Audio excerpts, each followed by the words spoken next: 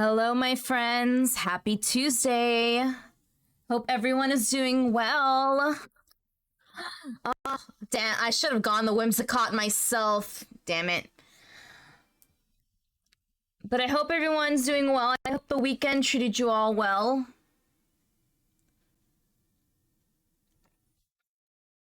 It hasn't been really that bad for a Tuesday, but and earlier I had a bit of a headache and it was not even going away.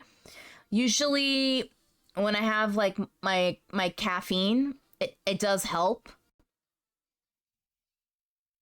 No worries, Fee. Thank you so much for lurking. And also, if you guys have not been following Frank and Faye, you should right now. I think it's a fluctuation. It happens. But I mean, I'm feeling better now. We'll see how it goes. If suddenly like something like hits me again, I'm gonna definitely take that Tylenol and you know, just deal with it. But I'm excited. I'm so excited for this series. You can lay low if it's no problem. I mean, most of the time I'm gonna be just like doing the voices, entertain you and all. So we'll see how it goes, you know. But yeah, don't forget, you guys. I appreciate anyone who ends up, chilling, lurking.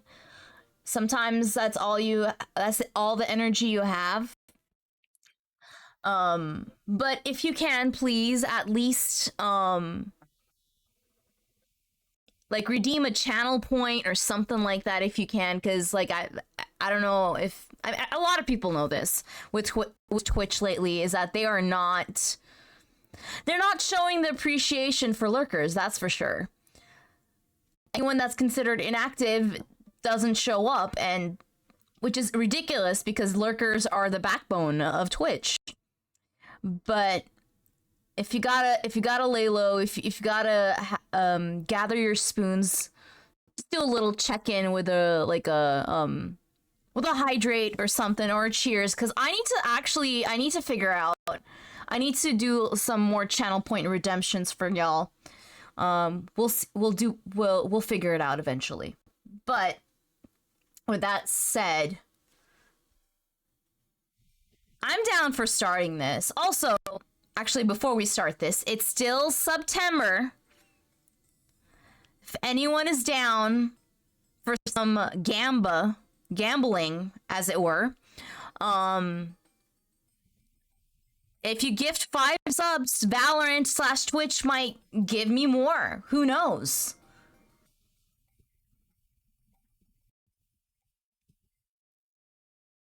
Thanks, love. I appreciate it. So, yeah, any little bit helps, and I appreciate anyone that is just vibing. I'm here to entertain y'all and also have a good time myself. That's the whole point of this, is to have a good time together. A little escape from the mundane, the stressful life that we are living, world we're living in. But yeah, tonight is the last night for September, so just putting that out there. Let's see if we get anything. But otherwise, let's start this. These are my favorite games, but they're also quite beefy. They're long. So let's try to get through at least one adventure together tonight. At least partial, let's see. But everything is good. I did recently update my computer to Windows 11. Just want to double check if everything sounds good, audio, just if you guys need to let me know something's off, please do. There's no other way for me to know unless you let me know, you know? But let's do this. Ugh, I'm so excited. Oh. All right, let's do this.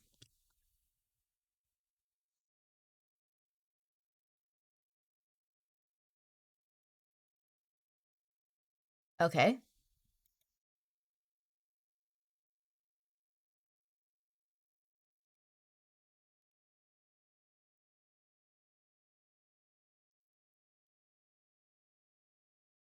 Wait, is there no... Oh, there it is. Okay, I had to fix it.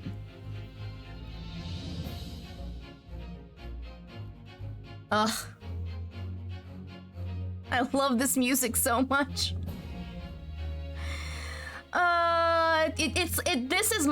This is my Legends Arceus, as it were. This is so good. Let's do this. Continue. I'm selecting an adventure. Yeah, it's because it wasn't counting it. It was under it was under Phoenix Wright. I'm sorry. We had to go in time. Let's go back in time. It didn't recognize it. So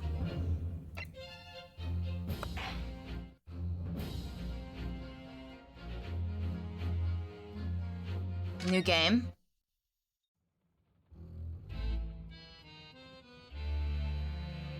The Empire of Japan. After opening its doors, a push for cultural transformation brought great waves of Western influence to this far eastern island nation. The revolution washed over the land, making life in the capital exciting and unsettling. It was a period of great change, and some was swept away by the tide. Yup.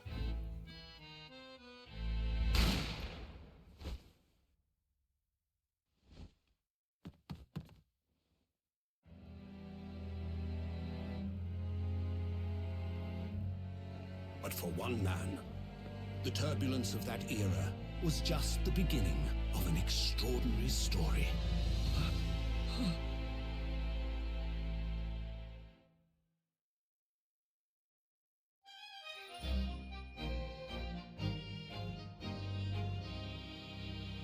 Sure, I'll figure it out. For some reason, yeah, it's pretty low. I will see what it is. I'll look at it right now.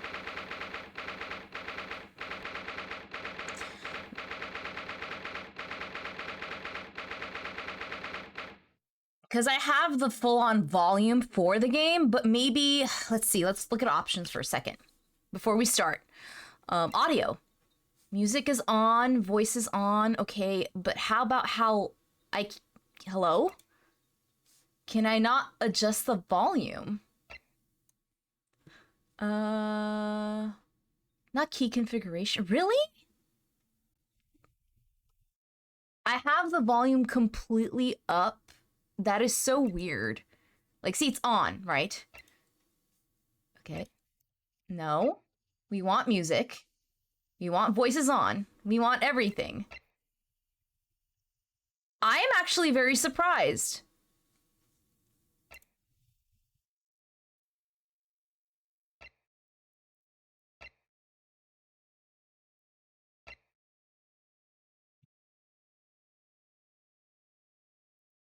I can up the DBS. Hold on.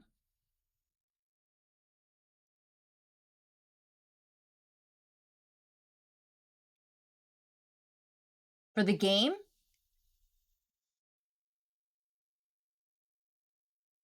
Like, how much?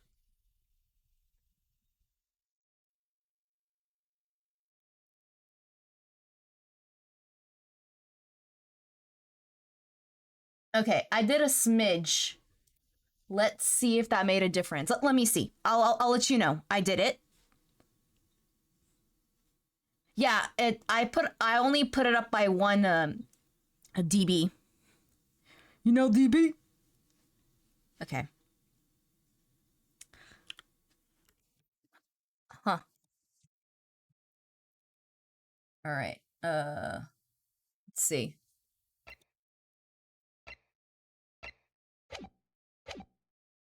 All right. Now,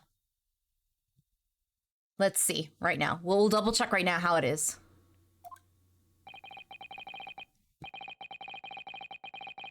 I still can't believe it. I still can't believe this is happening. How can it be that just beyond the doors to this quiet little chamber is the highest court in Japan, waiting to decide my fate?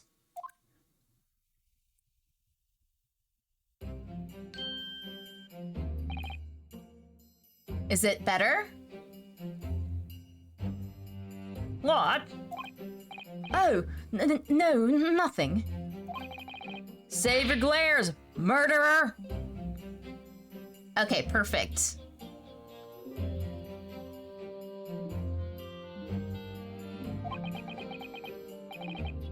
Sorry.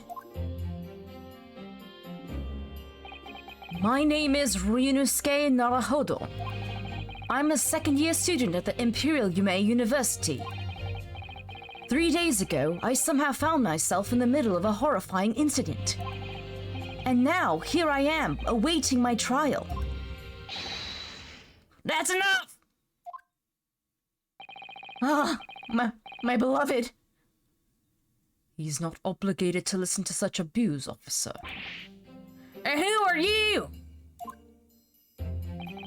I'm this man's lawyer. I'll be defending him today. Lawyer?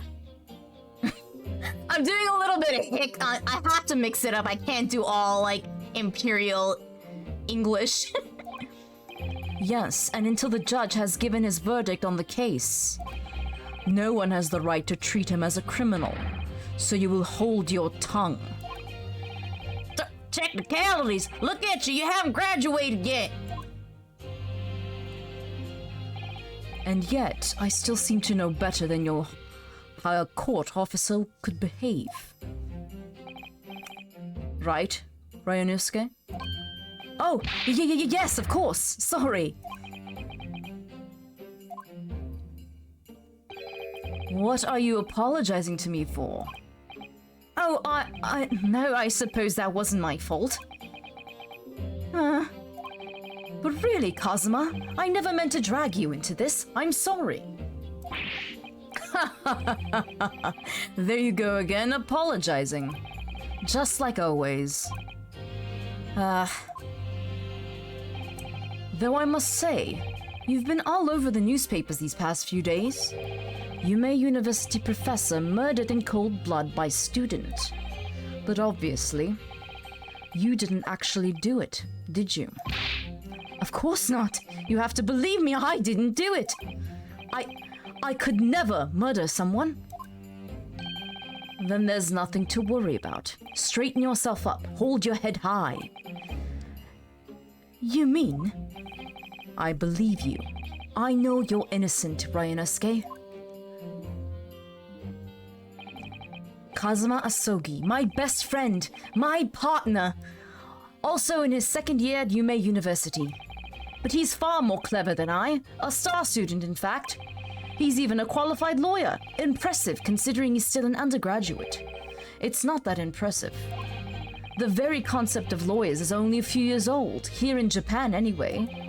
My qualifications don't mean much, yet. You said exactly the same thing 3 days ago. But I'm proud to have a friend like you, Kazuma. Truly. 3 days ago. There's a Synesty in chat! Please go catch it for me. Yes, that's when all this started. Congratulations, Kazuma. Congratulations, Kazuma. It looks like you're going to get to study abroad, at last. I know, I've been forever dreaming of this day. Finally, those government elites have acknowledged my academic achievements and successes in court. So you'll be representing Japan as you immerse yourself in the most sophisticated legal system in the world. I'm really happy for you, and proud, as your friend. And only your friend, nothing more. There's not a soul in the university who doesn't know Kazuma's name. He's a living legend. It's like there's some mysterious aura billowing around his temple. I want to bring about change in our own legal system. That's why I have to cross the ocean to see the real thing with my own eyes. The heart of the British Empire. I wish I could see it too. Then come with me. We'd have a wild time tearing up the streets of Her Majesty's City of London together. If only it were that simple. Oh dear, look at the time. I'd better be going. All right, I'll see you later. I think I'll stay and enjoy this place a while longer. Good idea. After all, it's not every day you get to visit a high-class Western restaurant like this. See you in English class tomorrow then, partner. Partner! Partner! How dare you, Sinisty? It was straight after that. That's when it happened.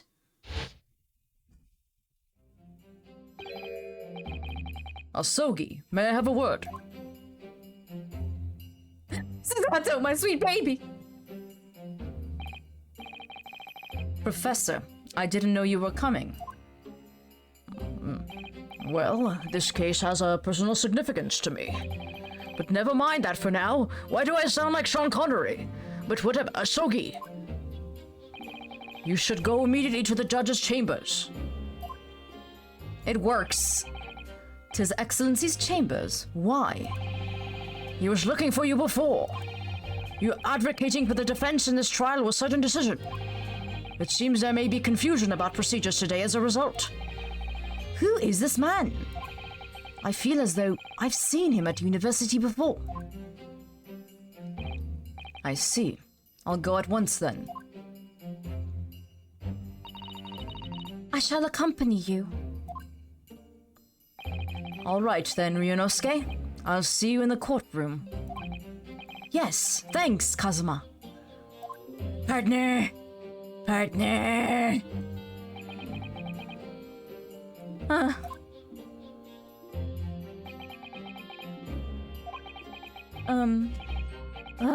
This is awkward. Pardon me? Yes, sorry? You must be the defendant, Ryunosuke Nurahodo, I believe. Yes, that's right. My name is Eugene Mikatoba. I'm a professor of forensic medicine at Yume University. Professor Mikatoba. I've heard that name from Kazuma before. As I recall, he's been pushing to get the government to agree to Kazuma studying abroad. Asogi has told me about you. You and he are best friends, I understand? Yes, he's my partner. As such, I feel you should know. Know what? Well, as you've no doubt heard, Asogi has been granted permission to go and study in Great Britain. However, if he should fail to defend you in today's trial, I'm afraid that permission will be revoked. Never granted again. No, Judgy Poo isn't even alive yet. Judgy Poo isn't alive. Don't worry. There's multiple Judgy Poos. Don't worry.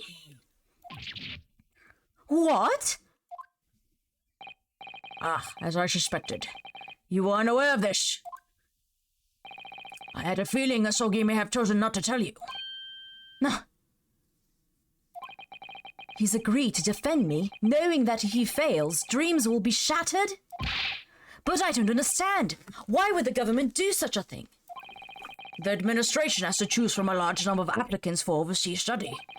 It's very difficult to persuade them to grant permission, even in the most favorable of circumstances. I don't believe it. But I didn't do it. I swear it. I'm not a murderer. I'm sure that's true, nevertheless. I can assure you that proving your innocence will be no easy task. You see, there are certain peculiarities about today's trial. Sorry? What do you mean? You'll soon understand once proceedings get underway. Huh? But then what should I do? Well, first you must save your game. What are you doing? Save your game. Can I not save yet? Wait, records, save. Yes, save. Oh my god, look at my other games. Oh, it's been so long. I will not override them. They're precious. Precious, I say. Naturally, I'm going to suggest doing anything that could lead to conviction. Right, so as soon as the trial starts, the judge will pose a certain question to the defense. When that happens, you must answer before anyone else. You must say, I do. I'm getting married? I do? But what will the question be? Surely not. Marriage? Do you accept the accusations brought before you? Of course not. Defend! Court is about to begin. Proceed to the courtroom at once. It would seem our surreptitious discussions are to be cut short. So allow me to summarize. Kazuma Sogi must not be the defense lawyer in this trial. Of course, as the defendant, the final decision is yours. What you waiting for? Do you want me to find guilty for failing to appear? Get moving. There's no point in anyone's advocating for the likes of you anyway. This is it. This trial goes badly. Kazuma's dreams of studying abroad are over. And what's more, I'll be found guilty of murder. And so, with absolutely no idea of what I lay ahead, I embarked on that unforgettable trial. My one and only chance of proving my innocence, the trial would decide my destiny. Oh boy.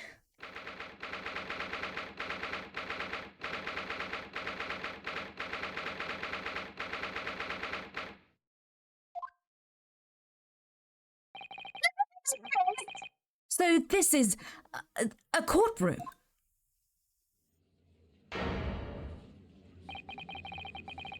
The Supreme Court of Judicature. No court in the land has more power. I don't much like the look of those people sitting in the public gallery. Lots of military and other uniforms in there.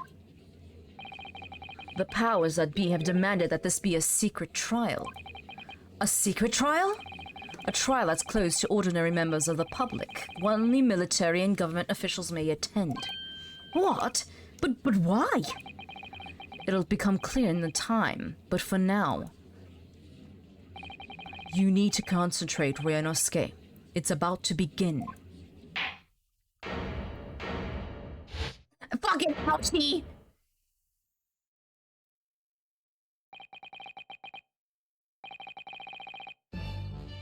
Okay, I have to figure out the voice for this judge. The court will now hear the trial of Ryunosuke Norahodo.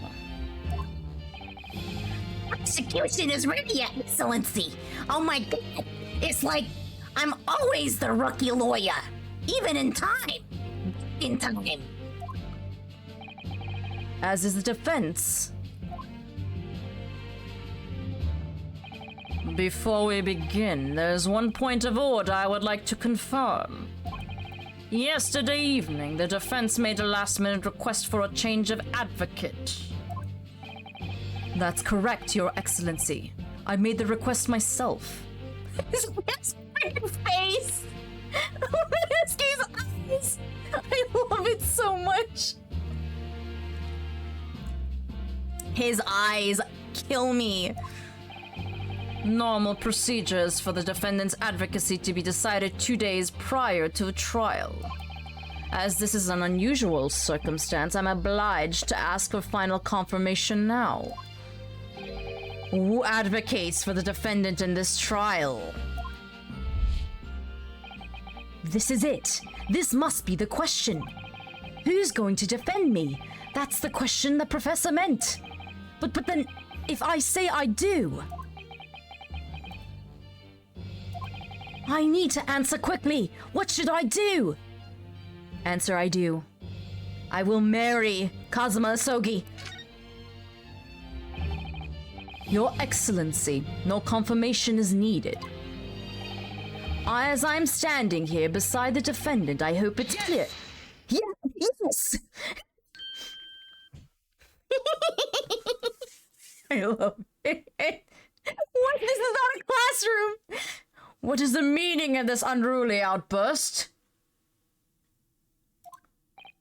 I would like to inform the court that I, Ryunosuke Norahodo, will be defending myself. You'll be... What? What are you playing at, Ryunosuke? Professor Mikotoba told me everything, just now, before the trial. He did what? He said that your dreams of studying abroad would be dashed if it were to lose. How sad. It means you don't have faith in me. You think I won't be able to get you off. Kazuma, please. Not in front of the public, not like this. I'm sure you would get me off very well, but not in front of everyone. I don't like public displays of affection. No, it's not that really. It's just that... Well, on the off chance that things don't go well for me, I couldn't bear to be the reason that you... Yes. I knew that's how you'd feel, which is exactly why I decided not to tell you. Professor Mikotoba shouldn't have stuck his nose in. Very well. The court hereby recognizes defendant's desire to advocate for himself in today's trial. Well. Does the accused admit defeat already? Renouncing his own counsel, really? Objection! Make no mistake, counsel. This merely shows that the defendant's innocence is so apparent he's confident he can speak up for himself. Isn't that so, Naruhodo-san? Oh, yes, exactly. Exactly what I wasn't thinking. I'm not confident at all. In fact, my mind's a complete blank. That's there it is. That sweat. It runs in the bloodline. I realize you're in charge now, but still, try not to look so bewildered. Well, for a mere university student to be brought here for the Supreme Court. You must have perpetuated a most heinous crime indeed. As you are no doubt aware, this is the Supreme Court of Judicature of Japan. Accordingly, the very highest standards of conduct are expected of all present. Do I make myself clear, Defendant Naruhodo? Yes, Your Excellency. Is it therefore my duty to assess your competence for the task you have undertaken? All right, hold on. Saving it yet again.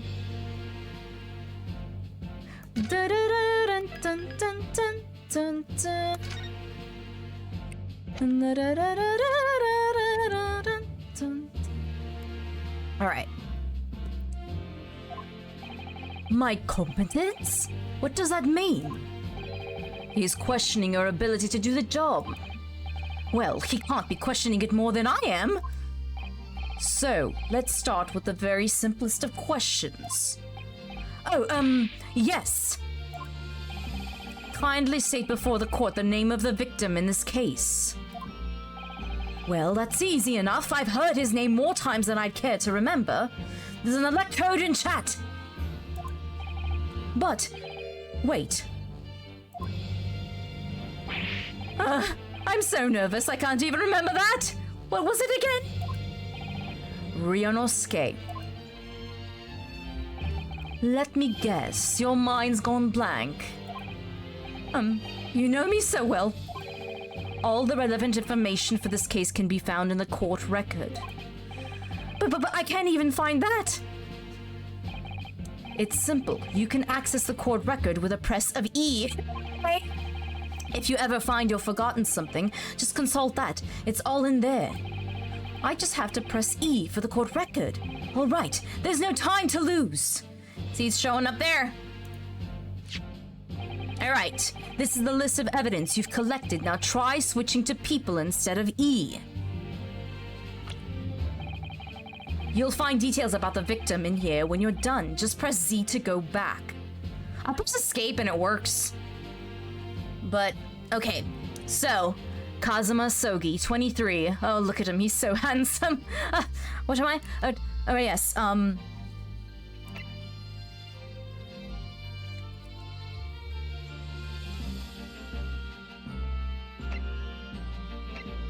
all right, see? John H. Wilson.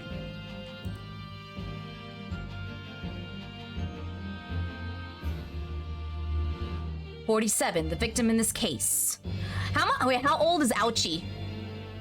Kasuchi Ouchi.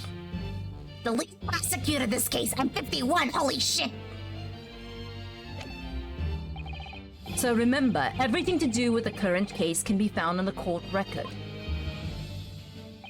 Now, you'd better not keep His Excellency waiting any longer. Go on. Find the victim in the People's section of the court record, then press R to present. Try it now. Yes! The victim's name was Dr. John H. Wilson. Well, at least you can remember the name of an esteemed member of your own university. Dr. Wilson was a visiting professor from England invited to Yume University 3 years ago.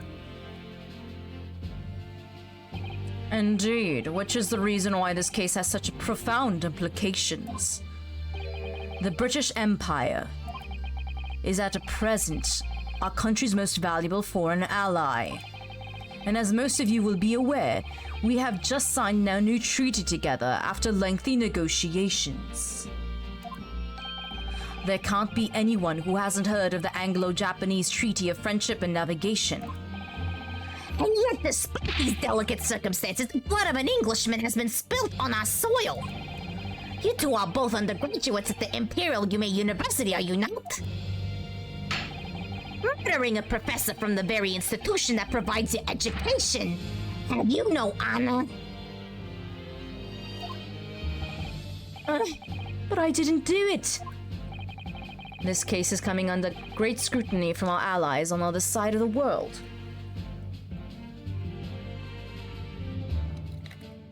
Sorry, I had to take a little sip. The court therefore wishes for speedy resolution to this matter. In other words, our feeble government is scared of upsetting England's policymakers. And you're a convenient and expendable scapegoat to blame for this crime. So that's why this trial has this unusual peculiarities, is it? Exactly. Our government needs to convict someone as quickly as possible. All because the victim was an Englishman. Yes, Dr. Wilson was an Englishman. But nationalities and treaties won't make any difference for me here.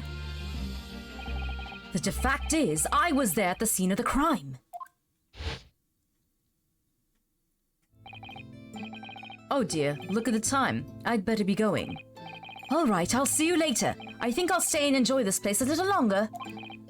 Good idea. After all, it's not every day you get to visit a high-class Western restaurant like this. See you in English class tomorrow then, partner. Partner! The British Empire. Wow, it's incredible to think. Huh. Wait. I've seen that man at university. I'm sure he's a visiting professor from Great Britain. I don't know his name, but still, I should go and say hello. So I went over to the professor's table and introduced myself to Dr. Wilson. Now then, let me pose my next question to you, Defendant Naruhodo. Yes, Your Excellency. How did this professor of medicine, Dr. John H. Wilson, lose his life? Jomar, thank you for the lurk. I appreciate you, friends. I hope all is well. Yes, just sit back, do what you gotta do, and enjoy my silly voices. I hope you're doing well. State for the court the cause of death. Oh, wait. Before I do. Look, if I don't save often and save frequently, what am I? I'm a lousy adventure gamer. Okay.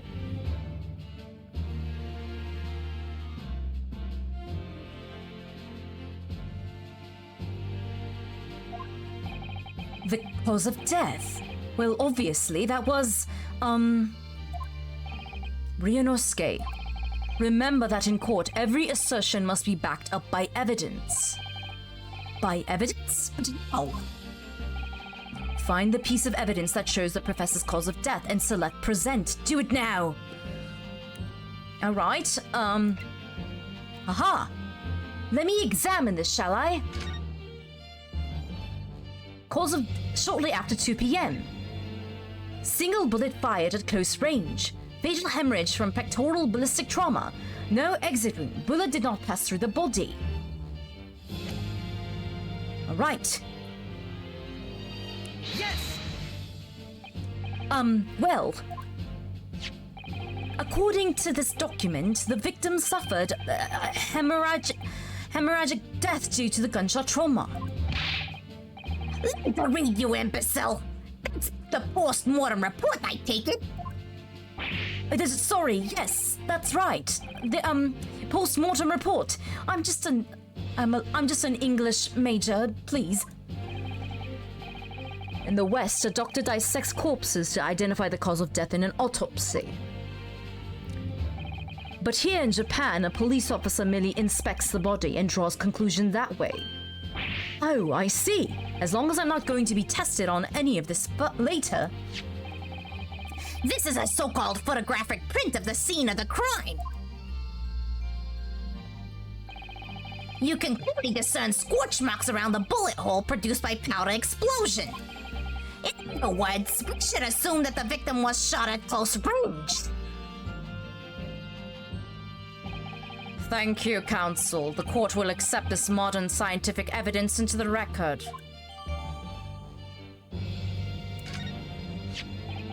So that's a photographic print. Well, that's something I've never seen before.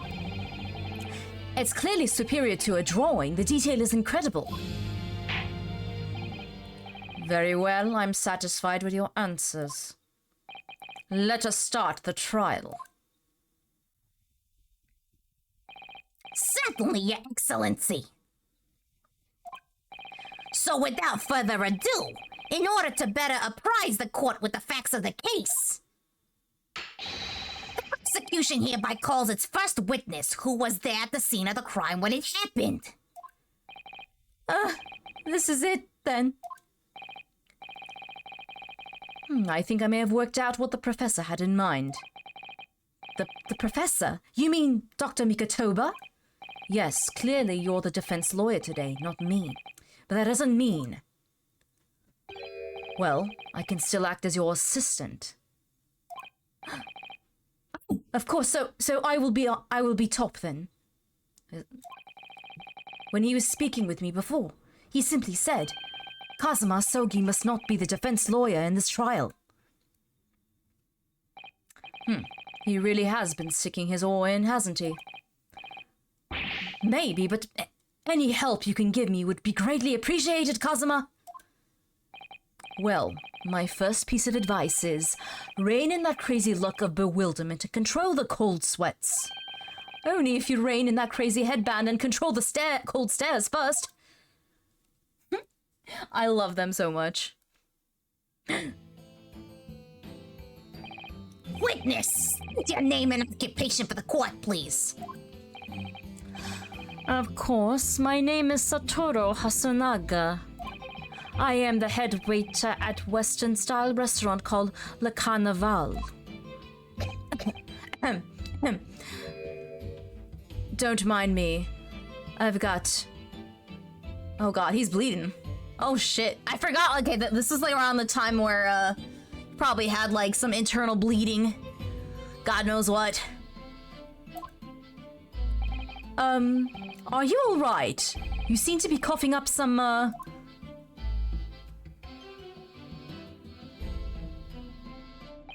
It's a regular occurrence. It really doesn't bother me. Well, it really should. As everyone knows, the capital southeastern quarter was developed for foreign visitors some years ago. It's become a very fashionable district now, full of hotels to accommodate overseas guests. This grim crime occurred in one of the district's so-called restaurants in an accidental eatery 3 days ago. Understood, Hosonaga-san. You will kindly tell the court everything you can about the incident. At once, sir. And no petty interjections from the aspiring lawyer boy, please. Oh, perspiring maybe, but aspiring? It was just after 2 p.m. on the day in question. We have few diners at the time of day. The lunchtime rush was over. There was only 3 tables still occupied. That fits in with my memory of it too. There was hardly anyone else in the place.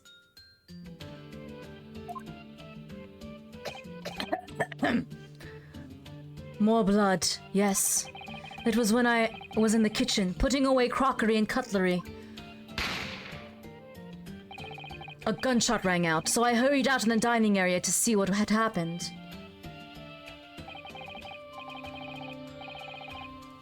I found the victim, an English gentleman, slumped in his chair.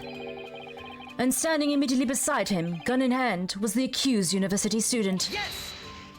Yes! Hold on! Let me just clarify something here.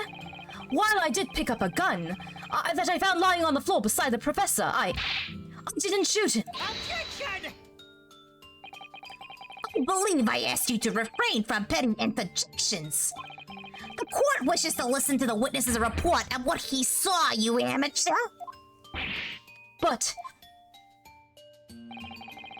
the next time you interrupt at an inappropriate time, you will be penalized, Defendant Naruhodo. Don't worry, Ryunosuke. You will have your chance to fight back. For now, we must just quietly listen to the witness. If I may confirm one point, waiter. Standing beside the victim with a gun in his hand was the same man we see here in court today? Yes, without question. I see.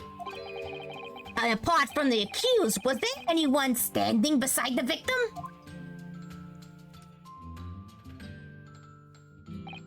No. There was no one else around that table but the deceased Englishman and the university student. Huh? Wait, what did he just say? There was no one else around that table? What's the matter, Ryunosuke? That's just not right. When I went over to Dr. Wilson to say hello, there was a woman sitting on opposite him at his table. Really? And there's not something the waiter could have missed. I've been warned about interjecting, but still, what should I do? Waiting and seeing is not the answer. I don't think that's the right thing to do, because then you're just... Okay, hold on. Can I... Oh, I can't save. Wait, no. No, I can. Save. There's a silicone in chat. I'm going to interject.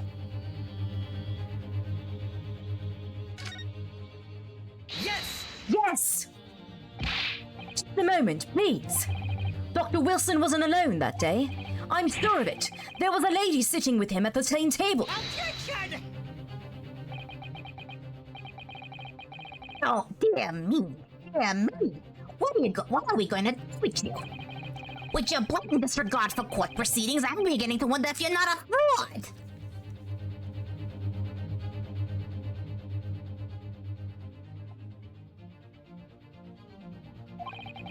Could it be the accused, this mere student, is not a real lawyer after all? But I'm sure of what I saw.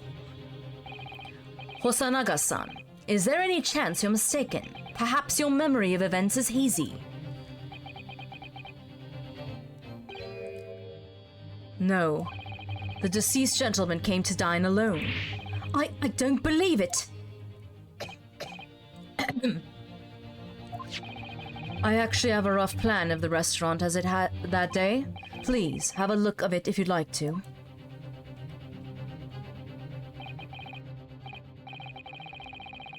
Let me see. I was about to do the regular judge voice. Let me see. A sketch of the establishment's layout drawn by yourself, I presume. That's right. I'm afraid I used the back of my business cards. It was a turbulent situation. However, as you see, the gentleman in question was seated alone. Well, you're clearly a very conscientious waiter. Thank you, sir. The court will take this plan and add it to the court record as evidence. Oh, well... Is there a problem? Hand the plan to the court officer at once. Of course. Here you are. What was that about? He's been completely calm and collected until now. Something certainly seems to have shaken him. The waiter's business card has been entered into the court record. Well. So, the court has now heard a process of the case. Yes, at the moment the gunshot was heard in the restaurant. The only person in close proximity to the victim was a defendant on trial today. It would seem we are looking at a black and white case here. Defendant Naruhodo. Yes, Your Excellency. If you admit your guilt at this stage, the court is willing to look merciful upon you. In other words, you may have some small reprieve in terms of your inevitable punishment. I Called this waiter as an unsworn witness in order to explain the details of this case to the court. But I must warn the defense if you are determined to pursue matters further in this trial. The prosecution has decisive evidence from sworn witnesses who were present at the scene of the crime. What? What do you think I should do, Kazuma? What do you mean? Well, I'm going to be found guilty one way or another, it seems. Wouldn't it be sensible to plead guilty at this stage and hope for some more lenient sentence? Everyone keeps telling me that this trial is unusual, about these peculiarities. You said it, Professor Mikatoba said it. So has the judge and the prosecution. I'm scared of what lies ahead if I push this. As I said from the outset, I believe you're innocent. I trust you. And yet, despite knowing that, you're willing now to throw that trust back in my face? Is that it? What? If the accused is in fact innocent, then a defense lawyer is duty-bound to prove that innocence by whatever means necessary. Are you just going to abandon that duty? Are you going to give up on yourself? The battle hasn't even begun yet, Ryunosuke. The defense pleads not guilty, Your Excellency. We invite the prosecution to stop making empty threats and bring out its witnesses. Then we'll see how decisive this evidence really is. Oh shit, he pointed his finger. This is it. It's Jover.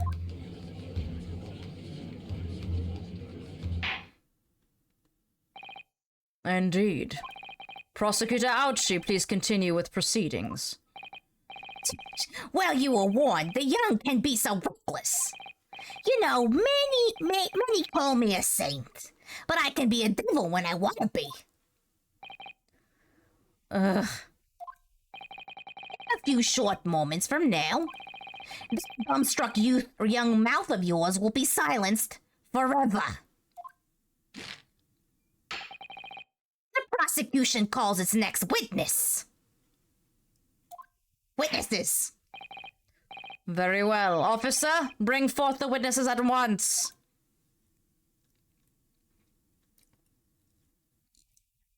Oh my god, these guys. Witnesses, please state your names and occupations for the court. Yes, sir. The great Nippon Imperial Army Sergeant Iesa Noza reporting for duty, sir. Myself, I find employ as a purveyor of fine articles of antiquity from the effervescence of our nation, Nippon, and conduct my trade from Rasutai, a humble premises in the 2nd District. Kyoto Korekuta at your service. An antique dealer and a soldier. What an unusual pairing. Both of these gentlemen were present at the restaurant on the day in question. They must be the diners at the other table that the waiter mentioned. Myself, I habitually take a tea of the most exquisite aroma at the establishment in question, always past noon, and not infrequently converse with the interested parties regarding the curios with which I make my business. I can't understand a word that old man is saying. Ah, what a boomer. He's an antique dealer, and it sounds like he's a regular at La Carnival. He seeks out potential customers who may have interest in antiques and tries to sell his wares to them. He obviously targets Le Carnival because it's a high-class restaurant with rich clientele. Right, I see. Although, to be honest, that sergeant looks more like he'd be a seller rather than a buyer. Now, you both witnessed the precise moment of this atrocious incident. Is that correct? Affirmative! The enemy unit was seen attacking the fort in what can only be described as an act of war, sir. It was a black uniformed rogue infantryman over there who unloaded his firearm, sir. This man's as impossible to understand as the other. But I'm almost sure I heard a strange noise during that last thing he said. So, this is a decisive evidence the prosecution was threatening. The soldier is claiming that he actually saw the precise moment you shot the victim dead. Yes. Well, are you starting to feel uncomfortable? If I'm honest, I was feeling uncomfortable from the start. Now the court will hear your formal testimony, please. You will state everything you saw at the precise moment that the incident occurred. Sir, yes, sir. Standing by ready to report, sir. Unsavory memories of a most acerbic afternoon.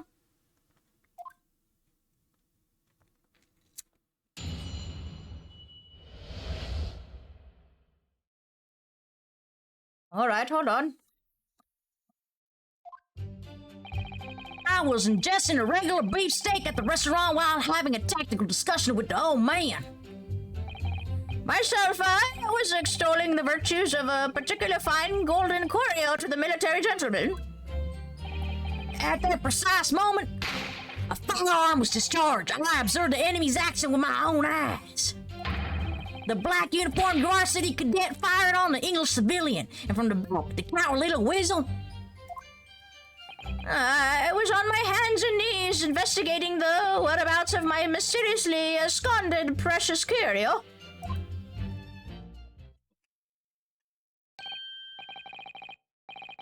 Well, so you, Sergeant Nosa, actually witnessed the vital moment. You saw the split second when the defendant fired the weapon at the victim. Yes, sir. Affirmative, sir. That wicked university cadet served a cruel and unforgivable enemy.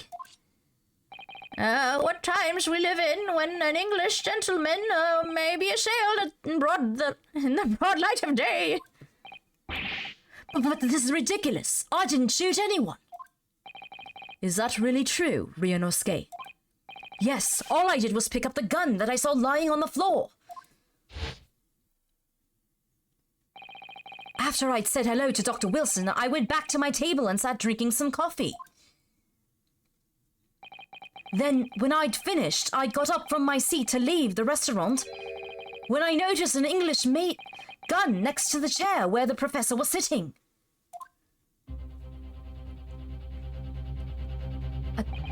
I thought perhaps the professor had dropped it. So I bent down, and just as I was picking it up,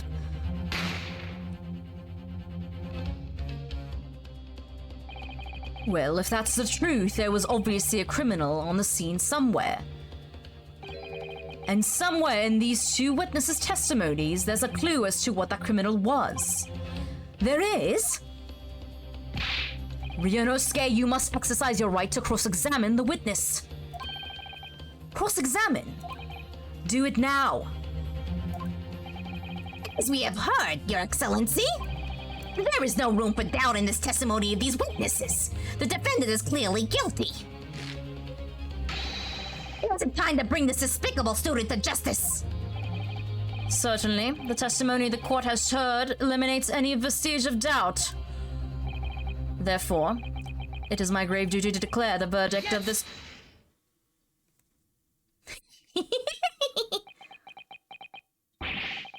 What in the name of the Emperor and the meaning of this outburst? I mean, the defense demands its right to a cross-examination.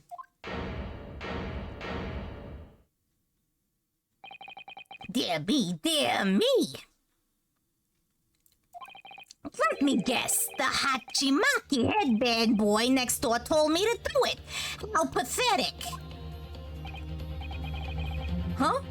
How did he know? The prosecution objects. This is a clear waste of time. The defendant obviously has no experience. How can he possibly carry out a cross-examination? Objection! The defense is asserting its right to cross-examination. Whether or not you think he's capable of it, it is irrelevant.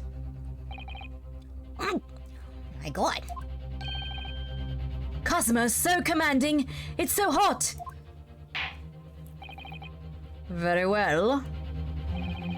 Let the defense conduct a cross-examination of the witnesses. All right, this is where the battle really begins, Ryunosuke. But I don't even know what I have to do in the cross-examination. Isn't it obvious? You have to expose the lies in the witnesses' statements. How?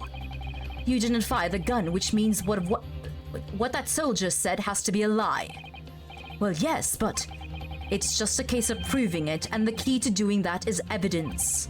Right, evidence. All you need to do is present some decisive and indisputable evidence that proves the witness is lying. Now let's go, Ryunosuke. Don't let them beat you. Slap! All right then. It's all or nothing. I'm still not confident in my slap. All right? Let me be. My hand slam.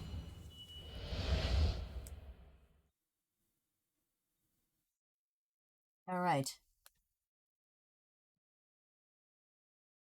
All right, guys. I'm just thinking if I should... No, you know what? Let's just keep going.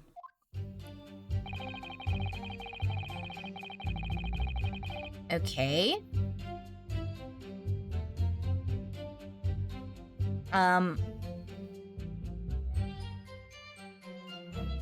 Yes!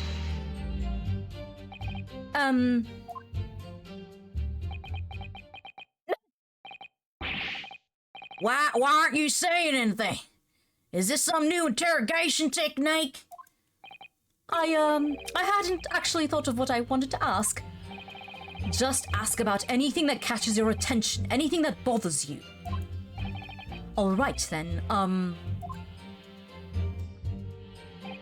this beefsteak you mentioned, what kind of food is that?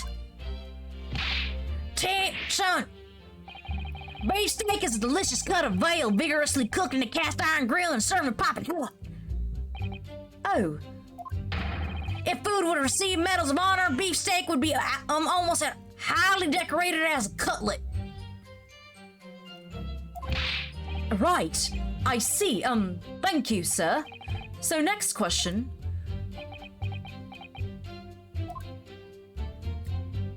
Stop raising your hand! This cutlet you mentioned, what kind of food is that? Attention! Cutlet is a delicious cut of veal tossed in breadcrumbs and deep fried in cooking oil. Accept your guilty verdict, atone for your crimes, and you're released from prison trial. Yes, sir. I will, sir. On the double, sir. Sorry to interrupt, but how about trying to stick to the questions that are relevant to this case? Oops, sorry. I'll do my best. So, next question. Is it just me, or do you keep hearing a sort of wah crying noise? Negative! Well, at least we've learned that he's a big beef lover. Affirmative. It's not easy knowing what questions to ask. Alright. Myself, as extorting adventures are particularly fine. Okay,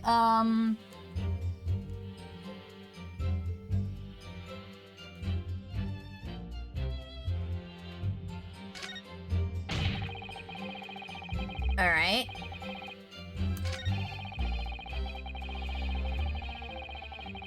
From the back. Hold on.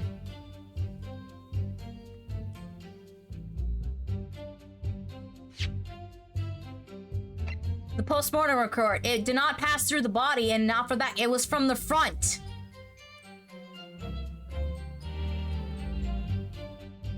Yes!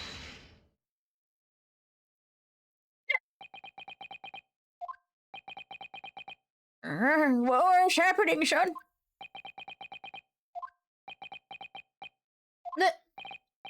What? Where are you playing at, cadet? What is the meaning of this subordination? Thrusting this wad of papers in my mustache. Inconsistency, sir. I mean, yes. Ow! There's a clear inconsistency here. What nonsense! What can this document possibly tell us that we don't already know? Well, obviously,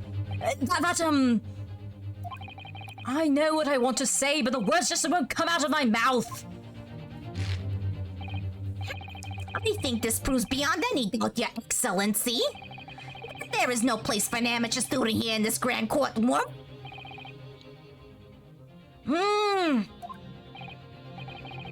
This is so frustrating.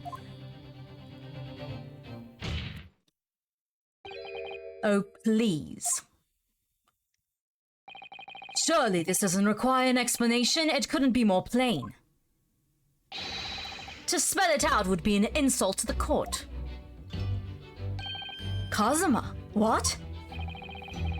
You talking about? It's apparent from a single glance at the post-mortem report presented by the defense that there's a clear discrepancy here with the sergeant's statement. What? Sergeant Iesa Noza. Yes, sir. What, sir? The statement you just made was this. The black uniformed varsity cadet fired on the English civilian, and from the back, the cowardly little weasel. Yes, sir. Affirmative, sir. I witnessed the crime with my own military-grade eyes, sir. Yes! But no, that just can't be. And why not, cadet? Because,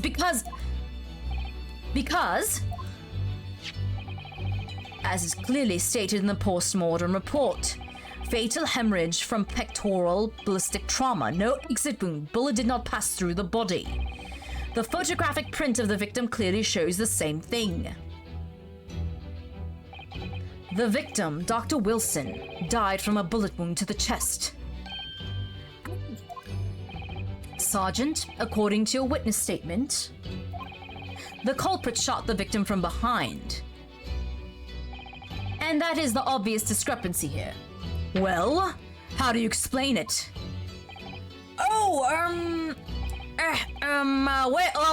Hold on, buddy, let me, What the fuck? What was that? Something just popped up from behind his back. Would he push it down again like a whack-a-mole?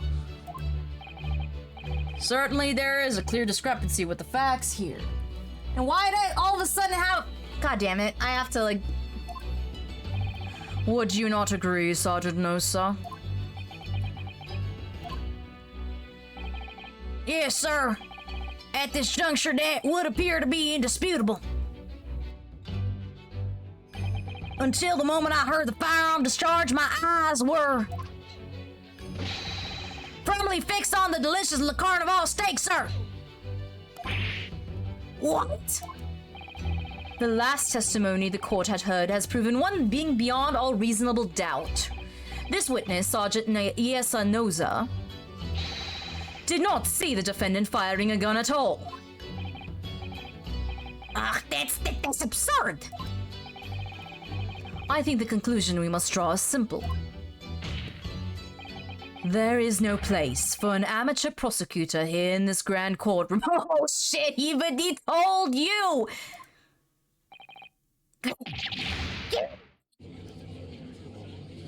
Rabble. There's been a complete turnabout in the mood of this trial. Just from that one discrepancy. A great turnabout, if you will. So this is what being an ace attorney is all about? I said it, I said the thing! Absolutely. But I definitely saw him. That university cadet there, he was pointing the fire directly at the victim's back. Yes! But I never fired the gun. All I did was pick it up from the floor. And you, old man, you didn't see the moment the victim was shot either? Myself, I have already been quite clear. The gunshot interested me not. I was far too busy on the floor. You know, shaking that ass, dropping it to the floor. And, you know, we do that every Thursday. Too busy on the floor? Sorry, what were you doing? I told you I was shaking that ass. Hunting for treasure. That's what they call it nowadays. You children. Treasure? Indeed, the whole era, Koban, my prized coin. On each occasion when I visit that restaurant, it is my habitude to place it in my bosom pocket in a particular trinket of interest from my shop, Razutai. In the hope of meeting a rich diner who might like to buy it from you. On the day under scrutiny, it was to the military man that I preferred my Hoenn treasure. Yes, Hoenn. Believe that he would purchase such a rare find. I did not, but I was presented with little alternative. And then, after averting my eyes for the briefest of moments, it was there no more. It simply vanished. The Koban vanished? Hunting around or under the table I was in case mayhap it had fallen there, and then it happened. You heard the gunshot, you mean? Indeed I did, but I heeded not, for I was concerned only of finding my absconded treasure.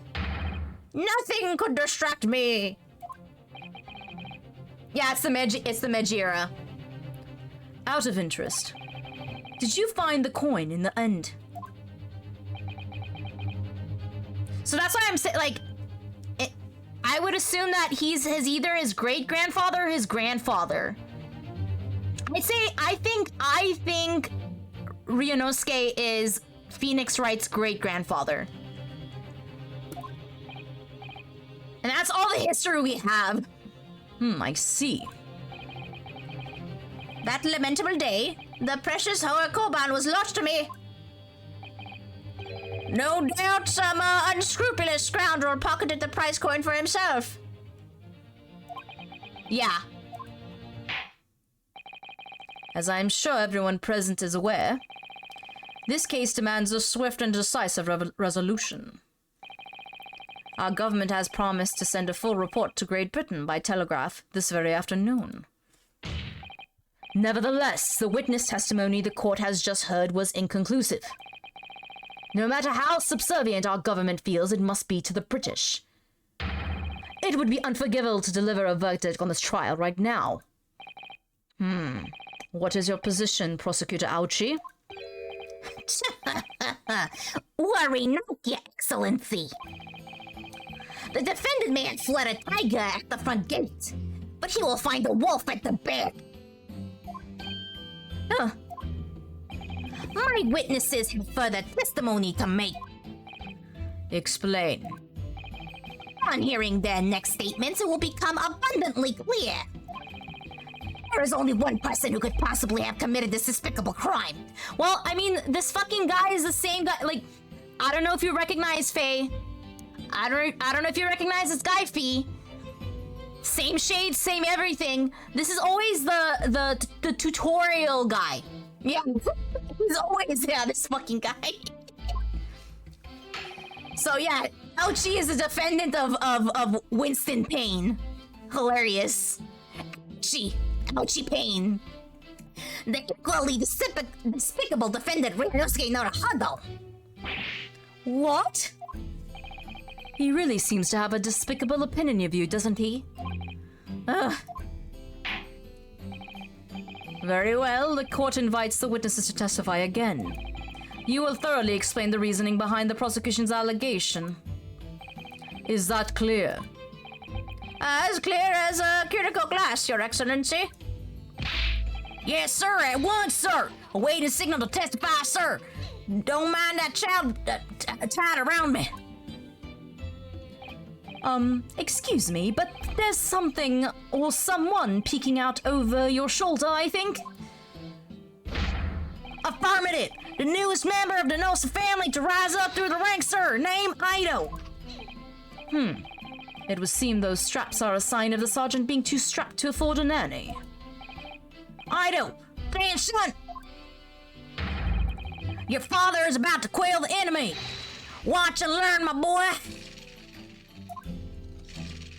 Oh my god. I love the animations, it's so good. And I love the double testimonies. It's beautiful. It's amazing. Actually, before anything else, let me quickly save because it's been a while. The snotty baby, I know, I love it. It's so good. Alright.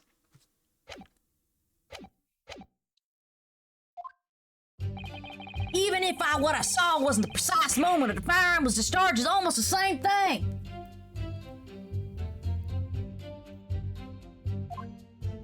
Yes, pointing his gun at the Ford man, he was, that young lad in black. That much I myself did see.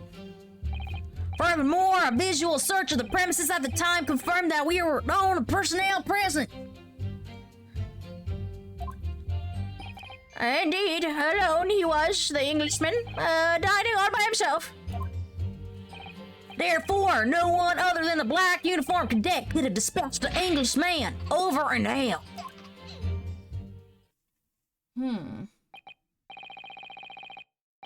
Yes! Wait, that's nonsense.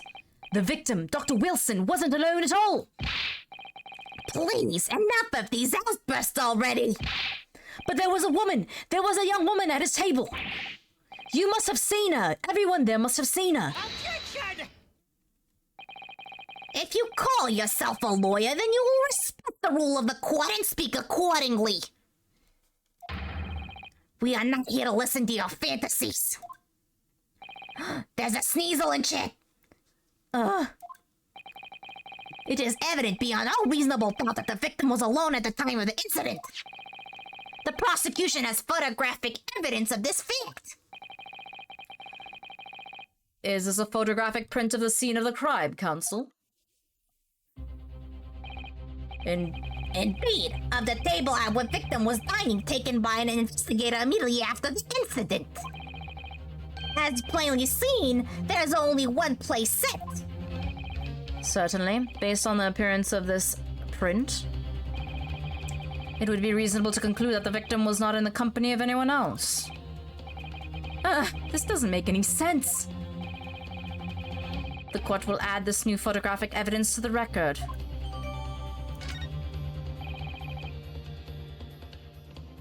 Alright. I don't understand. What's going on here? It's just not possible that nobody else saw that woman. The waiter before said the same thing. He maintains that Dr. Wilson came to the restaurant alone as well. But that's not true. I saw her.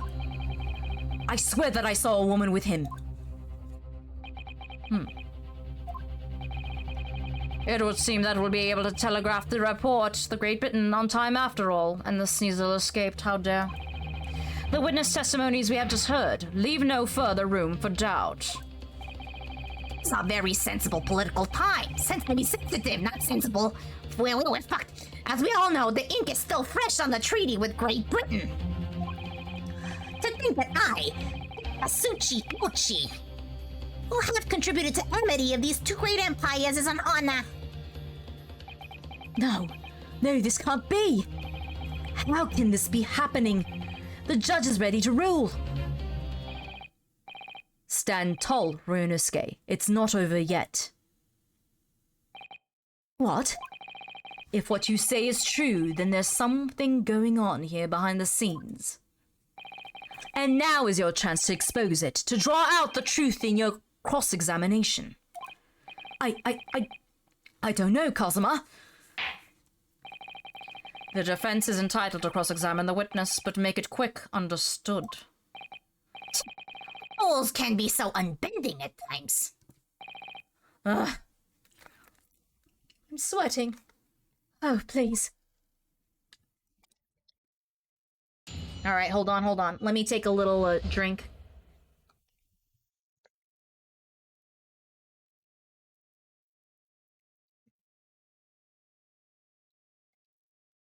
Let's do this.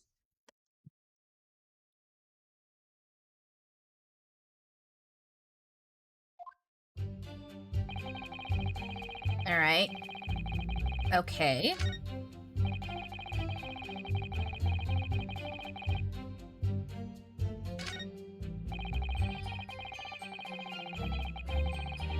Is that so? Yes! You must have noticed someone at Dr. Wilson's table. There was a lady there. Thank you for the hydrate, love. Objection! As you have been at the pains to point out time and again, I feel I'm growing a callus in my ear. And no one else appears to have caught even a glimpse of this woman. Oh. If only there'd been much more people dining there at the time, then someone else would have noticed her. Unfortunately, it was already past 2 p.m. when it happened.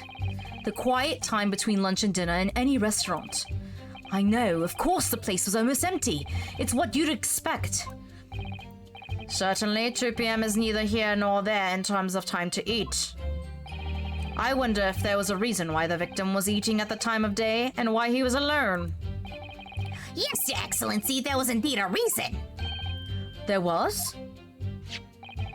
This was found in the victim's jacket pocket. What is that, Counsel?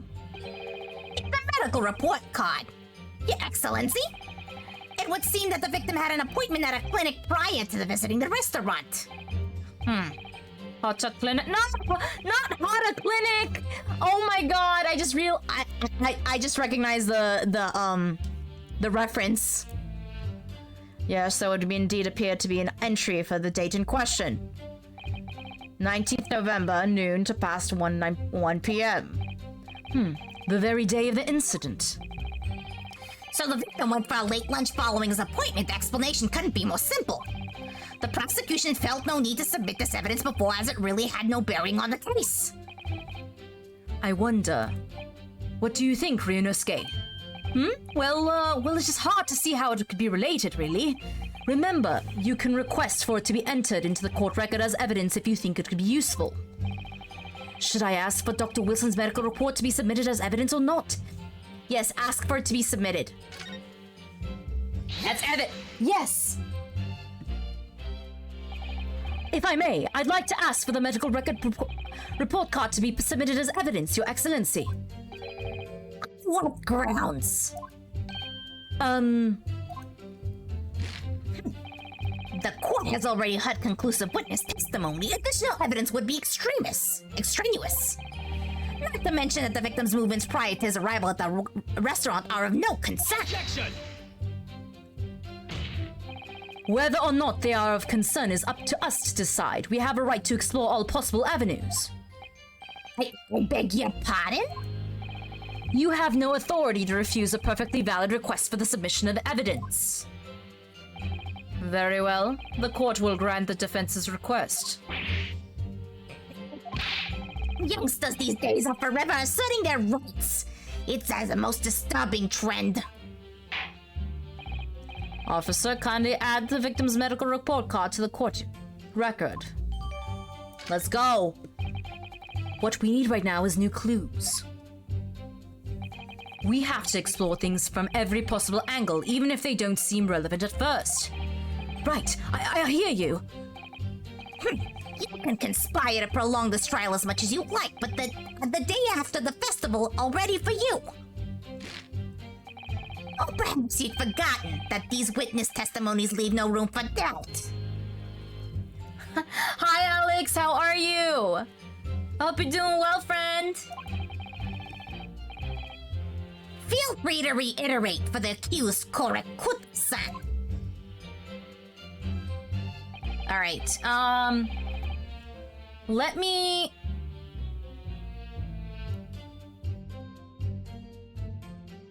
Okay. It's not letting me. It's saying present. I don't know if I can examine just yet. Excellent work, Ryunosuke. We've gleaned some new information now. Well, yes, but I don't feel like it changes much. I can't see that it brings any real discrepancies to light. I wouldn't be so sure. Let me see that medical report card you got before. Oh, you mean this? Yes, this is a brand new piece of evidence. So perhaps we should examine it in a little more detail. How exactly? Aw, Alex, you're so cute. Thank you so much. I really I need to change that. Hold on. No worries, Alex. Got you. I need to make that available from everybody, but thank you. Thank you. Thank you for the shameless plug. You'll notice that some pieces of evidence bear a magnifying glass. These are the ones you may examine.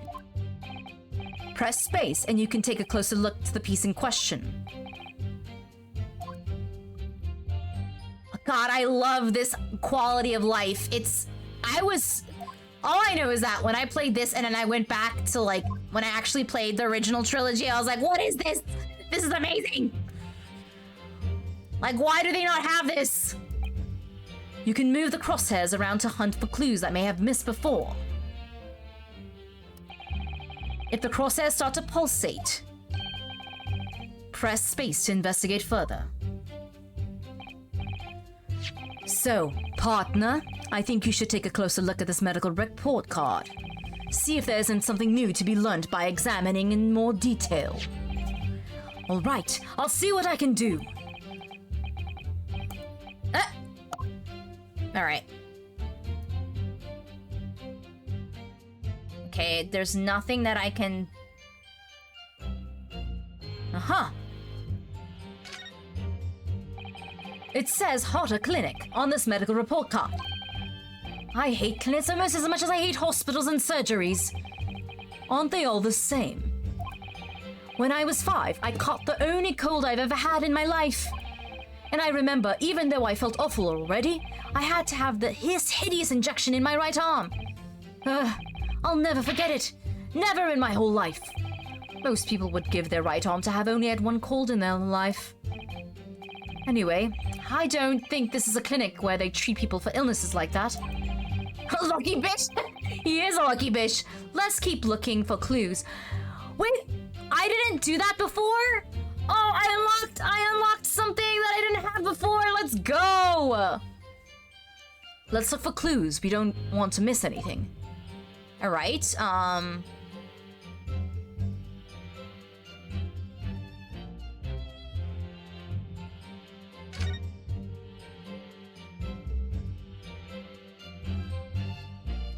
All right.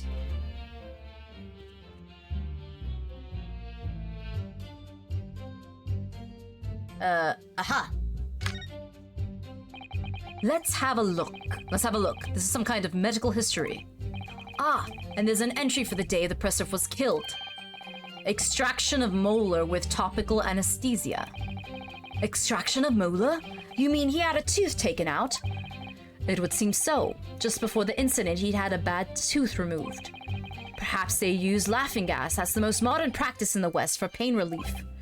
Yes, I've heard of this anesthesia, although it's hard to believe there's anything that can actually stop you feeling pain. Ah, there's a cautionary note for the medical practitioner as well. Strictly no food or drink beside water for 3 hours. Post-procedure until anesthetic effects have passed. Really? Sounds like information worth bearing in mind. Let's go. We have evidence now that he didn't eat anything. With this new information, the meaning of that one particular statement totally changes. So, I think it's time we listen to the testimony again, don't you? Definitely. Even if I would have saw one precise moment, goddamn it. All right, so let's find the statement. Okay. And indeed, alone he was an Englishman dining all by himself. All right.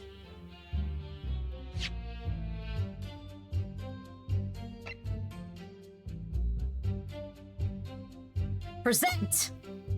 Yes! I love how he says yes. This is what he...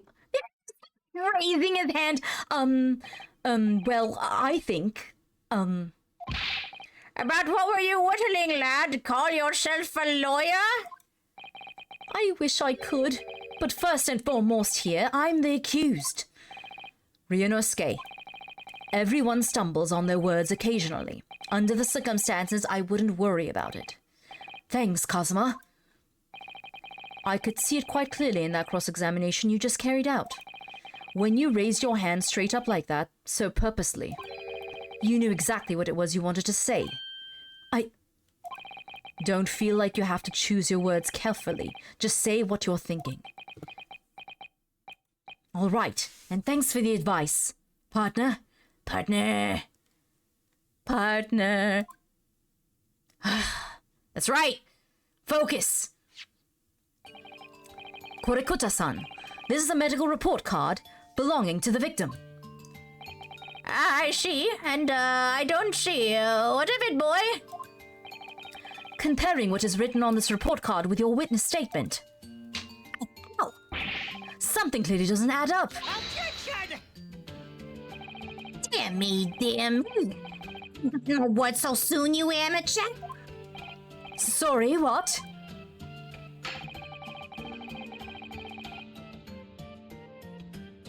Want not to interrupt court proceedings with your amateurish drivel. But Let's see if I can explain in words you might understand. It's after 2 p.m. in the afternoon when the victim was murdered at the restaurant. Whatever he may or may not have done before that time is completely irrelevant. that's Remember, Ryunosuke, you don't have to use clever language or fancy words. There's a wild ferret in chat. Catch it. Just make your point. Your Excellency, I believe we're finished here. There's surely no need to prolong this trial further. The witness testimonies the court has heard have been clear and concise.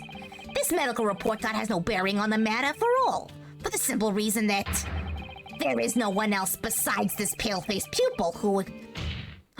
He did it! This medical report card has nothing to do with the case. Do you really believe that? What? That outburst half petrified me, boy. You actually slammed that desk. Of course I believe it. How could it possibly be relevant? Perhaps because Hotta Clinic, which issued the report card, is a dental clinic. A dental clinic? Is that supposed to mean something to me? Does it look like I have teeth? Perhaps if I told you that the victim had just had a tooth extracted. Watch this now? And furthermore, if I told you that as a result the victim had been forbidden from eating, What? Just what are you trying to say, Cadet? He had orders not to eat, so what? It's all written up here. No food or drink other than water for 3 hours post-procedure while anesthesia wear off. What? I mean, no, that can't. Horikoto-san, What, boy? What? I'm on the edge of my seat. as you just heard, when he was killed, sometime shortly after 2 p.m., the victim couldn't have eaten anything at all. No? Additionally, there's more. There's more? You have assured the court with unwavering self-confidence that the victim was dining alone. But that cannot possibly be the case. Grr.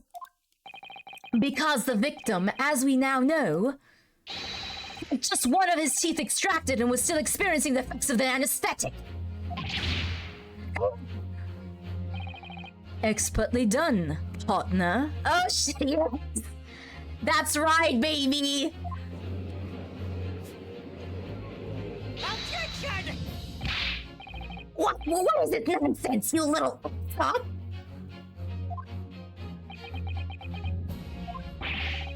These are baseless accusations. Just look at his photographic evidence. Look at his photograph. You can clearly see the plate of food at the victim's table. Objection! Use your head. That's the very discrepancy we're talking about. Or can't you follow the logic? How dare you? I think it's fair to say that the tables in this restaurant case have turned. Wouldn't you agree, Ryunosuke? Yes, most definitely. So having just undergone some dental surgery, the victim was unable to eat. Which leaves one very crucial conundrum. Who, in fact, was eating the pictured beef steak? The court will hear the opinion of the defense on this new puzzle. I assume you're ready, counsel? Counsel? Oh, that means me, doesn't it? All right, the answer to this question is going to be pivotal. This is the start of your turning this trial around. A turnabout, if you will. Show them what you're made of. Got it. So, the person eating the steak of the victim's table must have been the victim himself. Me. It is, an as yet unknown third party. Obviously, it can only be someone else who was sitting at the professor's table. Objection! You will not let this go, will you? There was no such person. Yes! There was, because I saw her. When the incident occurred, we know that the victim couldn't have been eating anything. Yet we have evidence of a half-eaten steak on his table.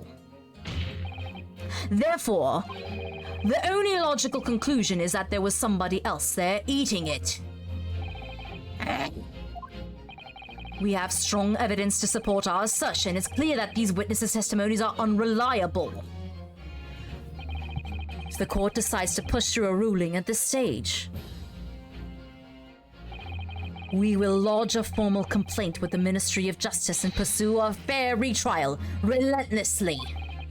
Cosma, Are you insane? You would take on the government? don't worry, Counsel. I have no issue with you. What do you mean? I have issue with them, these two witnesses in the stand. What? What are you talking about? We have demonstrated with evidence that the victim was not alone. So, if it now turns out that the two of you deliberately lied when giving your testimonies, obviously you will be charged with perjury. Perjury? And since this is a murder trial, you will also be deemed complicit in the killing. Complicit in the murder? No! Even the baby's like, say what? Negative. There was no mention of this at the tactical meeting. I was just following orders. That's right, as the man says. Well, it just say you never saw the gentlewoman. That's what they told us. Well, we're cooked. What? What did you just say, Korekuta-san? No. You were just following orders? Now, hold on, lad. I was, Say you never saw the gentlewoman? When you say gentlewoman, do you mean you saw the victim with a lady from overseas? What? Objection! What is the meaning of all this? These witnesses gave false statements? Is this true? You pair? Just one simple, slip of the tongue.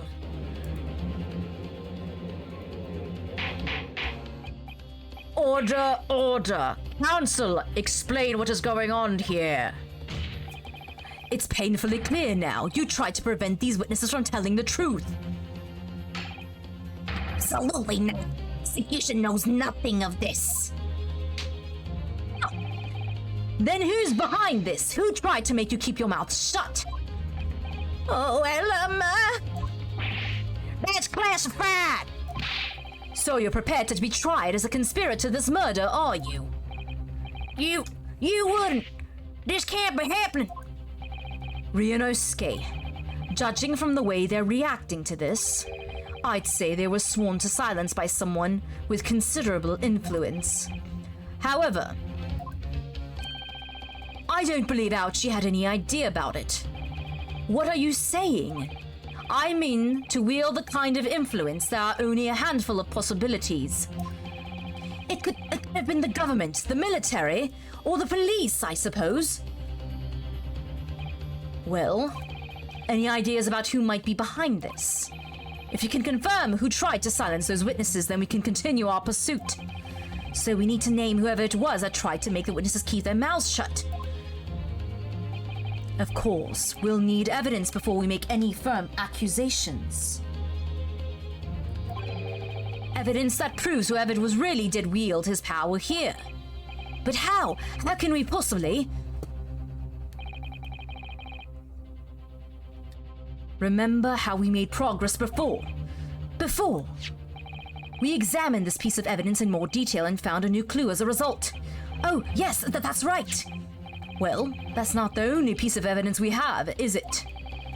We need to re-examine everything and make sure there's more Okay, before anything else, let me save.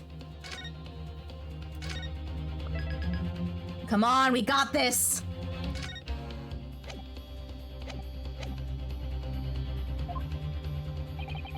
And there's no time to lose.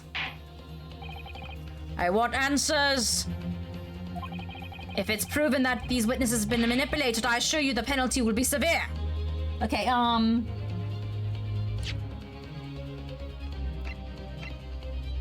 Examine.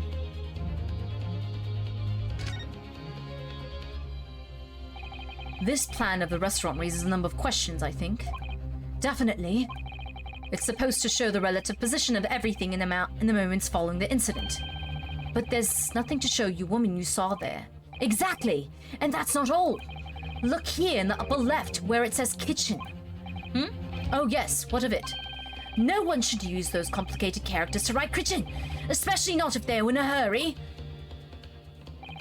You mean you don't remember those characters yourself, don't you? Study harder, Ryunosuke! Huh? Well, that's unexpected. What is? Look, do you see that it says the witness's name here? Satoru Hosonaga. Well, yes, business cards do tend to show the person's name. That's sort of the point. It's not the name that's unexpected. It's his job title. His job? Oh, Chief Inspector Satoru Hosonaga, Primary Criminal Investigation Division, Imperial Police Bureau. Inspector, what on earth? I have no idea. But let's face it, the police have a lot of power and influence. If they're wielding it, it's somehow here. Yup. Alright, we have the proof. Hold on.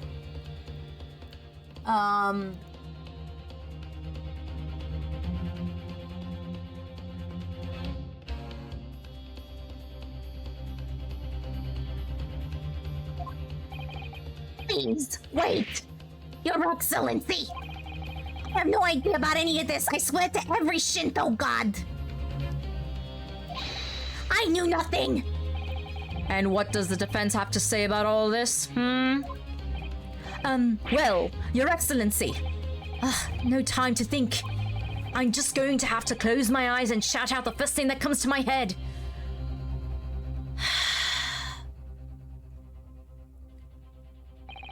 Besides the prosecution, the only person with necessary influence to manipulate the witnesses is...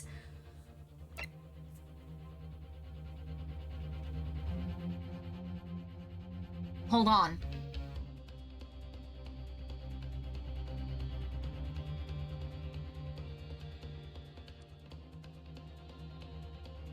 Yes! Okay. Well, surely that would be...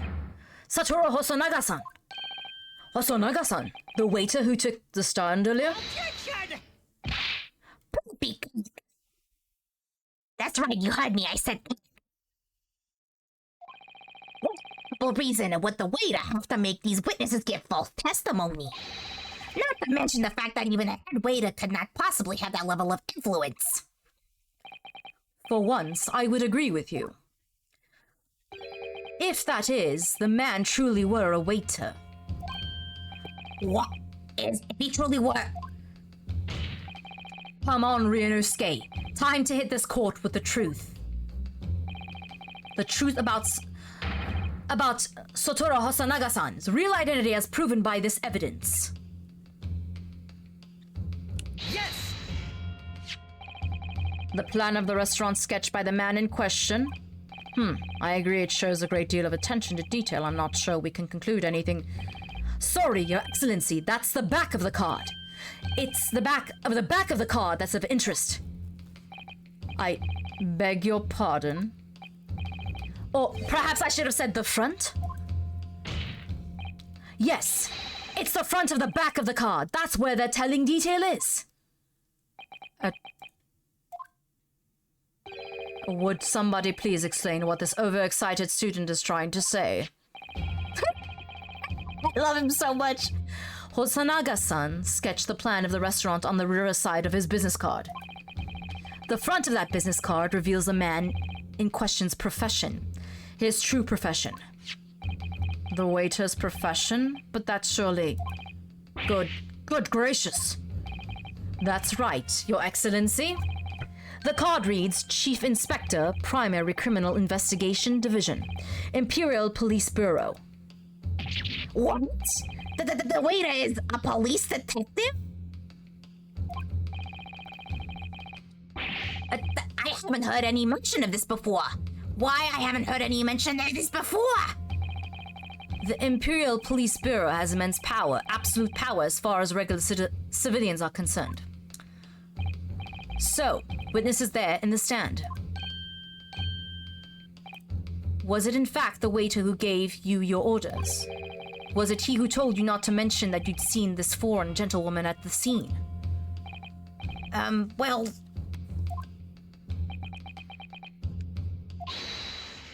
Oh.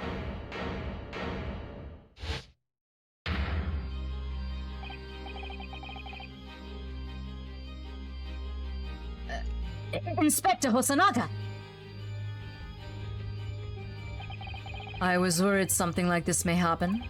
The moment you asked me to submit my sketch as evidence, I realized it was a possibility.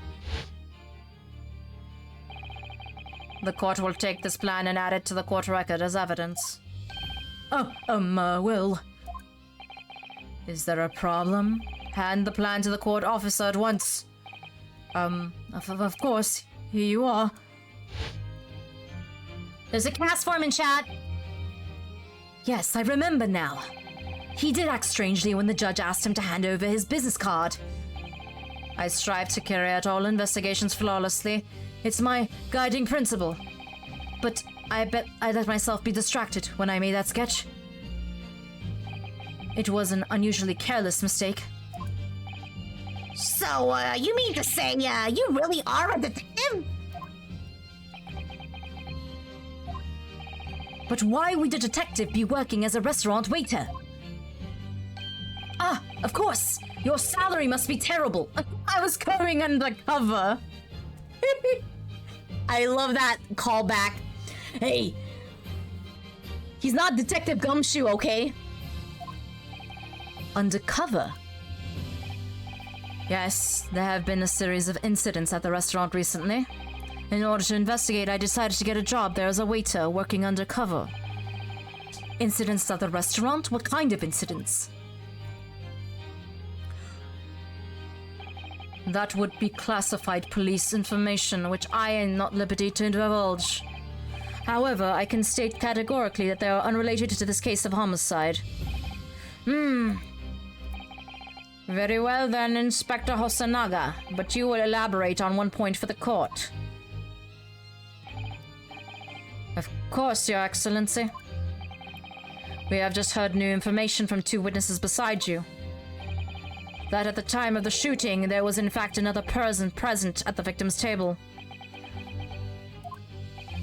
If that is indeed true, clearly you would have been aware of this person's presence, having served at the table in question. However, your testimony did not allude to this other diner, therefore I am led to assume that in your professional capacity as a police officer, you require these witnesses to be in agreement. Would that be correct?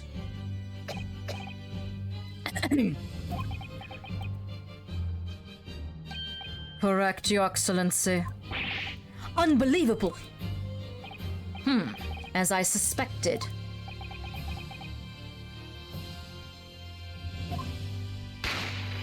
Oh yeah, it's the recap. As soon as I heard the gunshot, I ran out to the kitchen to see what happened. The victim sat slumped in his chair, and beside him, gun in hand, stood the accused student. Sitting opposite the victim at the same table was a young lady, whom I guessed to be an Englishwoman. So the truth comes out. I immediately sealed off this restaurant and reported the incident to the bureau. It was then that I received some special orders. Special orders? You mean to say? Remove the Englishwoman from the scene at once. It was made clear that the Englishwoman's presence at the restaurant was to be concealed. Those were my orders. But what if this Englishwoman was the killer? I think it would be in everyone's best interest not to pursue that idea. The Empire views the friendly terms of its relationship with Britain more highly than anything at the moment. An Englishman has been murdered on our soil. To name an Englishwoman as the primary suspect. Well, without irrefutable evidence, that would be completely out of the question. So that's the reason for the disappearance of the Phantom Woman in this case. But it's not right.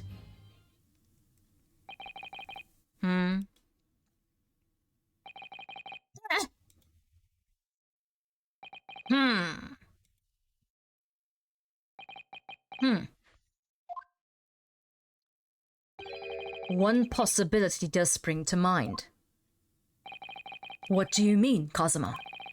Yume University is currently hosting a number of exchange students from Great Britain, and I'm fairly certain that one of them, studying in the medical faculty's research laboratory, is a young English woman. What? You're a shrewd man. I can see why you're the chosen candidate for the overseas study tour. Huh. You mean? When I removed the woman from the scene of the crime, I thought it prudent to check her identity first. And then the court demands that you name the lady in question at once, Inspector. The Englishwoman sitting at the university professor's table was a certain Miss Giselle Brett. She is indeed a foreign student in the research laboratory at Yume University's medical faculty. What's happening here? I admit that under orders from the police bureau, I erased all evidence of this lady's presence at the scene, and ordered these witnesses to make no mention of her in their testimonies. It must be now up to Your Excellency to decide how to deal with the situation.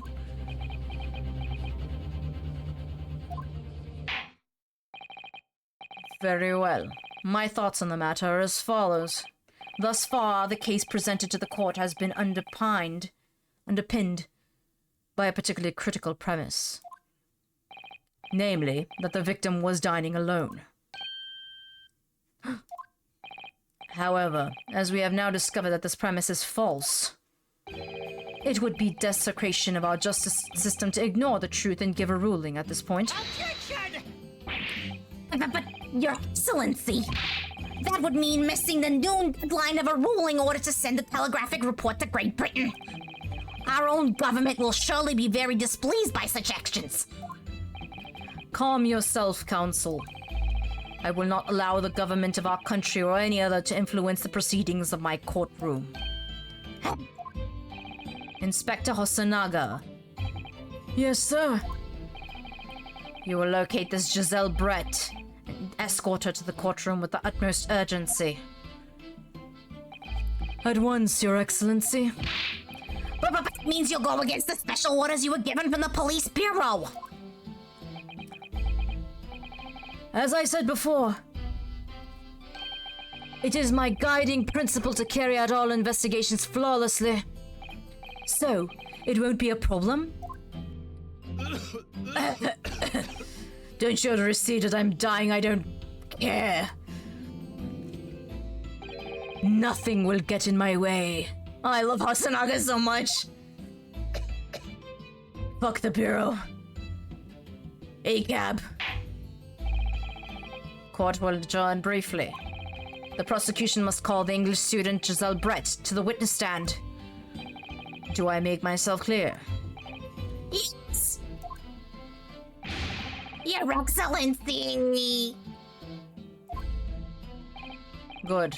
Then we will have a 30-minute recess before reconvening. Dude, we haven't even... This is literally just part 1. There's 3 parts to this track. I'm telling you, it's beefy. It is beefy.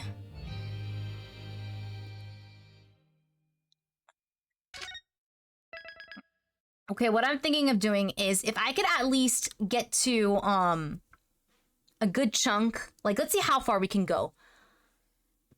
Let's see how far we can go today.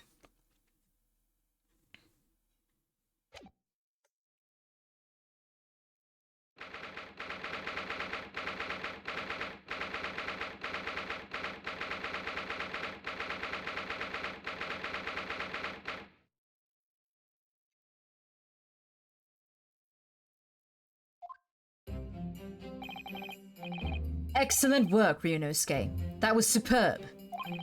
My heart was in my mouth the entire time. It was almost unbelievable. I mean, looking at you in there, you were drenched in sweat, your eyes popping, knees knocking, and you were grinding your teeth. It was a grim sight, but before I knew it, you'd started finding inconsistencies in the testimonies. I think you might have a natural talent for being a lawyer. Forget it, it's terrifying. If I get through this, I don't ever want to see the inside of a courtroom again. Anyway, it looks like we've exposed your Phantom Lady at last. Miss Giselle Brett, a student from Great Britain. Is she? That's what I was trying to tell everyone from the start. Dr. Wilson wasn't alone. There was a young woman with him, like I've been saying all along. Yes, you have, haven't you? I might not be overly confident in the courtroom, but my powers of observation are the only thing I am sure of. Yes, I can see that. So, about this young gentlewoman. Thanks to our detective friend, she was hastily escorted away from the scene, it seems. Did you see what happened with that? No, I didn't see any of it. I was just on my way out of the restaurant myself, then on the floor next to Dr. Wilson's table. I noticed there was a gun lying on the floor, and just after I bent down and picked it up,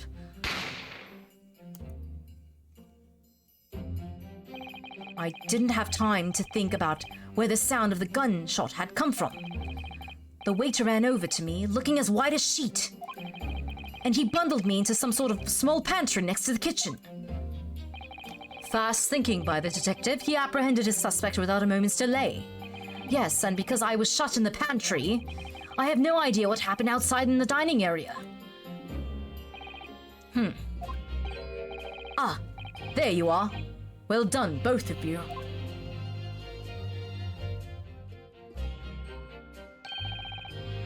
All right, guys, I think I'm going to take a little break right now. To actually get something to eat, hydrate, stretch. You guys do the same. We'll be right back.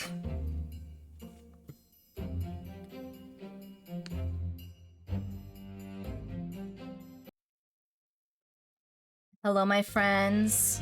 We are back. I hope you guys got your foods, all the things that you need.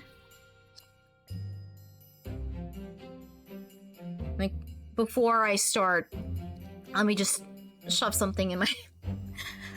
Let me bring myself sustenance.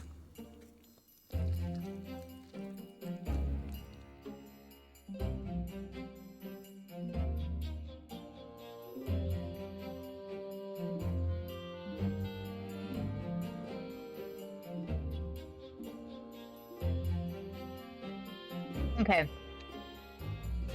Professor Mikotoba. Well, it seems I was right.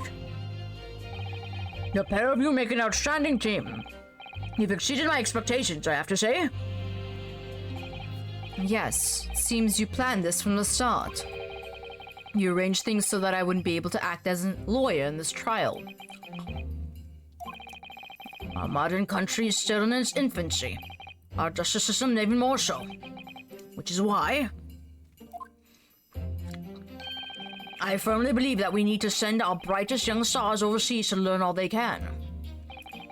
I wanted to avoid a situation that may have resulted in your study tour to Great Britain being cancelled. Well, it makes no difference. Lawyer or otherwise, if I'm the kind of man who can't help his best friend over the worst crisis of his life, I shouldn't waste everyone's time by going to study overseas anyway. What? What are you saying, Kazuma? So that's your stance, is it? I was afraid you'd feel that way.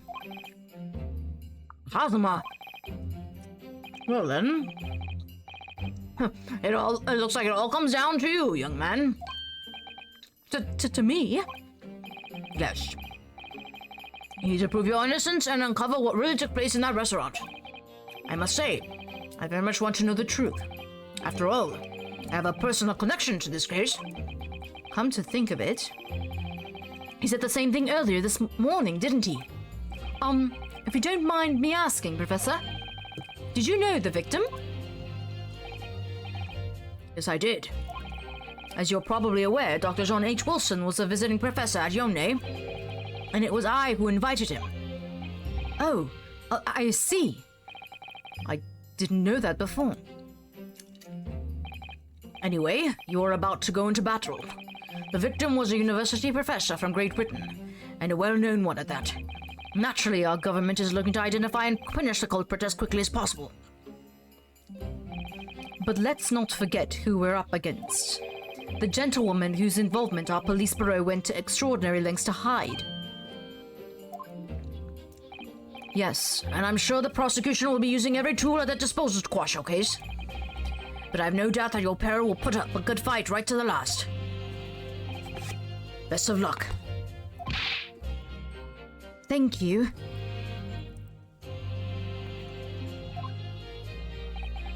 Now then, I need you to run me an errand at the university at once.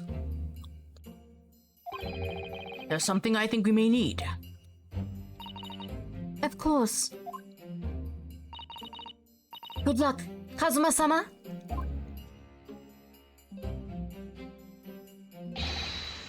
Defeated Naruto! Court recess is over. Please make your way back inside the courtroom at once. It's time. Let's get back to it, partner. Partner. Let's go in there and deal a decisive blow before those old fossils know what's hit him. Kazuma? What?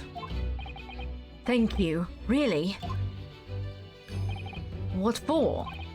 Well, if you hadn't said you believed me, then I'm fairly sure I'm already been found guilty by now. Look, I have faith in you. As a lawyer and as a friend. Coming from you, that means a lot. If I'm found guilty in this trial, he's really going to give up on his dream of studying abroad. That's the kind of true friend he is. So this isn't just my battle anymore. Whoever we're up against, we absolutely cannot afford to lose. All right then. I'll save the thank yous for after the trial. You can treat me to one of those sukiyaki meals I like from Yume Cafeteria on University Street. With an extra large portion, of course.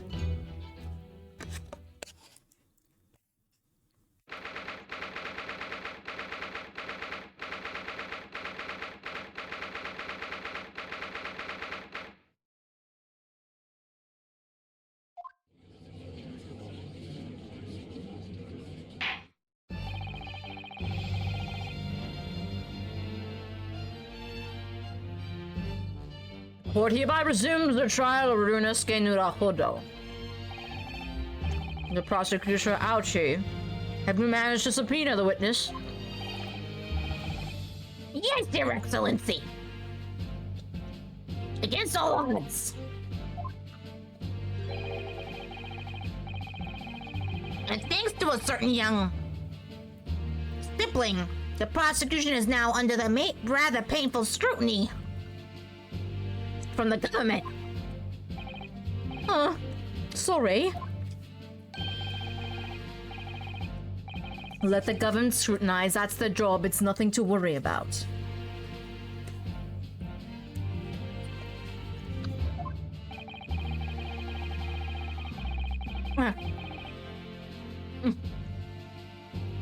Sorry. It's highly unlikely that the good relations we've forged with Great Britain will emerge from this trial unscathed. Well, you still think it's nothing to worry about when the true treaty breaks down and our nation founders? Again, terribly sorry. If the friendship between our nations is really so fragile, then the treaty isn't worth the paper it's written on. You really have nothing to worry about, Ryunosuke. What do you mean? A secret trial, anxiety over some foreign government's opinions, a bungled investigation, missing witnesses. Is this what our nation's justice system is? Is this a Supreme Court of Japan or of England? Shut up, you jumped up, rookie boy!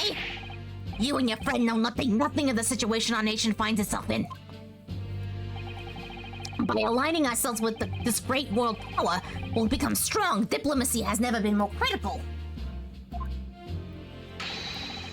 Steady political maneuvering is what will secure our futures.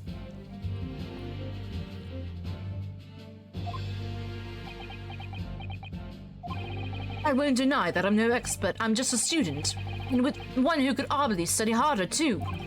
But standing here now in our Supreme Court, there is one thing that I feel very strongly. A country that fails to uphold the truth in its justice system is the country with no future at all. What? What? Well said, Ryunosuke, despite the wide-eyed look of terror. You little brats!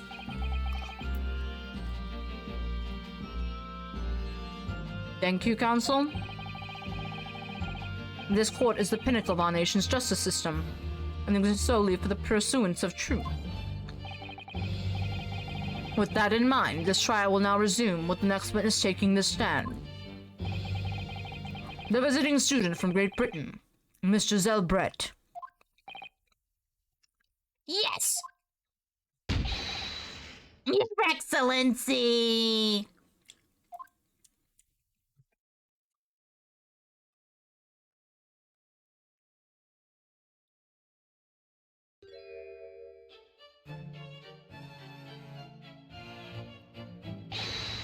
Well, what a delight it is to welcome such a fine gentlewoman to Japan, and from such a distant land. Tea?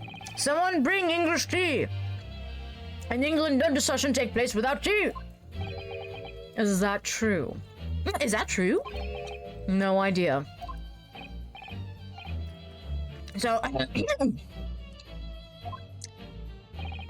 would we possibly trouble you to state your name and occupation for the court?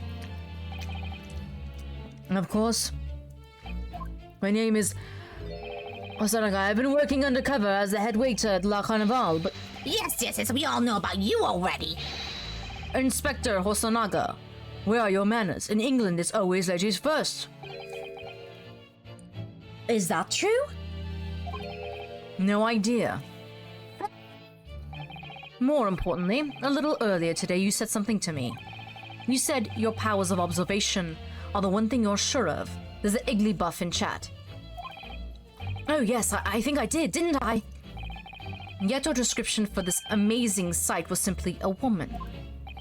Sorry, Ryunosuke, but powers of observation aside, your powers of description are sorely lacking. Guilty. So, dear lady, once again, if we may trouble you for your name and occupation, please.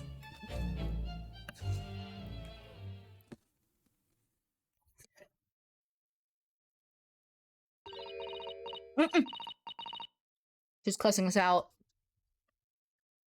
She is cussing us out. You bloody fuckers.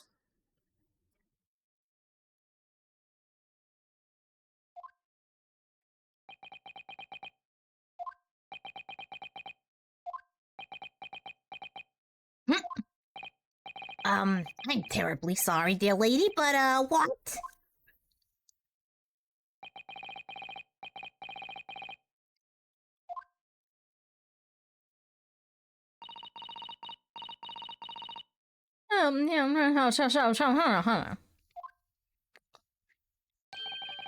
The lady says her name is Giselle Brett. She comes from London, England. She's a visiting research student, currently enrolled in Umeå University's medical faculty. Oh my, what a rare treat to hear the tones of the delightful language of the British people. I'm afraid I don't understand the word you said, but it was as beautiful as hummingbird song. Oh god, what a suck up. As far as I can tell, the detective is translating her words faithfully enough.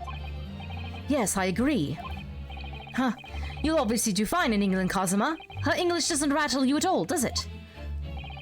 Nor you. You've clearly been paying attention in your English classes, Ryunosuke.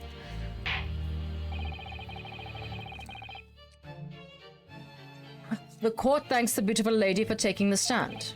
Now, if we may trouble you to confirm something, Miss Brett. 3 days ago, at a restaurant called Le Carnival, a grim murder took place. The court has been led to believe that you were dining there with the victim, Dr. Wilson, at the time. Is that correct?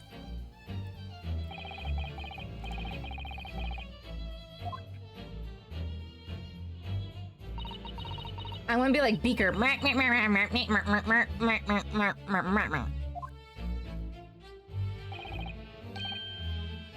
She says yes.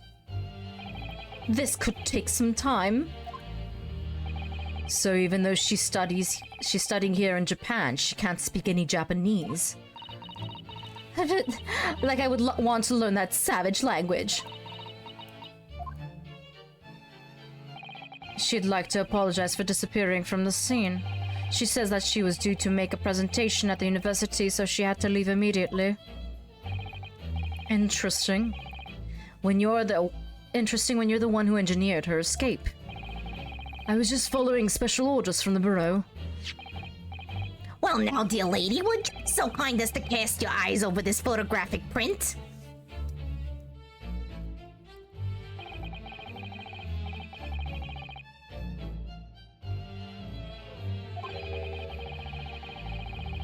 Could it be that your resplendent eyes caught sight of this wicked perpetrator, perhaps?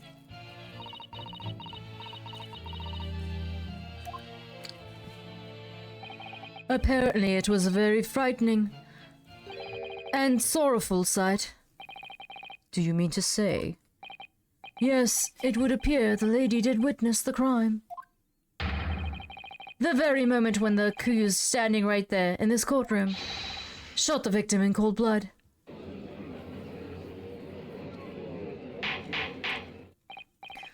Order, order in the court. Did you hear that, Your Excellency? Here, we have an absolutely conclusive witness statement. Well, it looks like it's clear now. Clear who our real enemy is. Unfortunately, I will have to ask you to formally testify, if you please. Kindly tell the court the exact nature of this frightening and sorrowful sight you described.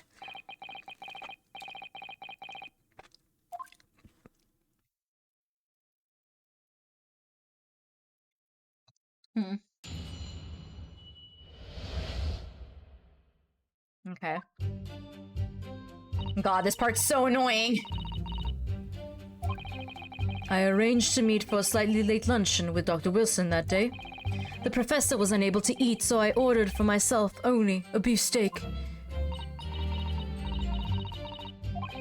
After a while, the accused came over to greet the professor, and they got into a fierce argument. Then, not long afterwards, the accused took the professor's gun and shot him right before my eyes.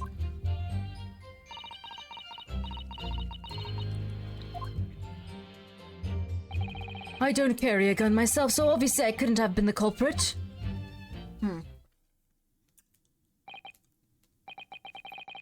This is No! I didn't have any kind of argument with the professor at all. Objection!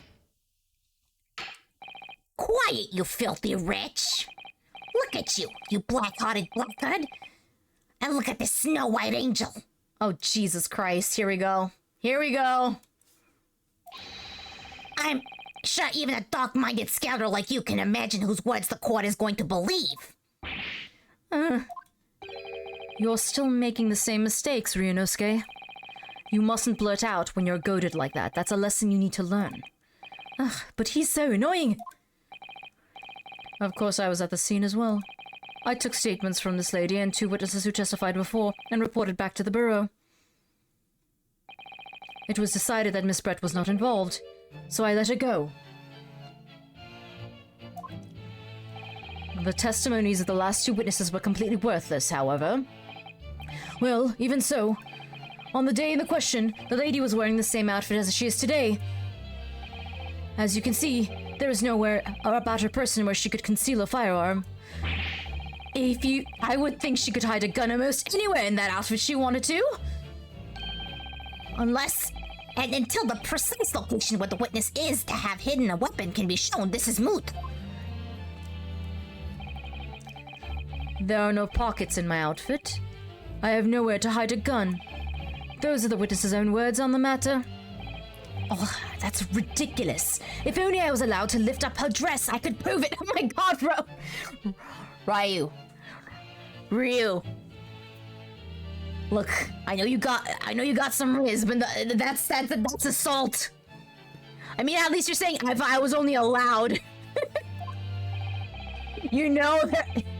Don't think about doing anything rash, Ryunosuke. But I didn't fire the gun I picked up. There must have been another gun there that day. You're right about that, which means this lady was hiding a gun somewhere. Yes, that's what we have to prove now. And to do so, we will need to pull her testimony apart. That smirk! That hoe! We're gonna take you down. We're gonna take you down. The defense may now cross-examine the witness. Oh, yes, Your Excellency.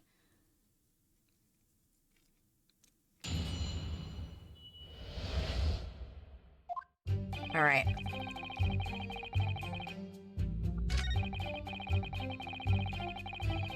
Okay. Yes! Hold on. He was unable to eat, you say? And that was because he just had his tooth removed at Hotel Clinic, correct? That's right. You're supposed to actually check with the witness before answering? Was Miss Brett aware of the fact? It seems so, yes. She'd heard that the professor was to have some dental treatment. So that would mean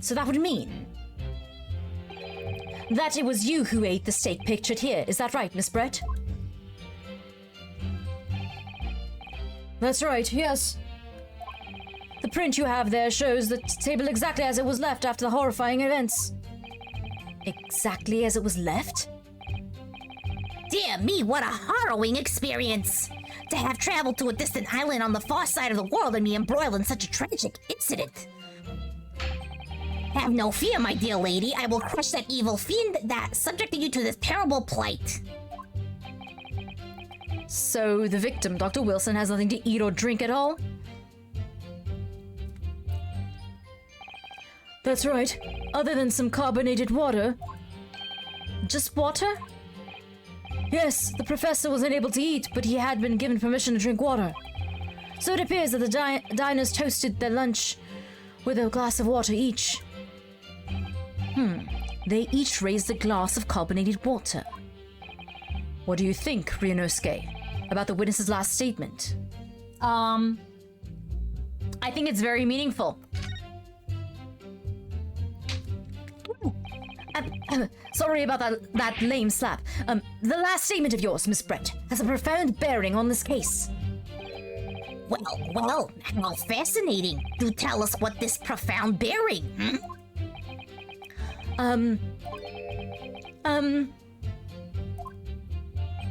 The significance of the statement will become apparent when the time is right.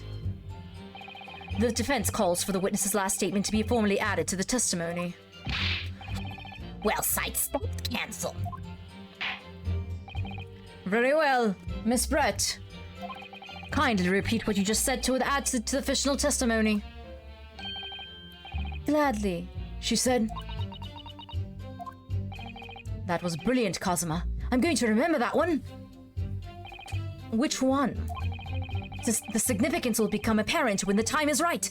I could really use that phrase. I'd hope there was some more useful tips you're picking up from this experience than that, Ryunosuke.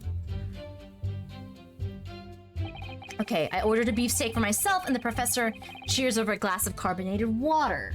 So, let me save because it's been a while.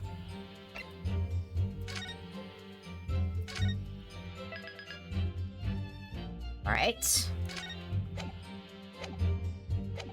On this statement, I could present... Let's see what we have. But there's only one glass.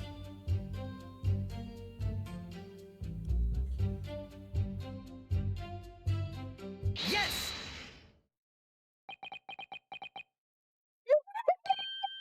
That's it! His face! Let me just confirm something, please. It's to do with this photograph print. Just a short while ago, you spoke of this print showing the victim's table at the crime scene. That it was exactly as it was left. That is correct, the lady says. Well, that is... it's odd. Very odd. Dear me, what's odd in the defense's ability to express itself? Ryunosuke, what is it about that print that looks so odd to you? Well, obviously, it's the cheers. The cheers? Miss Brett just told us that she and the professor said cheers over a glass of water. But if that's true, there should be 2 glasses on the table, not 1.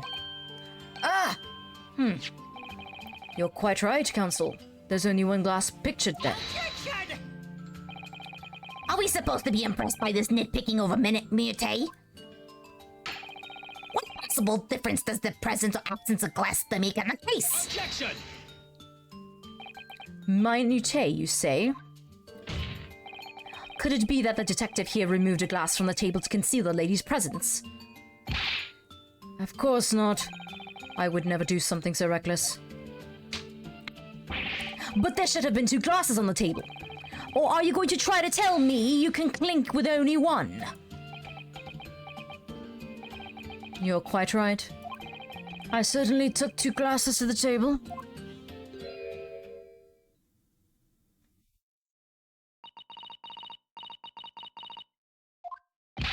Inspector, what did the lady say?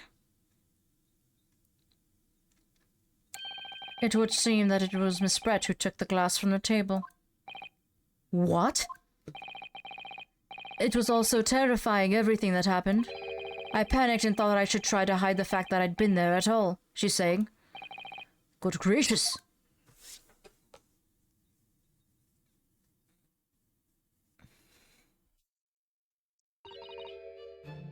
Story?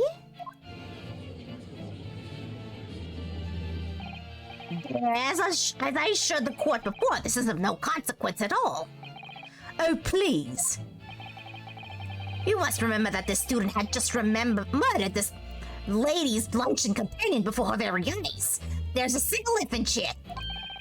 Who could blame her for concealing a glass or 2 in her state of disarray? That's absurd. Oh, really? So do we take it that you are now going to accuse this vulnerable, young and beautiful woman of mischief? What? No. This can't be put down to mischief. I'd like to know exactly how the lady took the glass from the scene.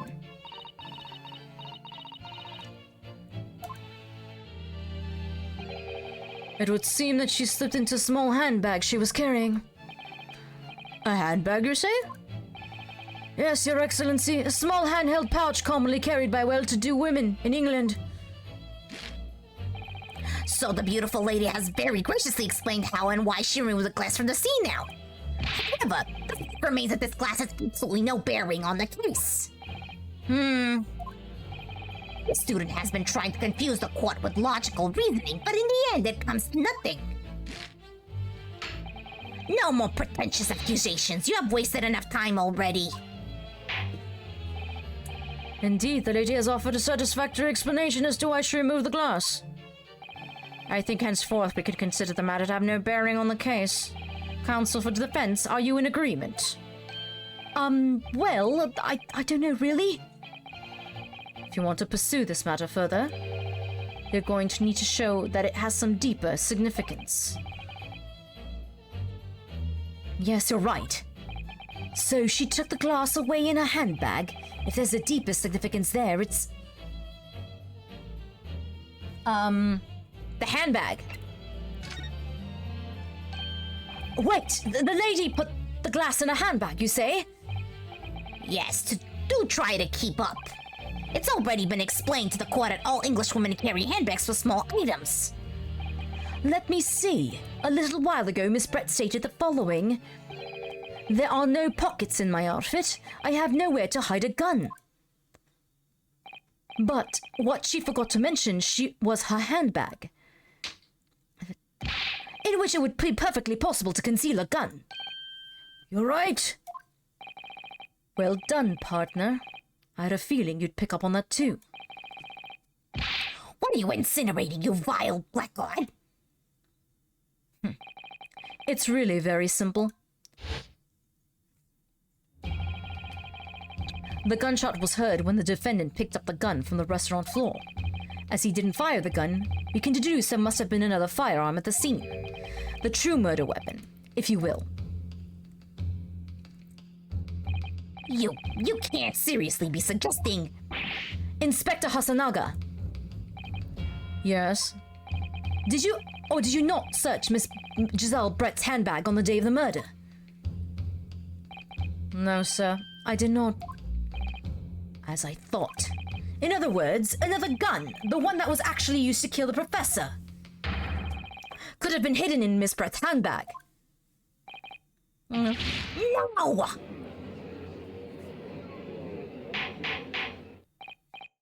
Order, order, order.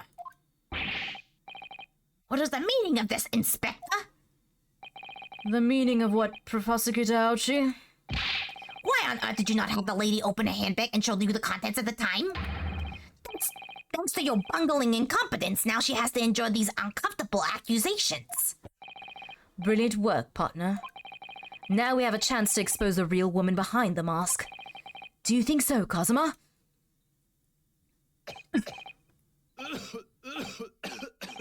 Don't die, Hasanaga! Well, what a sorry situation. Clearly you have no faith in the police. Well, duh. Well, you said it yourself. As I said, I did not search the lady's handbag after the shooting. Simply because it was unnecessary. Unnecessary? In what way? I ought to thank the student lawyer, really. I have a piece of evidence here that I had completely forgotten about. This photograph print. Look at this photograph!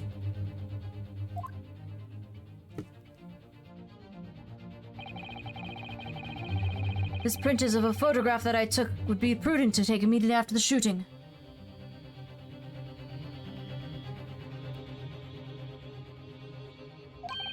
As you can see, it clearly shows Miss Brett's handbag. Well, I never. You can see right through the what's inside. That's right.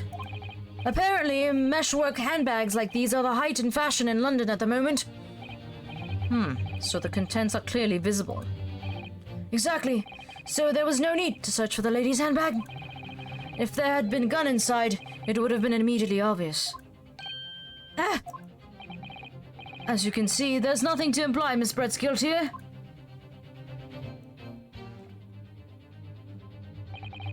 Thank you for helping to prove that, Naruto-san.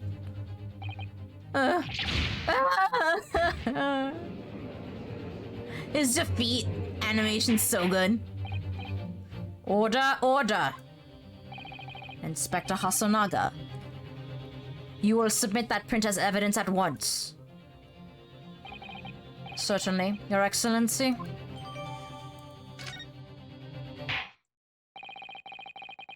I think you've had long enough to cross-examine the witness, Counsel. Oh, this can't be! The court has now been shown considerable evidence. As the photographic print just submitted into the court report appears to have no further significance. I'm satisfied that there's no longer any room for doubt in this matter, and I must make my ruling. Indeed, and there's only one logical conclusion. That the pathetic rookie slumped over the bench before us is the only possible perpetrator of this crime. No. Just when I thought I was beginning to turn things around, I'm in a worse situation than I was at the start.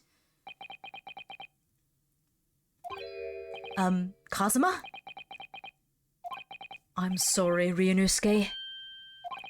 Now that the cross-examination of the witness is over, there's no way to force the trial to continue. What? You mean this is it?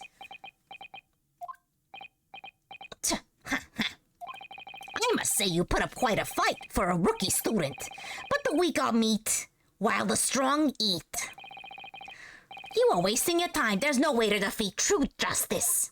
In fact, you can chew on to your heart's content from the inside of your cell. This can't be happening. Am I really going to be found guilty of a crime that I didn't commit? And Kazuma, his dream of going to study in Great Britain will slip through his fingers. Kazuma, what? Is there really no chance now of turning this trial around? You heard the judge. There's nothing about the last photograph the detective produced that we can contest. Which means there's no basis on which we can argue for the trial to continue. No. Very well. I will now proceed immediately to the ruling.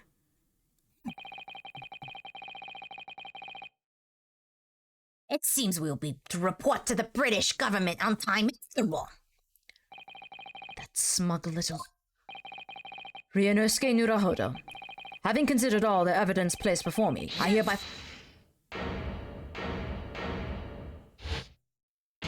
Oh! Look at him! Wait! Your Excellency! Ryunosuke.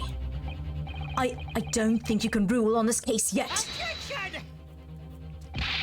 This amateurishness is getting tedious. When His Excellency deemed that the trial is over, he gives his ruling. This is the most basic protocol of the courtroom. Yes! Your Excellency, just a moment you said this. As this photographic print just submitted appears to have no further significance, there is no longer any room for doubt in this matter, and I must make my ruling. Now that means that if there was a problem with the evidence, some significant detail I mean,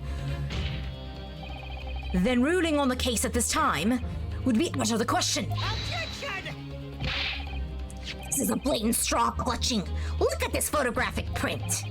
All it shows is the handbag the gentlewoman was carrying on the day in question. There can't be no problem with this evidence. You'd better know what you're doing, Ryunosuke.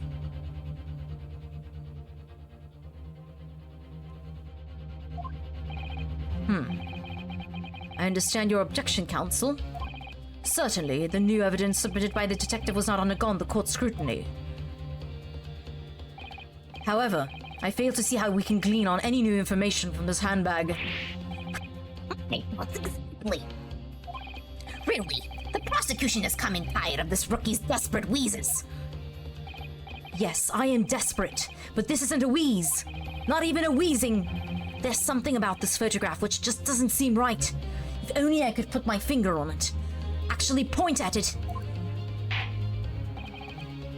Very well. I will grant the defense one final opportunity. Yes. What? But be warned that if I'm unsatisfied by your response here, the trial will be over with immediate effect. Okay, so that means I need to save. Because I think like when I was playing this like the first time, I kept messing up. And I didn't have like I didn't save. I just let it do auto save by the end of the end of the part, and I was like, now I have to go over this all over again. I was so annoyed. Do I make myself clear? Yes, Your Excellency. So, take another look at the photographic print Inspector Hosonaga submitted before. You will identify for the court where in this print we see the significant details to which you alluded. All right.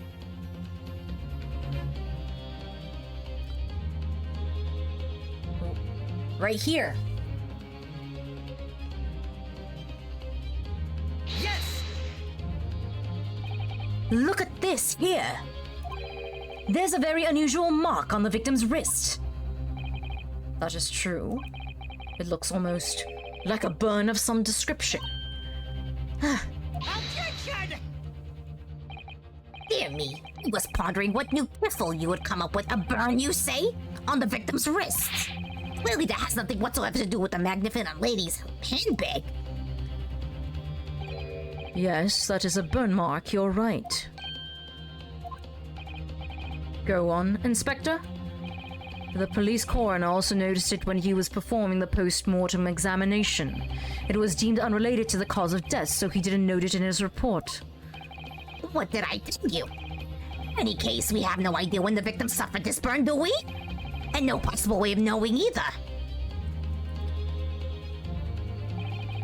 The more I look at it, the more I find myself intrigued by the curious shape of this mark.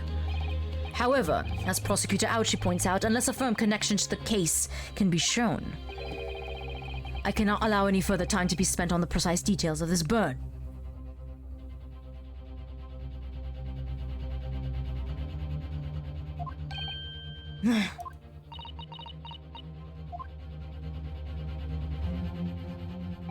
Excuse me, Your Excellency. It would seem Miss Brett has a lunch appointment with the Dean and other university staff. She would like to know if she may be excused from the stand now. Oh, of course, dear lady. We shan't hold you any longer. And quite sure His Excellency is about to give his final ruling anyway. What's your thinking on this, Ryunosuke? Do you believe this burn does have something to do with this case? To be honest, I'm not really sure. But if I don't keep pushing, then it's all over. So I was thinking I should keep digging and digging, in the hope that I might uncover something useful. Yes, you're right. I am? If we can just link that burn to this case. If we can do that, we might be able to prise this shutting door back open again. Just give up, Council. You can't possibly hope to do that. Oh, just wait, bitch. Indeed, I'm afraid that without evidence I can't allow you to pursue this a little more than conjecture. But if we had evidence... Evidence that irrefutably linked the burn on the victim's wrist to this case, then would you allow it? I would, yes. To tell the truth, I hadn't noticed that burn. But as soon as you pointed it out, what did I notice? Was the color draining from Miss Brett's face. Really? I have to find some link between that burn and the case. Come on, Ryo.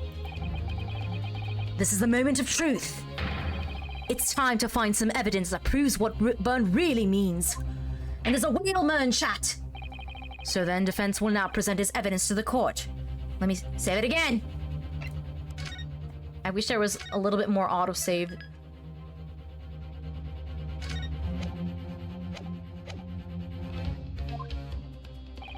The evidence that demonstrates an inextricable connection between the victim's burn and this. Is it the photograph? No, not photograph of the victim. The crime scene photograph. This is it. Yes! What's this, Council? Yet another print? Yes, Your Excellency. I believe photographic prints are an amazing invention. When we humans look at a scene, we miss things. But in a photograph, things we may have overlooked at the time are recorded forevermore. Do hurry up, Rookie. What are you trying to say? To inconvenience this poor lady any further really would be quite inexcusable. Actually, we may need you to stay with us a little longer if you don't mind, Miss Brett. You see, it's very clearly visible in this other photograph. How did the victim come to have that unusually shaped burn on his wrist? The reason is recorded here for forevermore. What? How? Objection! You can't fool me with your little bluffs, boy.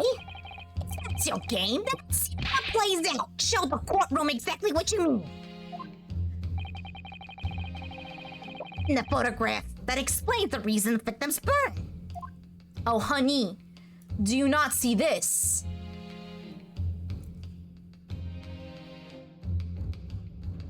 Yes! The beefsteak? Actually, the point is the metal plate the steak was served on. The plate? Your Excellency, are you alright? As you can see, there's an emblem on the plate. I would guess it's some sort of trademark of Le Carnival.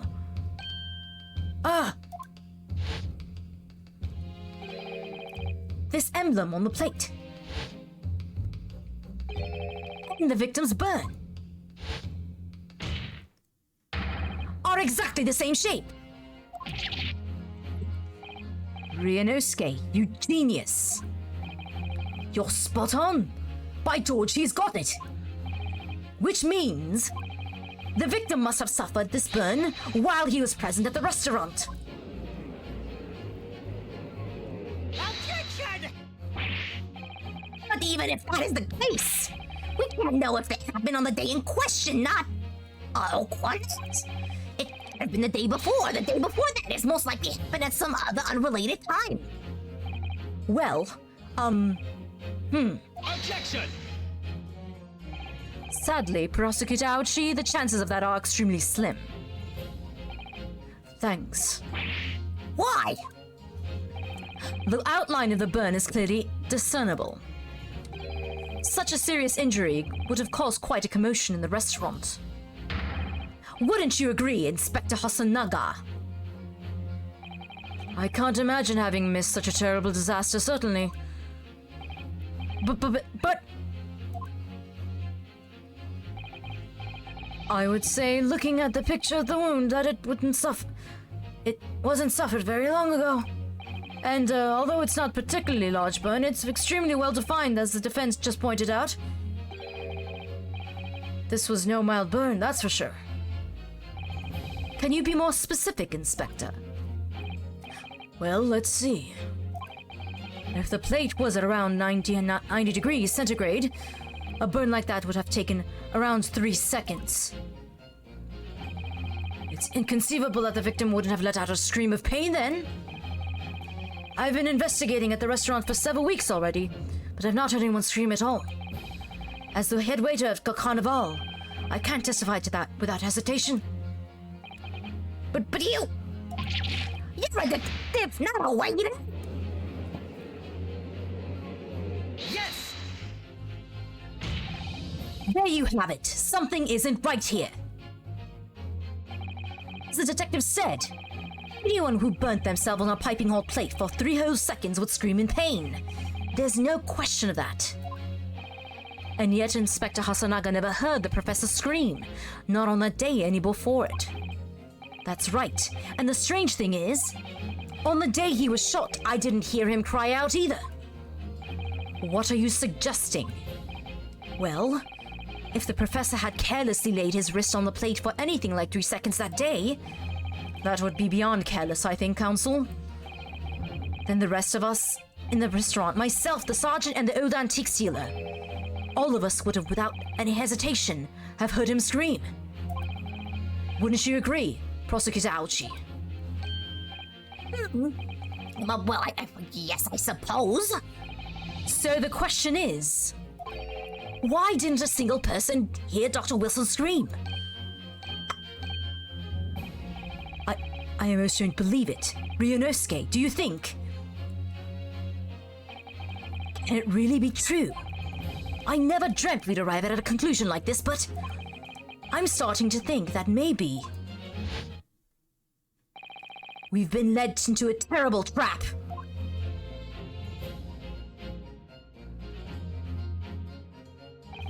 There's only one explanation I can think of to make sense of this apparent impossibility. On the day in question, when he suffered the burn to his wrist, Dr. Wilson was already deceased.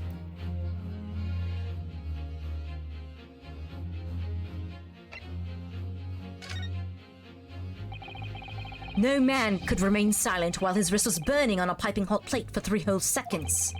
That's clearly impossible. Apart from in one particular situation. Counsel, are you suggesting? Yes, it's only possible if the man was already dead. Already Dead? You bitch. Knowing what we know now, it's the only possible explanation. When the beefsteak was brought to Dr. Wilson's table that day, the professor was already dead. That's madness. Order, please. Counsel, explain this absurd notion at once. The victim was killed by a gunshot? That's right. That's absolutely right, Your Excellency. This is just another ridiculous ploy by the rookie student. Clearly he has no grasp of the facts. Objection! No, Prosecutor Ouchie, it's you who has no grasp of the facts. I beg your pardon, rookie boy? As soon as it became apparent that the victim had suffered that burn while at the restaurant, this whole case has turned upside down, topsy-turvy if you will, or have you not grasped that yet? You damn children. Your Excellency, the court must hear from this witness again. If it's true, as we now believe, that the victim was already dead before the gunshot was heard, it's highly likely that Miss Brett knows something about it. Incredible. I certainly didn't anticipate this twist of events. I'm sorry to say, Miss Brett, that you will have to forget your luncheon engagement. But Your Excellency! This justice system in our country may be in its infancy, but rest assured all reasonable doubt must be dispelled before I am prepared to pass judgment. Thank you, Your Excellency.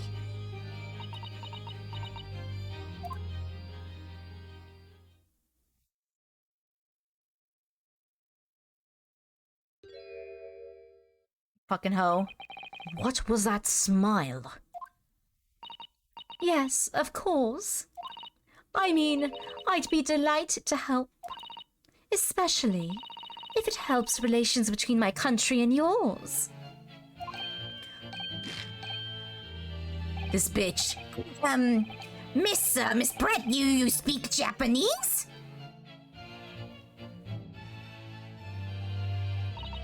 Well, of course I do. I'm studying in your country after all. But then, why have you been speaking through an interpreter until now? My mother tongue, the Queen's English, is the most refined and elegant language in the world. As a gentlewoman, I try to avoid speaking in your vulgar tones as much as possible. Oh, fuck you, bitch.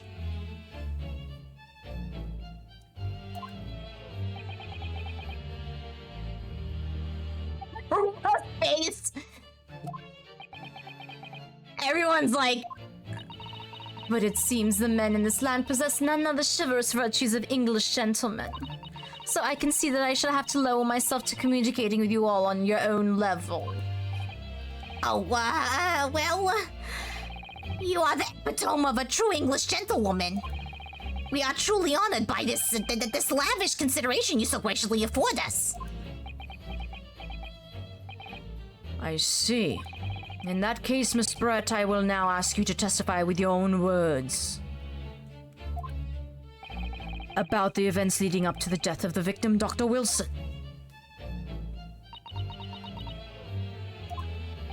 So, we're finally going to hear her own words on the matter. Things are getting interesting, Ryunosuke. Thank you, partner. I love you, partner. Alright. Unfortunately, I have no idea when the poor man burnt his wrist like that. On the waiter brought my steak, the professor and I raised our glasses in a toast. As far as I've heard, the post-mortem report showed no other possible cause of death besides the gunshot. If there's some other way a man's life can be taken without leaving a trace, please do show me. But of course, this country's inferior investigative techniques probably couldn't pick up on it anyway. Just a cautionary tale, we're gonna deal with a lot of racism in this game. The most captivating and beautiful testimony will go down in the Supreme Court's history. Thank you. Easy does it. I hope this is the last time I will have to sully my lips with the coarse tones of your unbecoming tongue. Oh, forgive me. I do hope I haven't insulted anyone. Not at all, not at all. It is a delight merely to hear you speak, dear lady. And it seems very clear from your testimony that this boorish talk of victims' burn is utterly irrelevant. I will be speaking to your country's Minister of Justice about what has happened here today. The Minister of Justice? May take irritating little bully of a student be given harshest punishment possible. Amen. Huh? Thanks? Was that a prayer then? Well, you'll have to forgive the irritation, Miss Brett, and put up with cross-examination now. I expect you've noticed that this little bully of a student, as you put it, doesn't miss much. I'm sure I don't need to remind you, counsel, that this is your final cross-examination in this trial.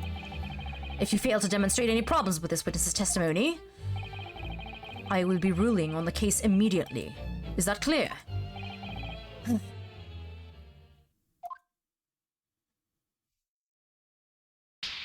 Yes! Focus! You got this! Yes, Your Excellency. Then you may proceed with the cross-examination.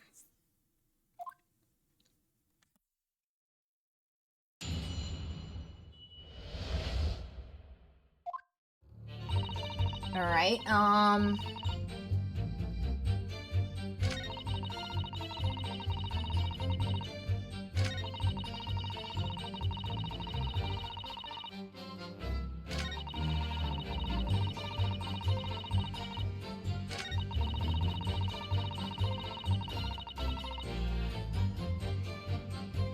Yes!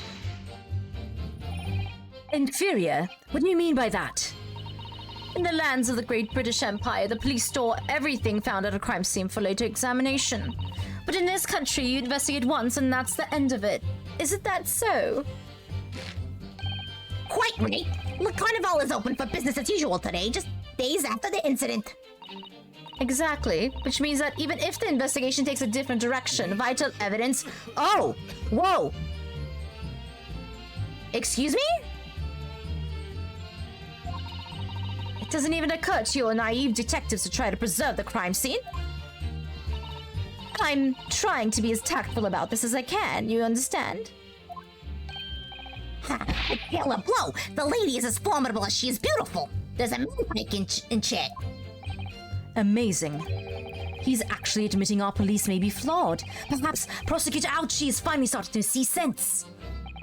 I very much doubt that.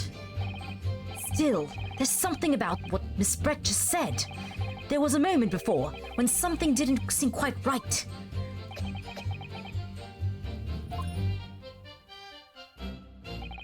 What do you think, Ryunosuke? I think this is going terribly. No matter how much I press her, I'm not turning up any new information. Yes, as I suspected, she's a tough witness. We need to find a way to break her testimony, or the cross-examination will be over. But that would mean I have to find a way. There must be some clue somewhere to help us find kink in her armor. Kazuma. What, Ryunosuke? There is one thing I noticed, something that's been bothering me. Bothering you? You mean about Miss Brett? Actually, no. About the person standing next to her, Inspector Hosonaga. The detective? Yes, he seemed to react a little strangely to Miss Brett's last statement. I was wondering if it might be significant. If I might present an opening, maybe. All right, I have an idea. Try pressing her on that last statement one more time. If you think so, but this time, instead of targeting the woman herself, let's see what we can get out of the detective. All right then, I wonder what Kazuma's thinking. I'll find out soon enough, I suppose, once I press Miss Brett on the last statement again. All right.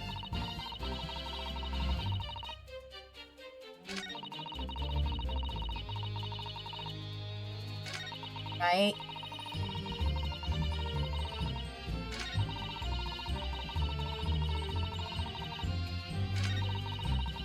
Okay, let's do this again.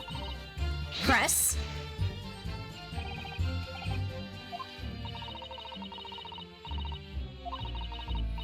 All right, I'm just going. It's literally the same thing's happening. Wait. There you go. See? Yes, there it is again!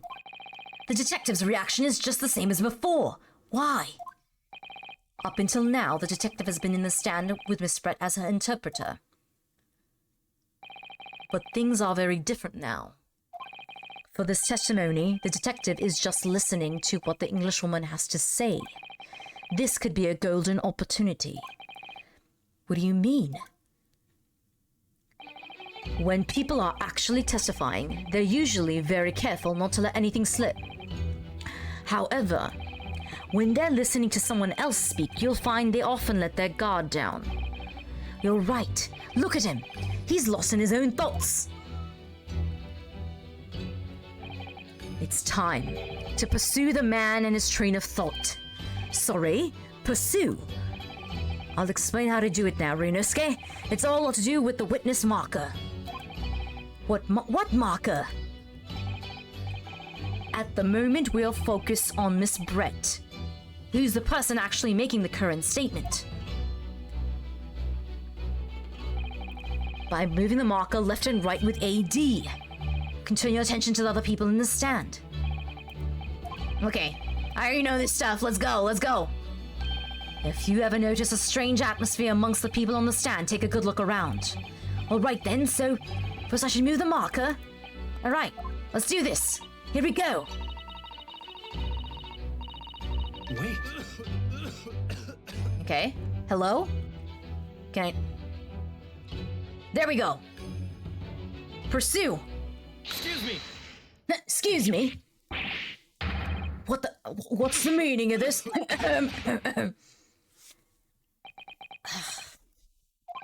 I'm so sorry. I didn't mean to shock you. He really was lost in his thoughts. Deeply. It looked like you weren't thinking something just now, Inspector. Perhaps having heard what the lady next to you had to say. If there's something you'd like to say, please, share it with the court. Objection! What is the meaning of this? It's the delightful Englishwoman who's testifying at the moment. If you can't find fault with her testimony, then the cross-examination should be over immediately. Oh, is that how it works? Absolutely not. The detective is in the stand, which makes him a valid witness. Yes, not to mention the fact that he's intimately involved in this case. Inspector Hosonaga. Yes? Do you have something to add in relation to the statement just made by Miss Brett?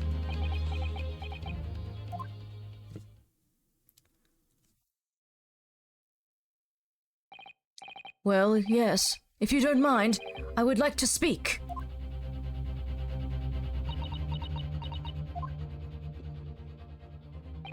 The lady is right. Our country's police practices are not as modern as those used in Great Britain. Which is why I, Satoru Hosonaga, always strive to make every investigation I'm involved in flawless. What do you really mean by that? I tell you what I mean. I won't have evidence lacking on my watch. I'm not afraid to take everything I can from the scene of the crime. It's preserving evidence, you see. I don't care if they call me a crime scene thief. I'm not ashamed of what I've done.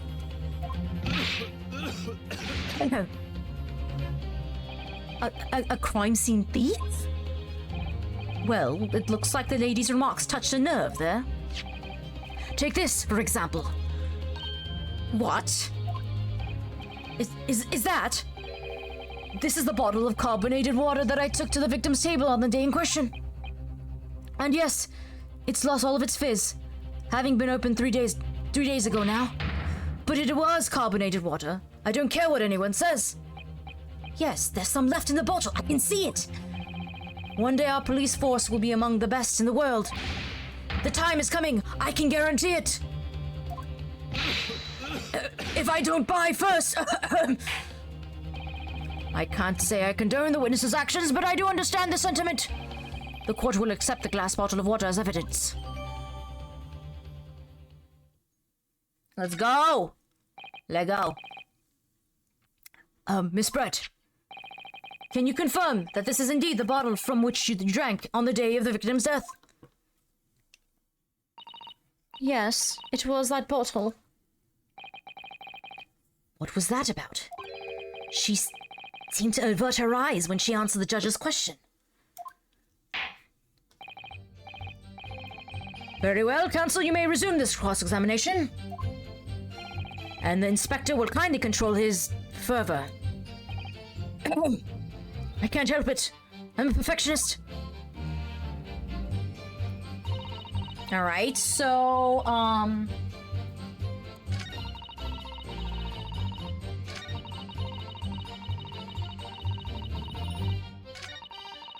if there's some other way a man's life can be taken without leaving a trace. It's called in the fucking water. All right, so let me. Okay, I have to present. Now that we have the water bottle, carbonated water bottle. Yes!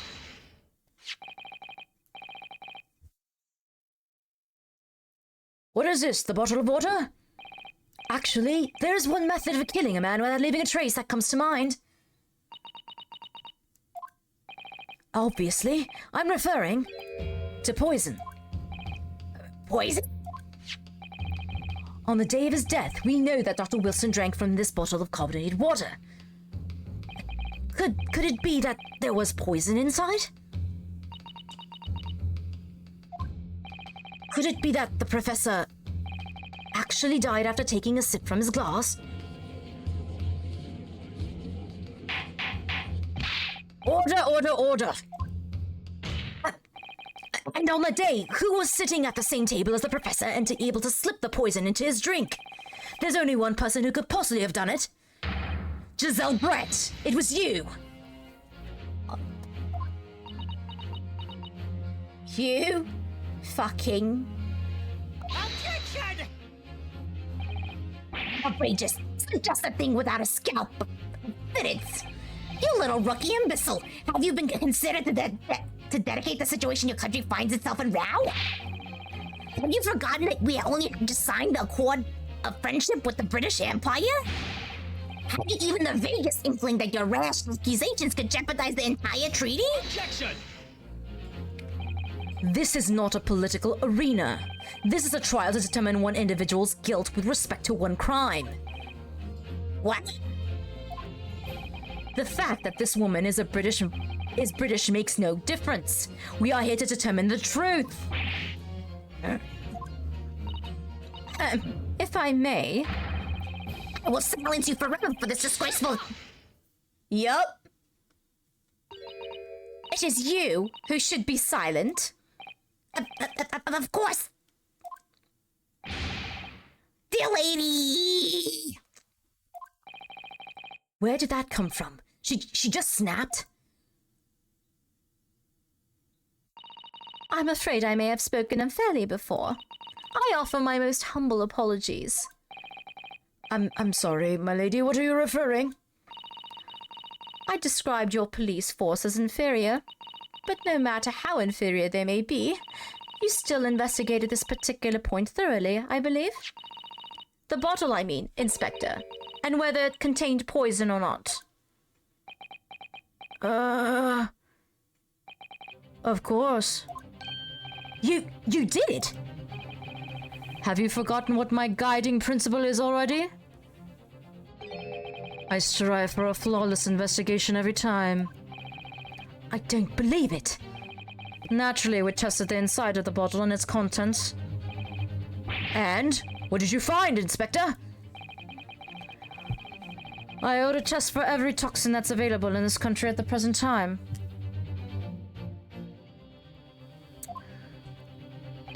We could find no trace of poison of any description in the bottle of carbonated water, Your Excellency. What? Are you sure? The tests were meticulously carried out by the chief coroner himself. No. No! Robble. I'm very grateful to all you Japanese. You successfully established my complete innocence in this horrid affair. Thank you. But of course, dear lady, the pleasure was all ours. No. I was so sure. This can't be right. Everything falls into place as if he was poisoned. Thank you, Counsel. I think that cross-examination has clarified everything. As the prosecution have asserted, a shot to the chest from this gun is the only conceivable cause of death. Furthermore, the accused, who by his own admission was holding the weapon, is the only possible culprit. Trucifer! How are you doing, Trissy? Hope you're doing well. We got another Judgy Poo here. I'm done for. The court wishes to apologize for the great inconvenience this has caused you, Miss Brett. Oh no, I'm just glad the matter is resolved. Before proceeding, I must ask the counsel for the defense. Do you have any further new evidence to present to the court at this point? Kazuma. Alright. I'm sorry, Ryunosuke. I have nothing more. Well, if you'll excuse me now, I really must be leaving.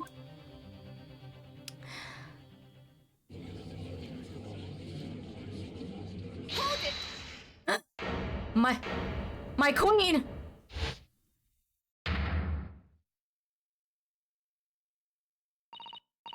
Please, wait. Huh? Isn't that... What is the meaning of this? Forgive me for intruding on court proceedings, Your Excellency. Suzuto Mikatoba, judicial assistant to the defense.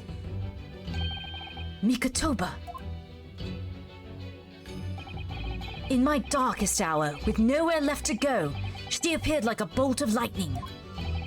And in her hand, she carried a small package wrapped in a furoshiki cloth.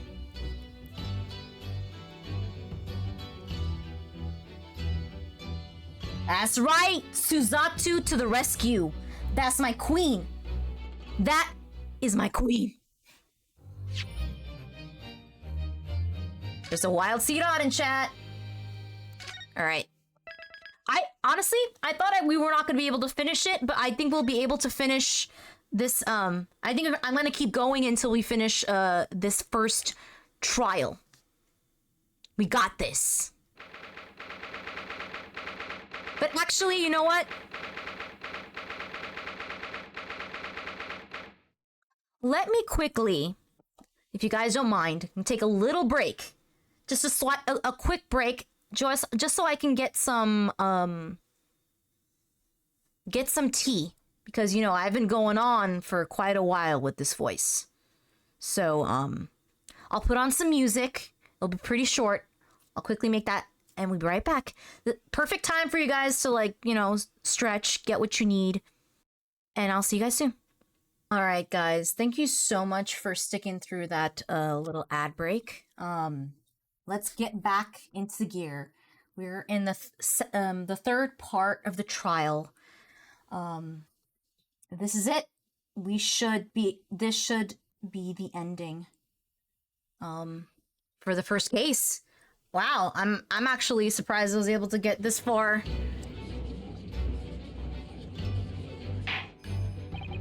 Well, I understand you are the judicial assistant to the defense, but why this sudden ingress into my courtroom?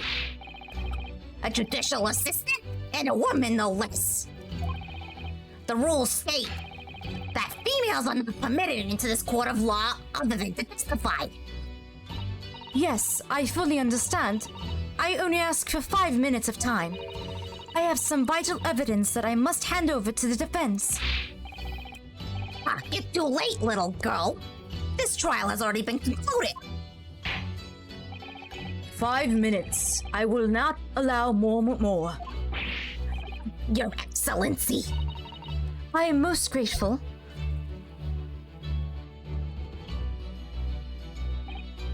Who exactly are you? Ryunosuke, come on. That's your goat. I'm sorry, there's no time, but please simply accept this for now. What is it? A report about something? Written in English? It's Giselle Brett's research. The Englishwoman's? After the trial resumed earlier, I hurried back to the university. I went to Dr. Wilson's laboratory in the medical faculty and borrowed this paper. Oh yes, that's right. Miss Brett was studying under the professor, wasn't he? So, does this research, whatever it is, have something to do with this case? I'm afraid I don't know.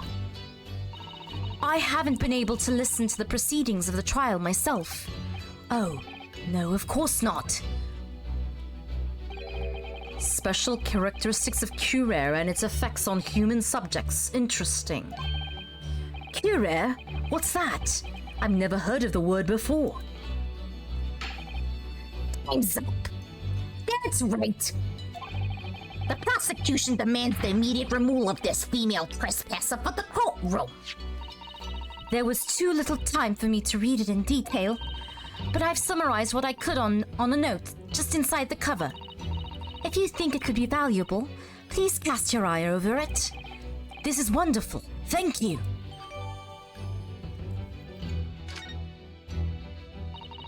Goodbye then, and good luck.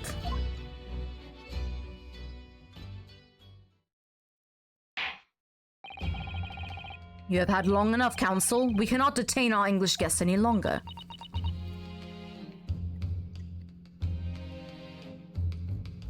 It's okay, baby boo. We got this. I ask the prosecution and the defense now one last time. Does either side have any evidence to present in the court? I presume not, but... Let me save again. As you know, that's how we do here. You always save.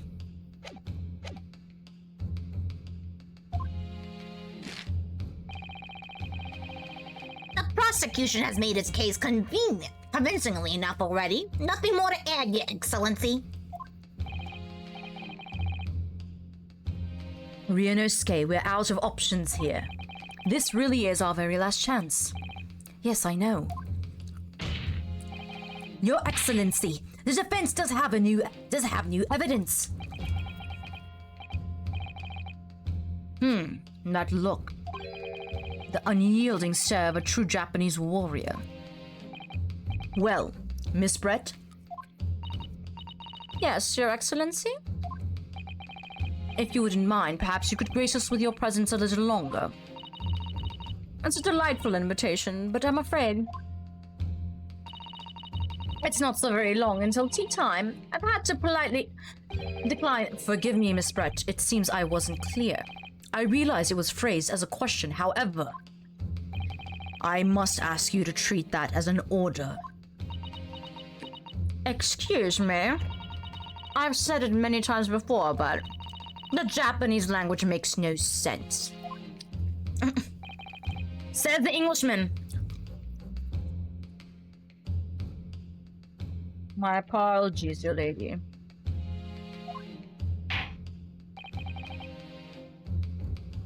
So, Council. Oh, shit.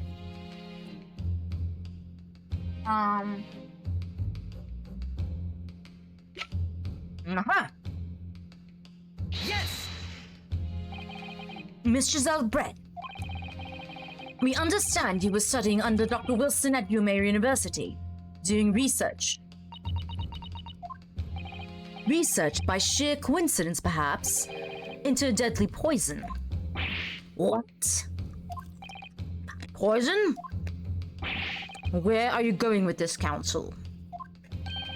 A toxin known as Carrere, Your Excellency?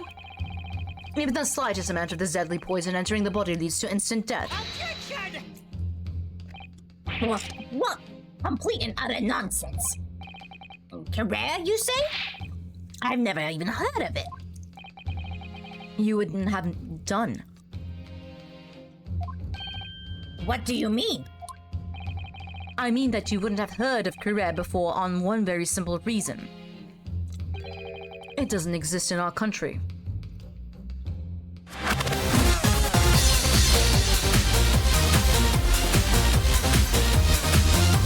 Papaya, thank you so much for the raid. Okay, I think I don't know why the sound alerts are not working. Stream Elements is all messed up, but thank you so much for coming. Hello, everyone. How was stream? Thank you so much. Hold on, I now have to double check if anything else is working. Let's see if it's working here.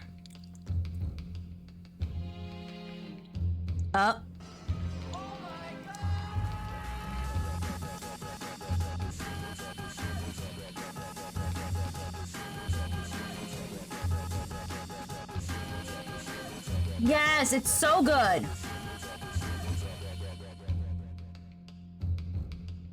It is so good. I'm having a great time. I love it. It's amazing. I have no idea why the... Listen, OBS has messed up everything. Now that's a good alert. Welcome in, Babbling Brook. Welcome in, guys. But if you don't know who I am, my name is Shakar. I love playing adventure games. I love playing variety. I also love Pokemon. I've been doing a lot of shiny hunting as well. Animal Crossing. So, I've been doing a lot of voice acting, but we're getting to the thick of it with this case. So I hope you guys, if you, Papaya, if you I don't know what were you streaming today? How did everything go? Were you streaming Great Ace Attorney, or something else? But if you guys want to just stick along and hear me do some silly voices, then you're more than welcome to. Thank you. I appreciate you bringing your community in. But yeah, now I gotta figure out why I don't think the sound alerts are working.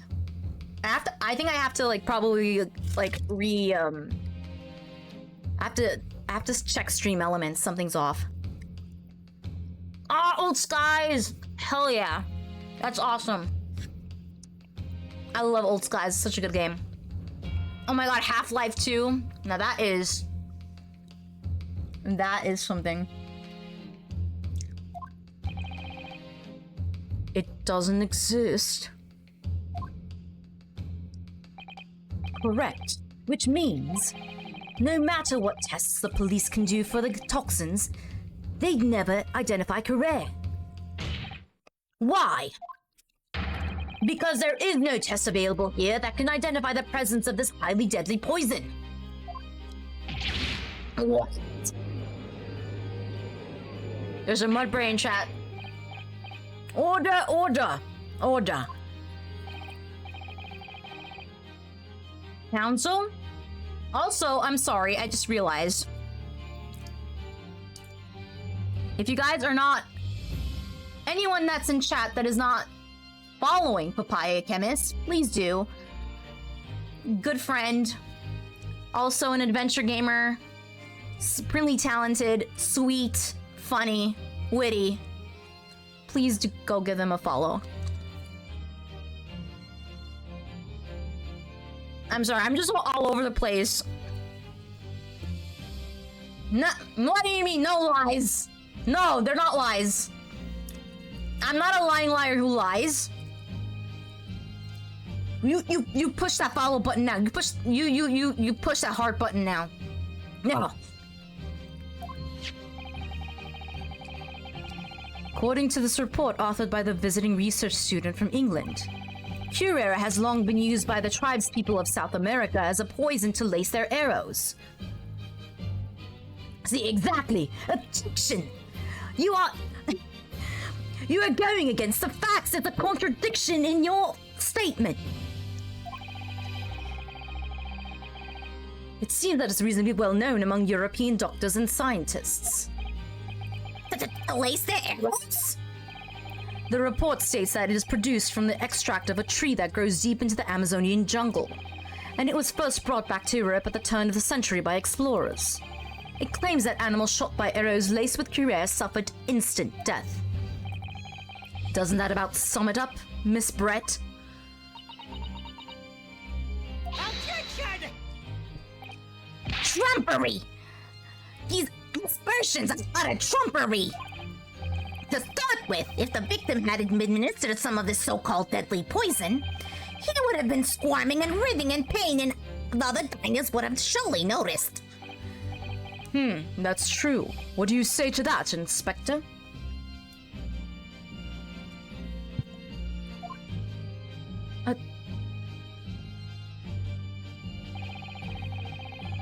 Obviously, I would have noticed a disturbance like that.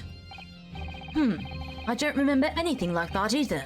I didn't notice the professor being in any kind of pain. According to this, however, it's the other way around. What do you mean, the other way around? The very fact that the victim didn't show any visible signs of distress is evidence that Curer was used. Explain yourself, Counsel. The moment this toxin enters a person's system, it causes instant paralysis. In other words, afflicted victims lose all strength and are completely unable to move. Even if they were in total agony, there would be no visible signs of pain at all. How terrible. Obviously, if a man lost all strength in his muscles, he'd collapse on the floor. But with a chair under him for support, as Dr. Wilson did, the effects would go largely unnoticed. But I don't follow, Kazuma. That's just paralysis. I thought the poison caused instant death. The full explanation is extremely unpleasant. The poison causes immediate paralysis, as said, leaving the victim unable to move. But after a short time, the paralysis is so severe it causes the muscles that control respiration to fail. Respiration? In other words, the actual cause of death is suffocation. And all the while, the victim is conscious and aware, just unable to move. It's hideous. To the observer, it would look almost like the victim was slipping peacefully into endless sleep. But for the victim himself, his final moments would be living hell. That is the true nature of this deadly Curer poison.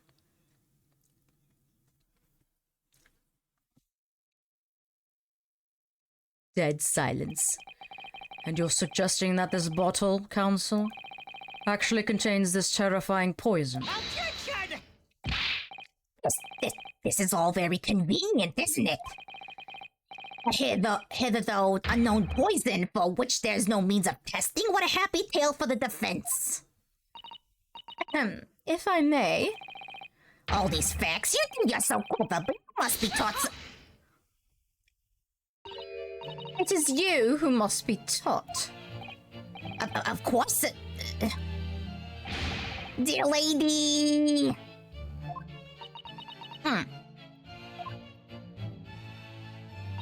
So, this is how you Japanese behave, is it? What? You steal another's honest hard work and then announce the results as if you discovered them. That is our job as the Great British Empire. Yes, we know. You guys are colonizers. Fuck. And I'm appalled. What a loathsome act. Well, Miss Brett, the feeling is mutual. Whatever do you mean? Capitalizing on the unfortunate circumstances of an innocent man to frame him for a heinous crime. That really is a loathsome act. Wouldn't you agree? Objection! Enough of this. I, for one, refuse to accept it. The idea of some poison that doesn't even exist in the Great Empire of Japan is just breaking the rules. What's so funny? Oh, excuse me, Your Excellency. Yes, Miss Brett? May I borrow that bottle of your for a moment, please? No, don't let her touch it. Well, yes, I don't see... No! What? Judge, you idiot!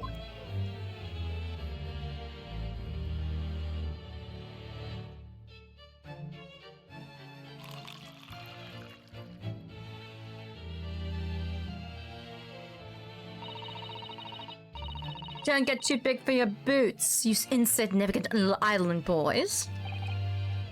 Sorry? To an Englishwoman such as myself, this whole affair is farcical comedy. Your little police games and these foolish courtroom antics, it's laughable, really. But I'm getting bored of it all now. It's time for the games to end. Cheers.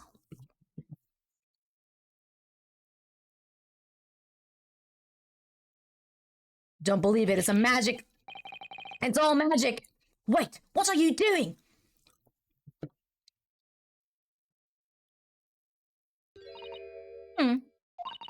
No sparkle left at all. How appropriate for this shabby affair.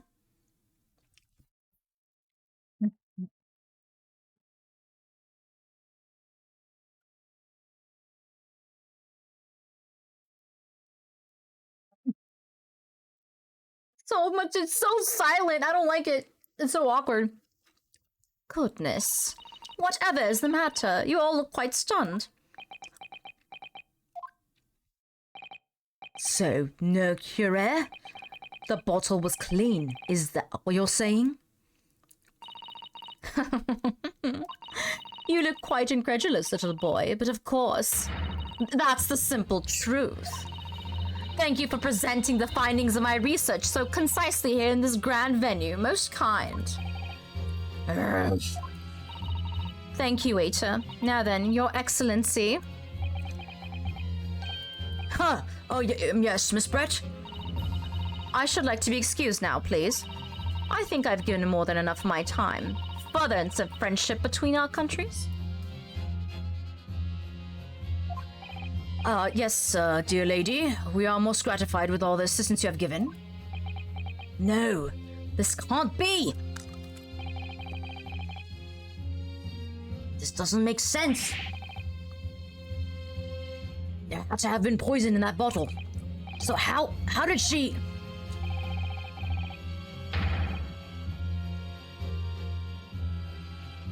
How did she swallow a whole glass and live to tell the tale? I don't understand it. Well, I suppose if nothing else, this little Far Eastern charade will make for an interesting conversation at the next party I attend in London. There has to have been poison in that bottle, doesn't there? But there can't have been, because otherwise she would have keeled over dead. Come on, Ryunosuke. We have all the clues now. That bottle of water... It does contain poison. Hold on. Let me save.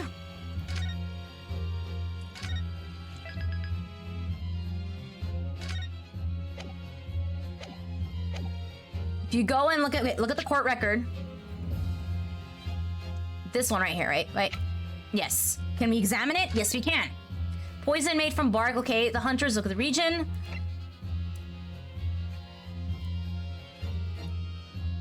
The above-mentioned effects occur when the poison enters the body through a wound. So, she doesn't have a wound. She has no wound.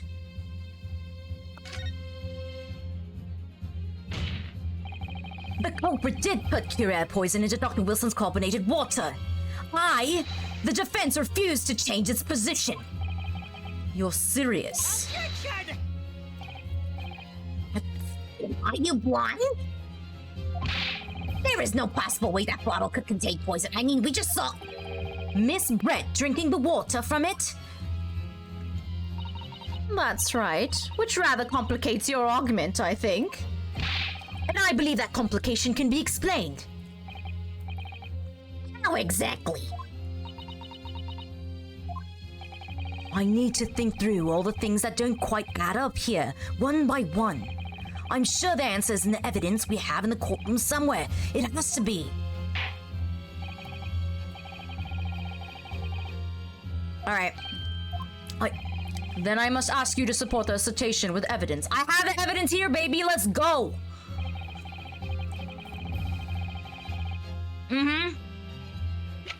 Right here, baby. Yes! The answer to this riddle is right here in Miss Brett's own research report. Objection! It's not a valid explanation. No. After all, we don't speak English. The red report is utter gibberish. This imprudent young scoundrel is trying to ridicule the court, Your Excellency. I'm not trying to ridicule anyone. Honest, I'm just reading Susato-san's note. I concur this report is too extensive to be considered in its entirety by the court. You will direct us to the pertinent section, counsel.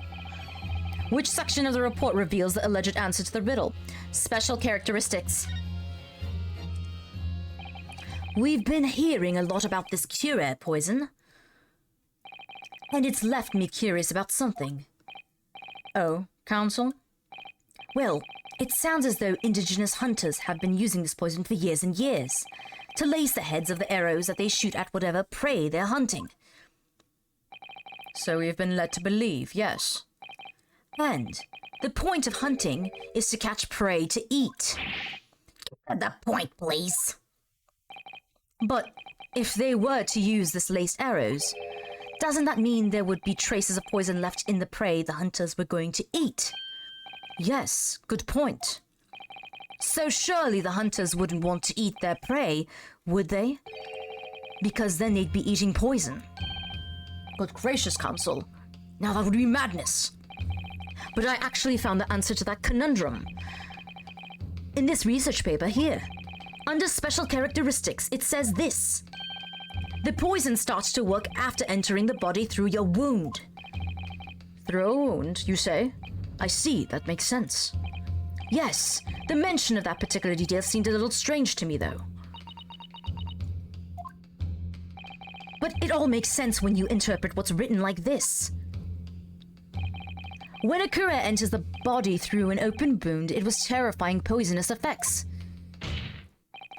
When it enters the body via the mouth, it has no poisonous effects whatsoever.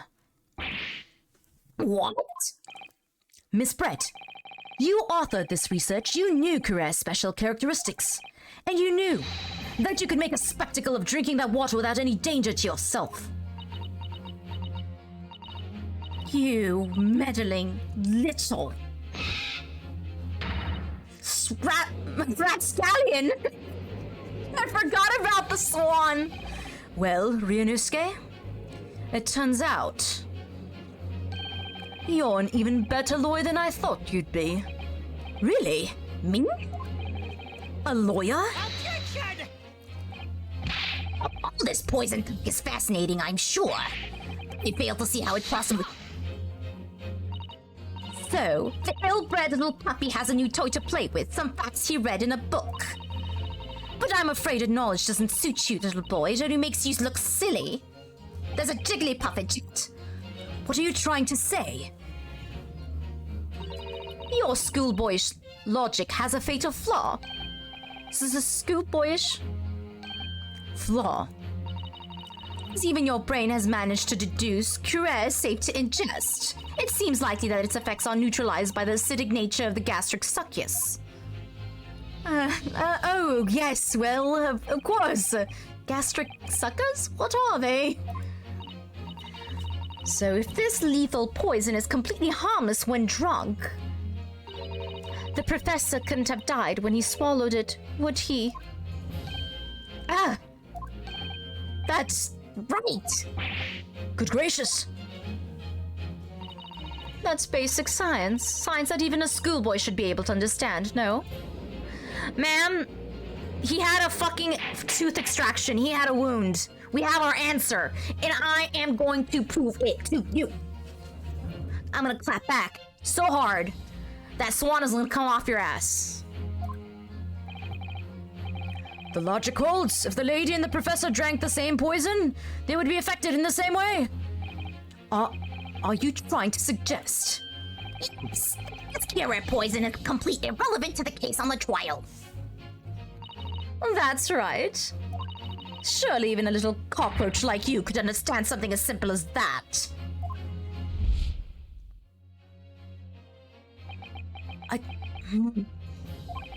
What is this welling up inside me? That I've never felt like this before. It's a sort of conviction to break down all the discrepancies. It's so intense, almost rage-like. And more than anything else, it's an animalistic desire to take down my prey. Yes! Objection! Yes! The first objection, baby! The greatest objection ever! I don't think so, Miss Chanel Brett. How dare you use that tone with me? You know very well that there's no fatal flaw here. You know exactly why, even though both of you and the victim swallowed the same poison. You are alive, but Dr. Wilson is dead. Counsel, I'm sure I don't need to remind you. You must provide compelling evidence. As we now know that the poison is completely harmless when ingested. Why would Dr. Wilson have been killed by that cure? Well, I'm gonna show you right now, Beach. We'll shoot right now. Hello? Or is this Ms. Medical Report? Take that! Take that! Ah, Miss Brett. So readily pointed out, she drank the same water as the professor. However, there was a fundamental and fatal difference between the two diners. A fatal difference? The toxic effects of Curare are only felt when the poison enters the body through an open wound. So, for a healthy person with no injuries, drinking it is completely harmless. But what if there was a wound inside the mouth of a person drinking the poisoned water? Inside? Yes, like the wound you might have if you'd had just been to the dentist and had a tooth extracted, for example. Miss Brett, you've acknowledged many times in your testimony already that you were well aware of Dr. Wilson's dental appointment that day. So that's it. You use that knowledge to orchestrate this.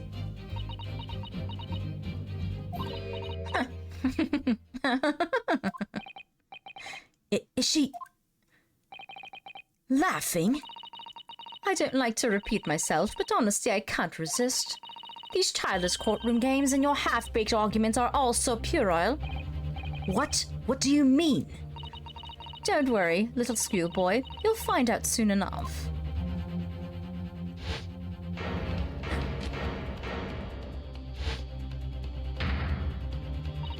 You see, when you leave vital evidence lying around, never know what might happen to it. No! I mean, it could just slip. What you say? Oh dear. How careless of me.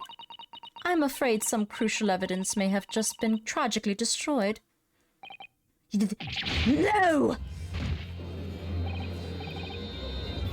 What is it? What? The Englishwoman! She just smashed that bottle! In the Supreme Court! What a terrible blunder! Officer, what are you waiting for? Collect as much of the water from the broken bottle as possible at once. You're wasting your time. This delightful carpet under my feet here was a gift from the British Empire. I assure you it will soak up the water beautifully. You have neither the technology nor the presence of mind to recover it. How could you? You won't get away with this. You can thump the bench and shout as much as you like, little boy. But I'm afraid we'll never know now, will we? If there really was poison in that bottle or not. You. And let us not forget, we still have some very compelling evidence left intact. Isn't that right, counsel for the prosecution? Well, of course, you're referring to this photographic print, I presume, dear lady.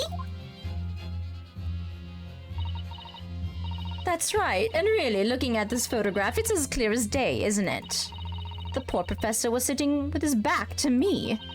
So of course the only person who could have shot him from the front is the little schoolboy. Objection! No, you killed the victim that day, using Curare. And then, in order to frame Ryunosuke Naruhodo for the crime, you waited until you picked up the pistol you'd arranged for him to find on the floor, before you shot the professor's dead body in the chest with your own hidden gun. Then, in the confusion that followed, all you had to do was turn the dead professor and his chair around. You see, you had every opportunity to commit this crime. What a wonderful imagination you have, young man. A hidden gun, you say? And I shot the professor's dead body, did I? Well, I'm terribly sorry, but you don't have a shred of evidence. Exactly. As you have nothing to support your wild claims, the prosecution stance remains unchanged. The victim, Dr. John H. Wilson, was killed by a gunshot to the chest. Delivered in cold blood by the accused Ryunosuke Naruhodo. Ugh. This is unbelievable. How can this be happening?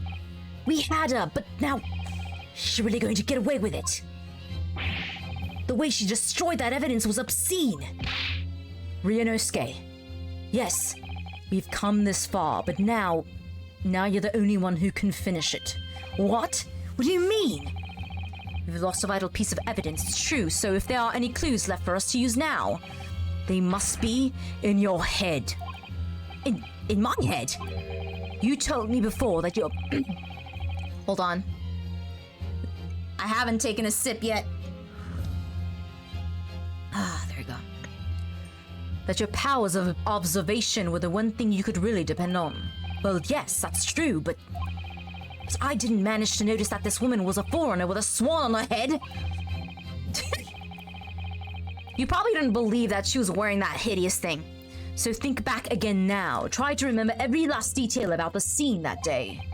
Everything you saw, everything you felt, every color, every smell. I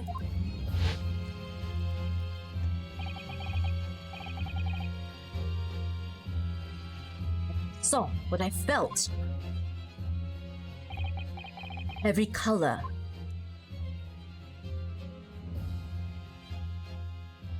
Naha! Is Kazuma right? Somewhere in that vibrant memory of this same scene in my head. There'd be another clue to expose the identity of Dr. Wilson's killer. There's a clue. Actually, Kazuma, I think I might have something. Thinking back over everything I saw, I think I might have uncovered another clue. Huh. You always have something up your sleeve, don't you, Ryunosuke? Come on then, let's wipe the smug smile off our Englishman's face with some evidence. Alright, I can't wait. Let's go! That's my boy. That is my boy. It's been niggling me for a while that something feels amiss in my memories of that day. Whatever it is could be the key to arriving at the truth about all this. It's somewhere. The clue that shows who Dr. Will must have been in this. Okay. Alright. Obviously the blood. Right here. Take that! Inspector Hosonaga, answer me this. Yes, what is it? Oh, he's still miles away, probably thinking about that bottle being smashed. As you've said a number of times now, you strive for perfection in your investigations, don't you? Absolutely. I wonder, therefore, if perhaps you took anything else from the scene of the crime.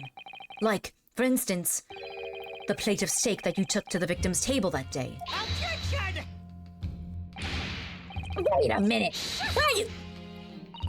Where are you going with this, little boy? It's just a memory that's been troubling me. What memory? The memory of that goddamn hat on your head. That atrocious thing you're wearing. I saw the screen shown. Not screen, I'm sorry. And this is back in time. I see the scene shown in this photographic print with my own eyes that day. And I saw that on the wooden base of the plate that steak was served on was a spattering of blood. What? Really? And what of it? Obviously that must have happened when you shot the professor. No, that can't be the case. Take a good look at the photograph and the relative position of everything there. The plate of steak is almost directly behind the victim. If I'm supposed to have a shot at Dr. Wilson in the chest from the front, there's no way that blood would victim have directly behind him. Yes. For blood to have made it onto the plate, it implies the plate was between the victim and the shooter, which means the shooter must have been sitting opposite the professor as you were. Jezebel Brett. I beg your pardon? Objection! This is beyond ridiculous, fabricated nonsense. And the court seriously expected to believe something the accused has apparently just remembered seeing? Oh shit, Hasanaga, right? That's right, that's my boy too. This could be the moment that my entire career in police force has been leading to. Inspector, you mean? Yes, I took the plate in the interest of preserving evidence from the scene of the crime. I took it at meat and all, and I don't care if they call me a crime scene thief because of it. You did what? I took the steak that you had been eating, Miss Brett. I took the steak that the sergeant had been eating. And I did it all in the name of justice. Then we can find out for sure whether or not there's been blood seen on the Miss Brett's plate. We must examine it now.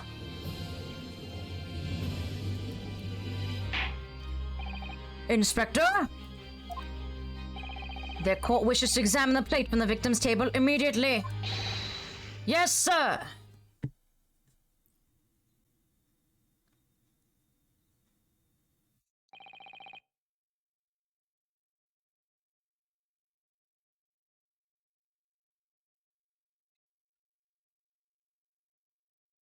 Sorry for the delay.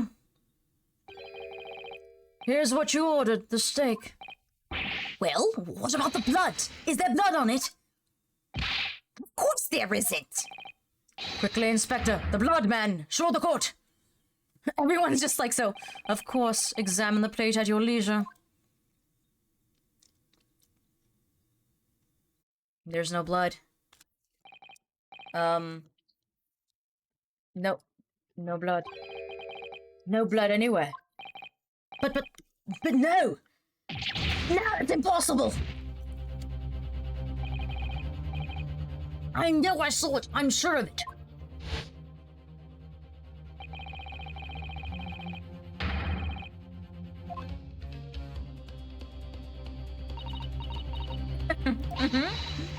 What an upcoming expression, little boy. You see, this is why I always say you can't trust what the Japanese tell you. That's rich coming from a Brit bitch. I couldn't agree more in the case of this disgrace to the Empire. Oh god. You're not gonna get in her pants, bitch. I believe we may finally have reached a conclusion in this trial. Let's hope so. This let's pretend attempt at courtroom proceedings is painful to watch. But I do promise to do my best to forget all about it when it's over.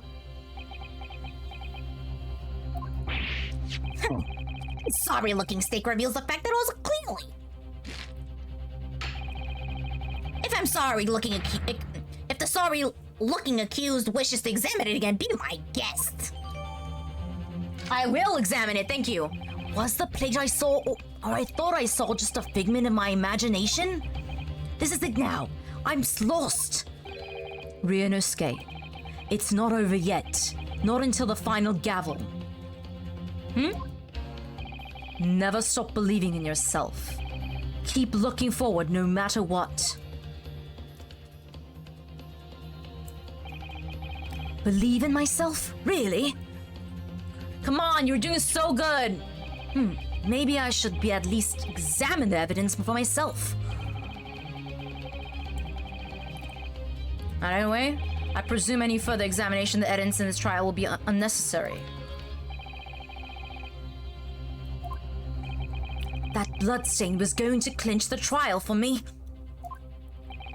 Can this plate of steak reveal any other clues at all? Yes!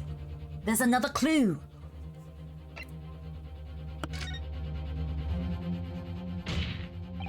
Your Excellency, please wait. This plate of beef is hiding another clue.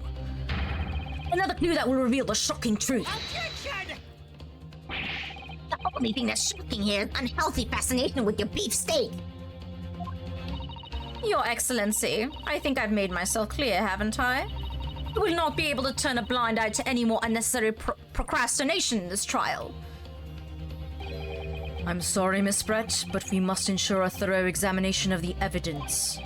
I will not give a ruling until I've completely satisfied that all reasonable doubt has been dispelled.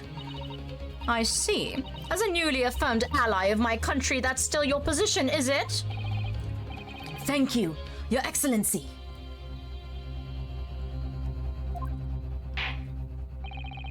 Counsel for the defense, you will now clearly show the court to what you are alluding.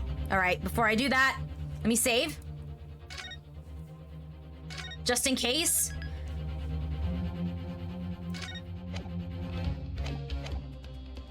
As we know, us adventure gamers, gotta save.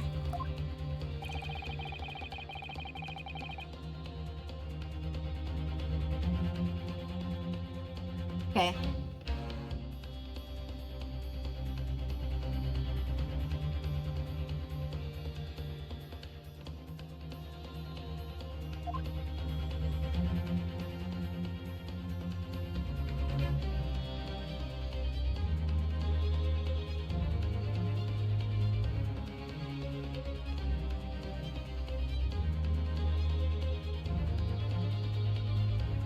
Can I not examine it?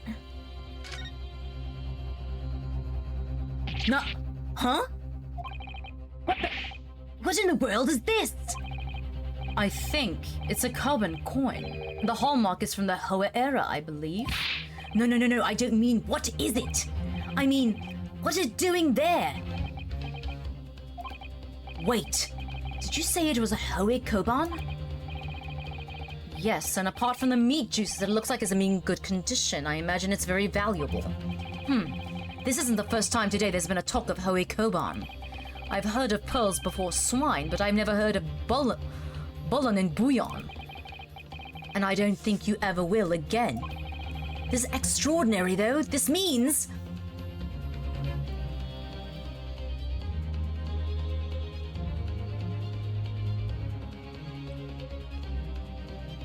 Got it! Let's do it! We did it! Good gracious, that's... A Koban? What on earth? A Hoe era one at that.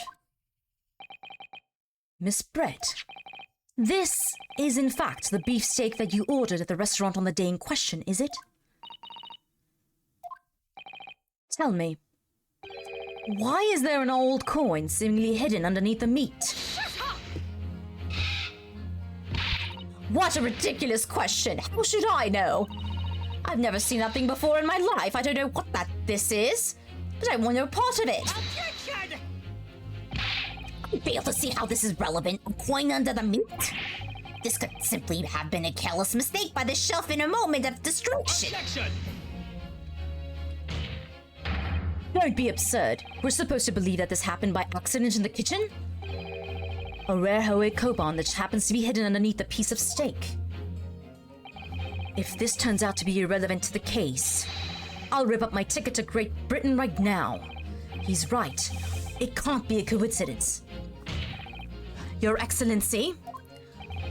Yes, Counsel? A rare Hoe Koban just happens to be hidden underneath that piece of steak. If this turns out to be irrelevant to the case, I'll give up my lower job right now. Objection! By all means, don't let us stop you. No one invited you anyway. Perhaps, little boy, you should realize that it was you who's irrelevant. Even though I'm the one on trial here. The point is, it's essential that we ask the owner of this coin if he can explain what it's doing under that steak. The owner? Yes, it's obvious. There's only one person it can belong to. The owner of the Koban that was found underneath the beefsteak is... this old man! Take that! Obviously, it can only be... the antiques dealer and owner of Rasutai, Curio Kurokoto-san. Curio, as in Mr. Cucumber something? Honestly, these ridiculous Japanese names are quite unfathomable. Says, how about Benedict Cumberbatch? That fucking turnip-looking motherfucker. Don't get me started on you guys when your incestual looks. Ah, yes.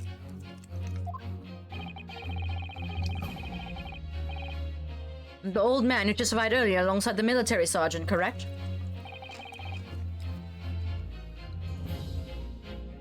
Yes, Your Excellency. I remember him saying that he was up to something with his Koban coin when it happened. At exactly the moment the gun was fired.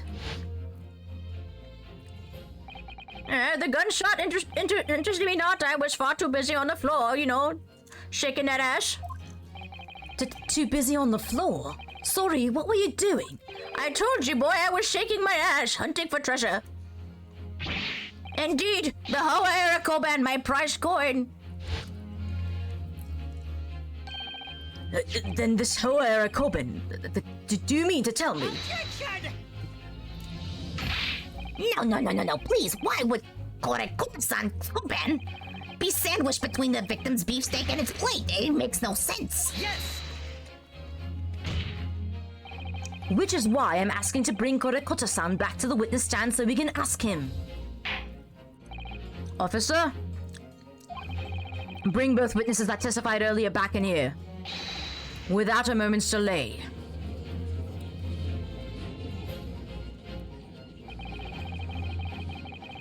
I can't believe we've come round to that pair again. But I have a hunch, a strong hunch, that if we chase down the real significance of this Koban, we'll find that it's a key element to this case. We're so close, man. Everyone's on the witness stand, baby. Let's go. That witness stand just got longer and longer. What's this all about? Why have I been called up again? Don't you realize it's dinner time for the little baby Ido? When my son's belly's empty, he's fiercer than a pack of wolves. Exploited by the police we were, like miserable dogs forced to bear false witness. And when cast from this courtroom myself, I became ruined man in thrice. A worthless, withered antique. Nothing more I have to say. The sun has set on this Rasutai shop. Owner's existent. Be that as it may, Kurokoto-san, something has come to the light that requires your clarification. As far as your Rasutai memory serves... That's it. That's the one. The very exact one that it is.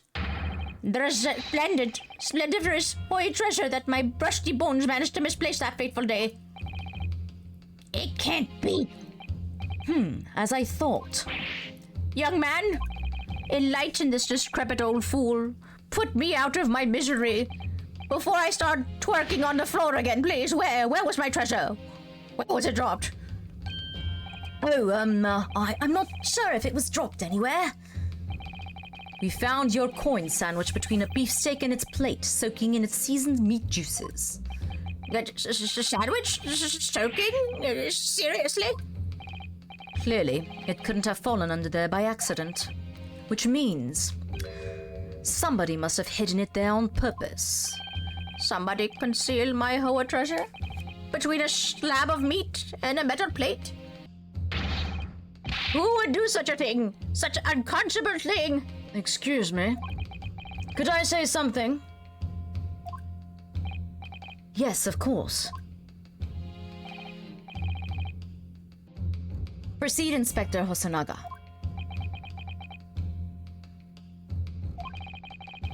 I mentioned this earlier in the trial, but I was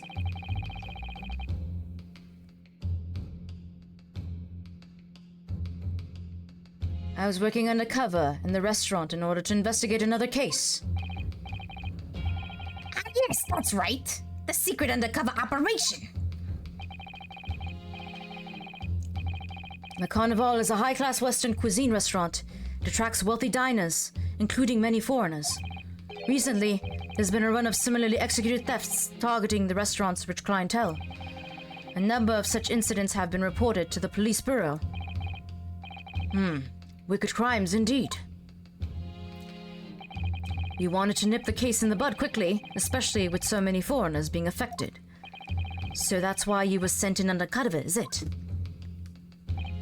Yes, I took on the job of a waiter at the restaurant in order to flush out the criminal. Seems likely that this Koban incident is the work of a same thief.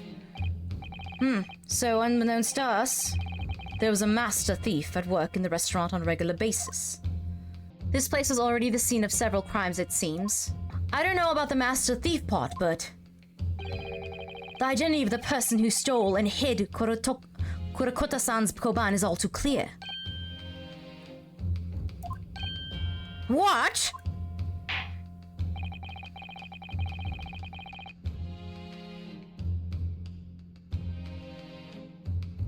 I think the court would like to hear the defense's view on the matter.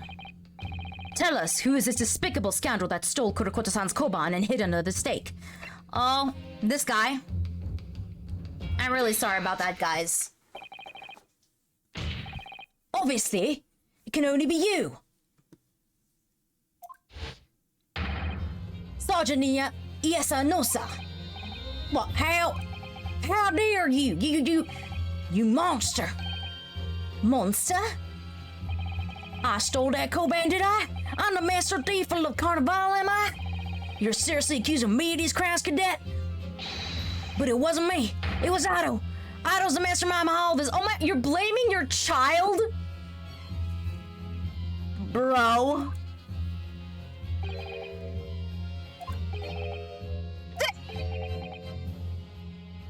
I will say this to everyone here. Yes, my place is meant to be a safe space for everyone, but not to come and disrespect our boundaries and be a menace like that. You do you, boo, but no. No fucking way. You would push the blame for your crimes onto your own son, an innocent little baby.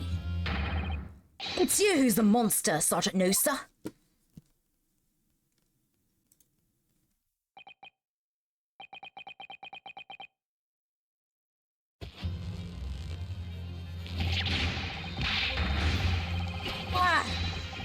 Clickety-clock, clickety-clock, clickety-clock, clickety-clock. Oh, God. Maybe you're the baby is the mastermind. Like, damn, wow. You know what? I believe it.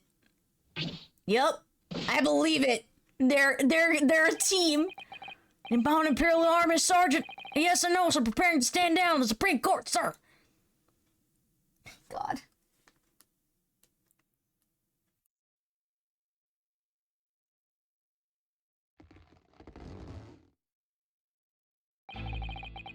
Do any of you know of the extraordinary low wages the Nippon Imperial Army pays those it expects to keep our country safe? I understand that the temporary increase in taxation owing to the recently ended conflicts remains in place. And I have heard it's hard for lower-ranking soldiers to make a living, yes. All I want is to put a hot meal on the table for my son. And that's why you were stealing things at the restaurant? The place is heaving with honey. Every 3 days I'd go there and do reconnaissance for a target. And I'd enjoy chomping on my way through a good steak at the same time. Sounds like he doesn't bother with a knife and fork even, which is worryingly believable. And your target that day was the old man and his koban. Yes, sir. He was an easy mark. I slipped a coin into my pocket without any further trouble. A veritable phantom thief you are. I was all set to leave the steak. I was halfway through devouring when it happened.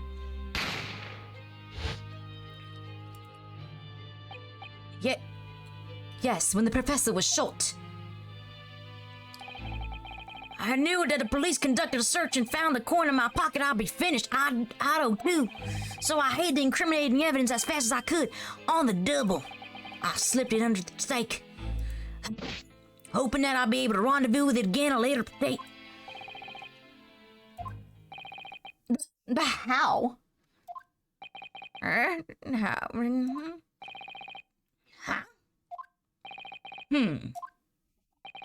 Just the silence. This is ridiculous. Perhaps you could carry on with this absurd prattling in your own time? Well, Miss Brett? Oh, of course, dear lady, of course. How rude of us. I'm quite sure there's no need to detain you any longer at all. May the esteemed gentlewoman please be excused, Your Excellency? Indeed. The theft of the Koban was clearly perpetrated by this baby-saddled sergeant. It would certainly appear to be unrelated to Dr. Wilson's murder. Of course it is. Hiding a coin under a lump of meat. The sheer nonsense of such an idea astounds me. Nonsense, is it? Well, oof. And as for picking your steak and biting it without using a knife and fork, it's beyond nonsense. It's pure madness.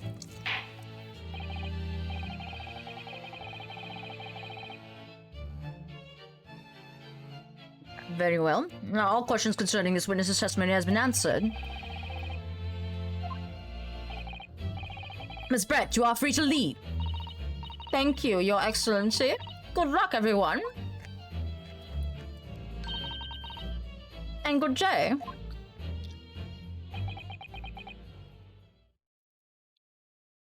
His face? Ryunosuke, what's the matter with you? There's no time for daydreaming. He's not daydreaming. Oh, no, it's just...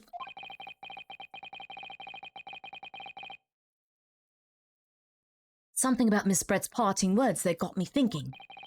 I can't quite work out what exactly, but something she said jarred with me. I feel like there's a contradiction in there somewhere. Something didn't quite add up. In that case, don't you just stand there thinking, make your voice heard. Sorry? You can think later, but if you don't call out now, it'll be too late. The trial will be over. Hold it!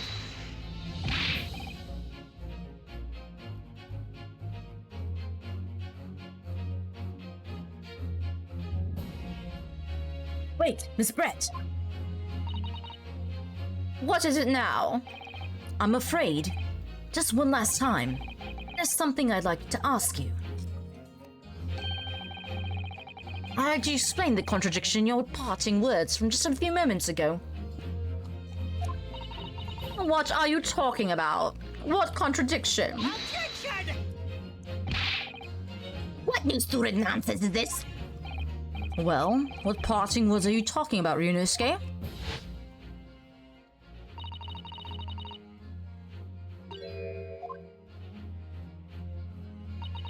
I'm not gonna repeat it. I already said these words.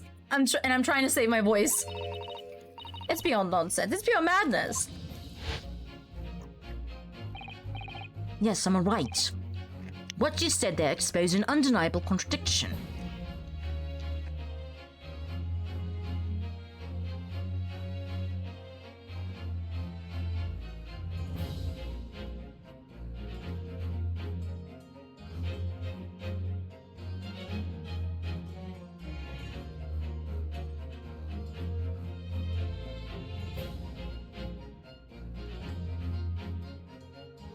Yes, I'm right. What she said there exposed an undeniable contradiction. I'm going to need to see evidence, Counsel. If Miss Brett's words truly are contradictory, where is the evidence to prove it? Well, where's the steak plate? Take that! That steak that Miss Brett had been eating before the president was killed. Go on. More accurately, Your Excellency. The steak that was on the victim's table just before the professor was killed. Now you're just splitting hairs. Not true. Doesn't something about the steak strike you as very unnatural? Unnatural? What on earth do you mean? It's extremely obvious. I'm talking about the shape of the edge where it's been eaten.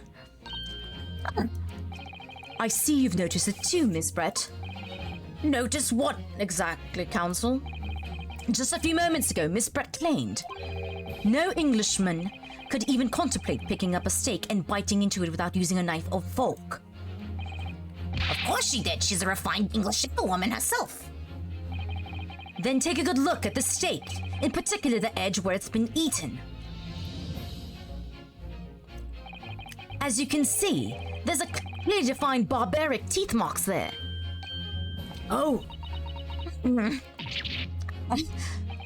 It looks like Miss Brett has realized something. So, if the witness, as she claims, can contemplate eating anything without using a knife and fork, there shouldn't be teeth marks in the steak at all. Objection!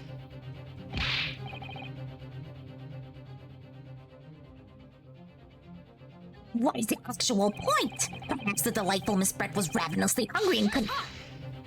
It's like, bitch, please. Do I look like a He's like, do I look like an imbecile to you? Oh, whatever you say, dear lady.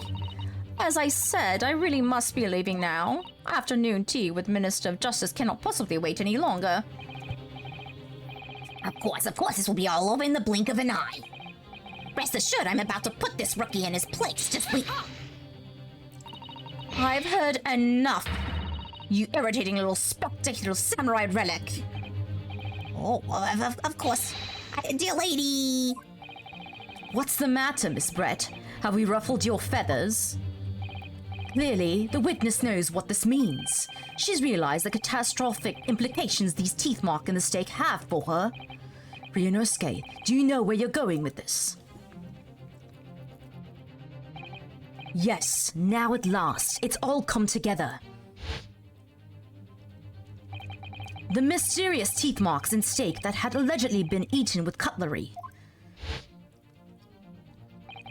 The reason why the bloodstain I know I saw somehow seems to have disappeared.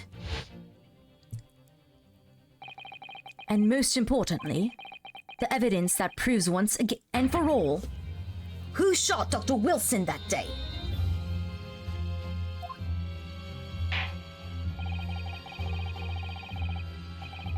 I accept that these teeth marks in the steak are area unnatural, as you put it, counsel. But what exactly are you suggesting that tells us? Everything, Your Excellency. Everything? Yes, I believe that these barbaric teeth marks in the steak here amount to conclusive evidence to this case. Evidence that will prove beyond any doubt who shot Dr. Wilson. Conclusive evidence? How many times have I heard that today? You wouldn't know the meaning of the phrase, typical Japanese empty threats. How can you be so sure? Oh, it's quite simple. If you really had such conclusive evidence, you would have presented it to the court long ago. Actually, the evidence I'm talking about hasn't been brought before the court yet. Hasn't been? What? But just because it hasn't been shown yet, doesn't mean the evidence does not exist. Objection! This is absurd. The trial has been run several hours already, and you're saying there's evidence yet to prove go forward? This can't be. I don't believe you have it. Objection! I don't, but there is someone who does have it. Someone in this very courtroom. And if that person is willing to submit the piece of evidence I'm referring to, it will solve every remaining mystery about this case. Very well. I have a feeling this will be my last request of the defense in this trial. Who possesses this conclusive evidence? Oh, our boy, Hasunaga. Take that!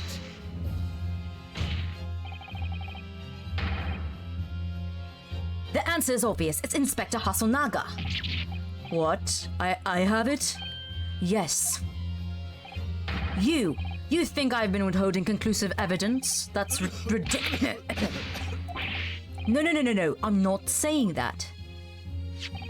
Everyone's attention has been focused on the steak with the teeth marks. Yes? Now, earlier this afternoon, Sergeant Nosa told the court the following. I'd enjoy chomping my way through the good steak. There's a galele in chat. And as well as admitting to stealing Korikota-san's coin, he told us he slipped it under the steak. You watch it, cadet. I'm a superior officer.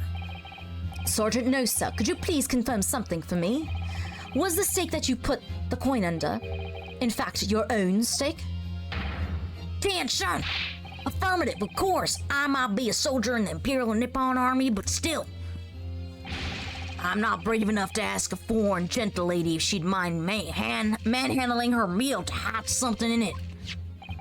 In other words, the steak that the detective submitted as evidence earlier was in fact Sergeant Nosa's meal. Objection! But it makes no sense. That plate was taken from the victim's table. Yet the gentlewoman doesn't take bites out of her steak, nor did she have any opportunity to steal the coin. Of course I didn't steal it. To even suggest such a thing would be an affront to the entire British Empire. Oh, please, you guys stolen everything. Well then, how do you explain this paradox? Paradox Pokemon? Area Zero, man. It's all Area Zero. It's Terapagos. Terapagos did all of this. We've gone back in time, man. Exactly. Sure, you're going to suggest that the sergeant switched the two stakes over. The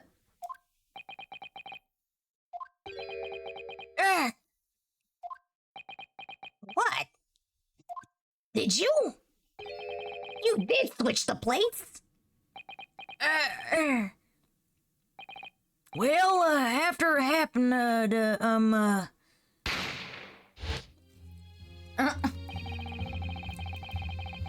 when I saw the civilian had murder right in front of my eyes like that, I panicked. As I said, I immediately lifted my steak and hid the coin underneath it. But then when the waiter announced he was an undercover policeman, I thought I'd had it. If he decided to investigate my side with me, that'd be it. Of course I would do that. I just spilled some tea. Hold on.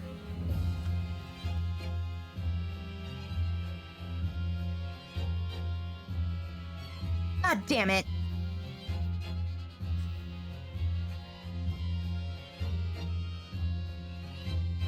Shit.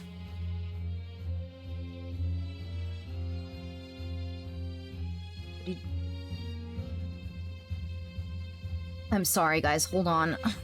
Made such a mess here.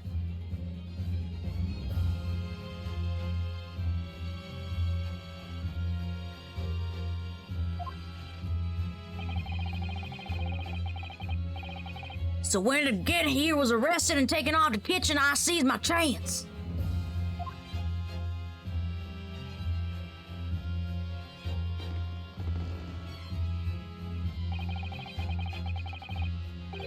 With military precision and timing, I switched my steak with the one on the foreign lady's table. What? You can't have. I never saw you do such a thing. It was called Operation Lightning Bolt. There was no time for strategic planning.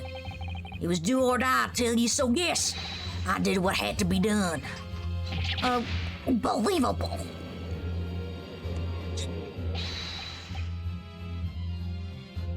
However, fear not, prosecutor son. What now? I swear on the brass buttons of my uniform. That's all I did, sir. Oh, you did? That's plenty, Sergeant. So if Sergeant Nosa switched the plates over, it means he took Miss Brett's steak and the plate it was on back to his own table. Yes, that follows. Inspector Hosonaga, Yes. earlier in this trial, you told the court this. You said that you had not only taken Miss Brett's steaks after the incident, but also the sergeant's. That to preserve evidence you had taken both. That's correct. Then please present to the court now. The plate that was actually on the victim's table at the precise moment he was shot. That's it, baby. What can that possibly tell us now? I mean, a cold slab of tough meat. It can't be of the slightest bearing on the case. No, you're not wiggling your way out of this time, lady. That turnaround. So smooth. I beg your pardon? Surely you're not that forgetful. Surely you remember the reason why the steak pan promised to prove such a problem for you, no? You're the ones who decided it was a problem, not me. The reason the defense asked to see that plate was confirm something the defendant remembers seeing. Thinks he remembers. I'm quite sure of what I saw, Miss Brett. On the side of the plate that was on the table directly behind Dr. Wilson, there was a clear splattering of blood from the gunshot wound to the victim's chest. I believe the defendant's memory serves him well. And now we have the evidence to prove it. The plate you were eating from, Miss Brett. Let us not prolong this any further. Inspector, you will show the evidence to the court. Present the beefsteak and plate that was originally in the victim's table at the time of the incident.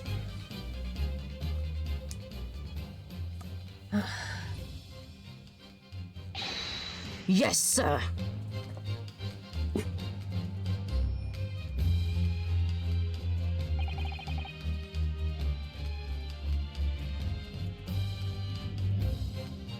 Sorry for keeping you. There's the blood. Here's the other steak and its plate. Please, feel free to examine it. Let's go. The blood stain. It's clearly visible. Look! Yes! Now this makes everything clear. The blood you see on the side of the plate shows that at the moment the victim was shot, he was facing the table with his back to me. In other words, it's impossible for Ranohoto-san to have shot the victim. It can't be. In fact, there's only one person who could possibly have shot Dr. Wilson from the front. I'm sure everyone knows by now who that person is.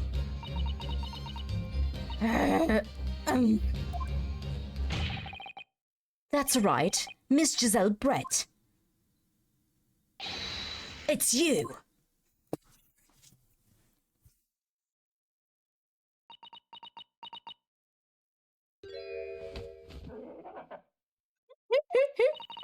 Outdone by a Japanese? Me? By a Japanese schoolboy? No, no, no.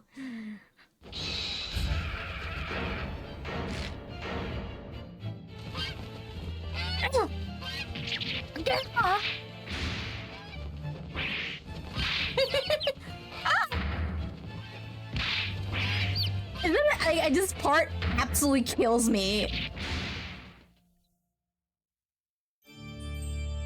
Did she just freaking die and go to heaven? The chicks. What is he? God damn.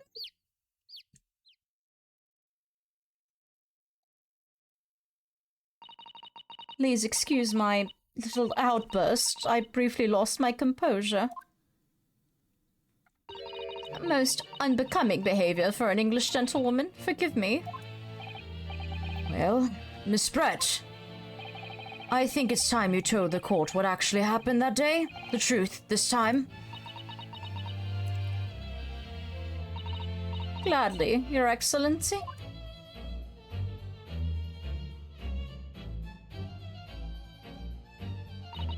It was I who took the professor's life using Cure.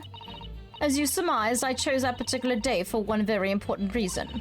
The professor had a dental appointment for the extraction of one of his teeth in the morning. So you planned to kill the professor, knowing that no trace of poison would be found in his water. Because Cure is unheard of here in Japan. Yes. Of course, I never intended to remain at the restaurant for as long as I did. I only needed to see the professor to take one tiny sip of his water, and it would be all over. I would place the steak I had ordered in front of him to make it appear as though he had been dining alone, and leave him immediately. However, before any of that happened, there was an unexpected visitor at the professor's table. That would be me, I suppose. Yes, you. Who else? Such a trifling matter, but the fact that you decided to come over to greet the professor meant that I had lost my chance to slip away unnoticed. In due course, the professor took a sip of his water and was paralyzed. I made sure he was sitting in his chair such that he couldn't fall. There was no going back at that point, so I concocted a plan on the spur of the moment. A plan to pin Dr. Wilson's murder on this innocent man. I happen to know that the professor always carried a gun. I decided to use that fact to my advantage. I had the bottle of Cure in my handbag. And my own pistol concealed under my skirt. I told you. Under your skirt? So I was right. There were 2 guns. Yes. And then I finished my coffee, got up to leave. That's when I noticed the professor's gun, which you had presumably placed on the floor. Placed where you were sure that I would notice it. And everything went according to plan. You noticed the gun as I intended. And then, just as you bent down to pick it up,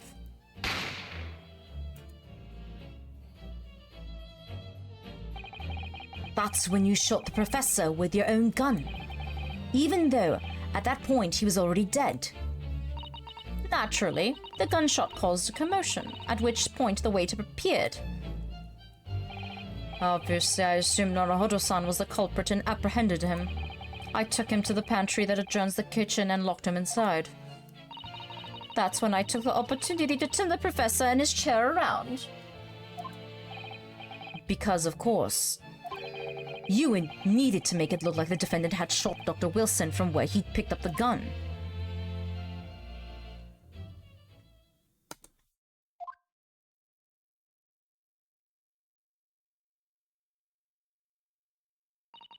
So, there you have it. That is the entirety of my misdemeanor. You'll never be Misdemeanor Elliot.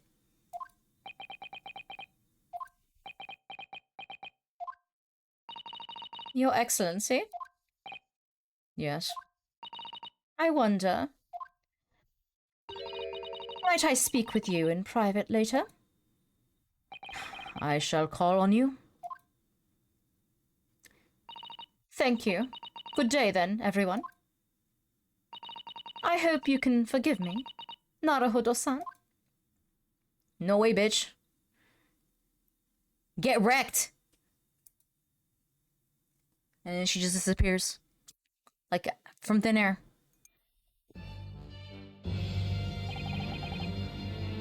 It would seem this trial has finally run its course. I presume the prosecution is in agreement? This can't be. Yasuchi Uchi does not lose. Not to the likes of this rookie student. You better start getting used to tough opposition. Ryunosuke Naruhodo. Well, yes. This insult to the Ouchi family name will never be forgotten. I will be a rival to you for centuries. We'll be in courtroom to courtroom. You will always be my enemy. You've become conceited with age, Counsel. But the old have to stand aside and make way for the new. It's the way of the world. May you never forget that.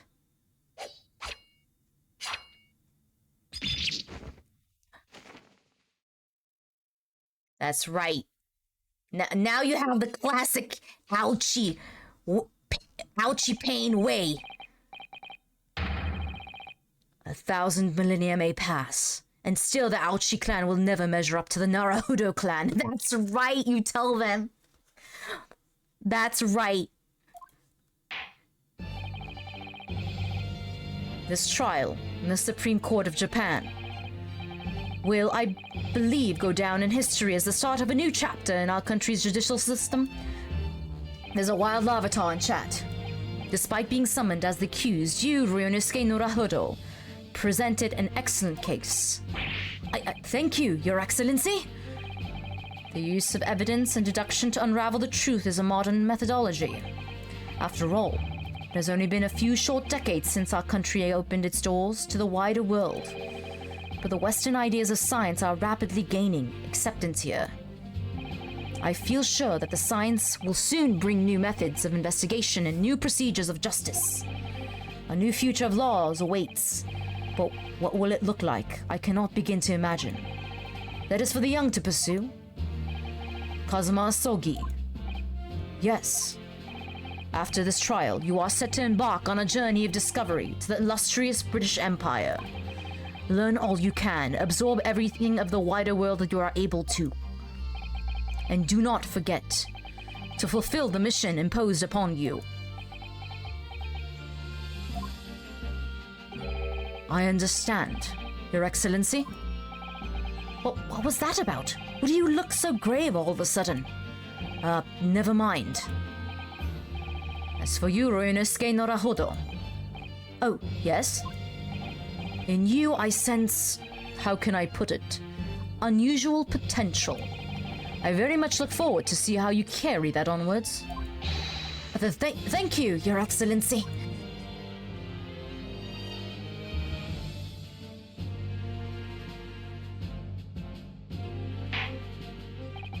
It is time to deliver the final verdict.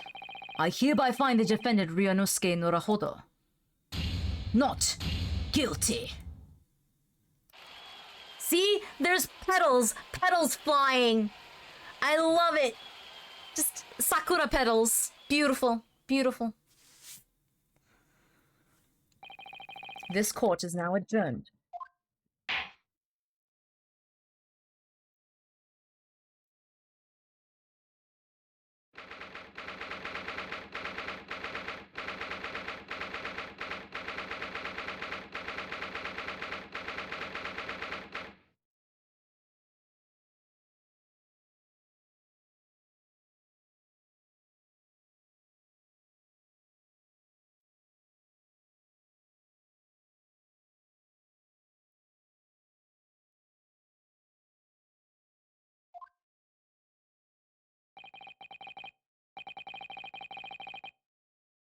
I can't believe it. I can't believe what's happened. I made it. I defended myself and I made it through that horrendous trial. Ryunosuke, you finally pulled it off. Congratulations. Well, I couldn't have done it without you. Thank you, Kazuma. No, it was all pleasure to watch you at work. So, you owe me an extra large sukiyaki from the place on Yume University Street. Don't forget. Good afternoon. All your hard work has certainly paid off. Oh, congratulations to both of you for providing Naruto-san innocence. Ah, our trusty judicial assistant. You worked so hard for that result too, you know. Oh no, I didn't do any... Thank you so much. If we hadn't had that research report of Miss Brett's, I don't know how things would have turned out. Your kind words should really be for my father. I was simply doing as he asked. It was his idea for me to go to the university and investigate. Your father? Ah, yes, of course. Forgive me for intruding on court proceedings, Your Excellency. Susato Mikotoba, Judicial Assistant to the Defense. Speaking of Mikotoba... Ah, there you are. I believe congratulations are in order. Naruhodo, you did an excellent job. Thank you, Professor. Oh no, it is why I should be thanking you, after all. Your efforts exposed the true criminal that took the life of my good friend. Good friend? Oh yes, you mentioned that before. It was you who actually invited Dr. Wilson to Yume University, wasn't it? Yes, that's right. Professor Mikotoba studied overseas himself. He went to study forensic medicine in Great Britain. Presumably that's when you met Dr. Wilson? Exactly. In those days, we worked together in the same hospital. Oh, you worked together? I've never heard you mention that before. Well, it was a long time ago now. Besides, it's your turn, Asogi. Great Britain is a magnificent country. It leads the world. In science, medicine, engineering, culture, and of course, in law. Watch and learn, my boy. See what's happening in the world's largest melting pot. I will. I'll learn all that I can.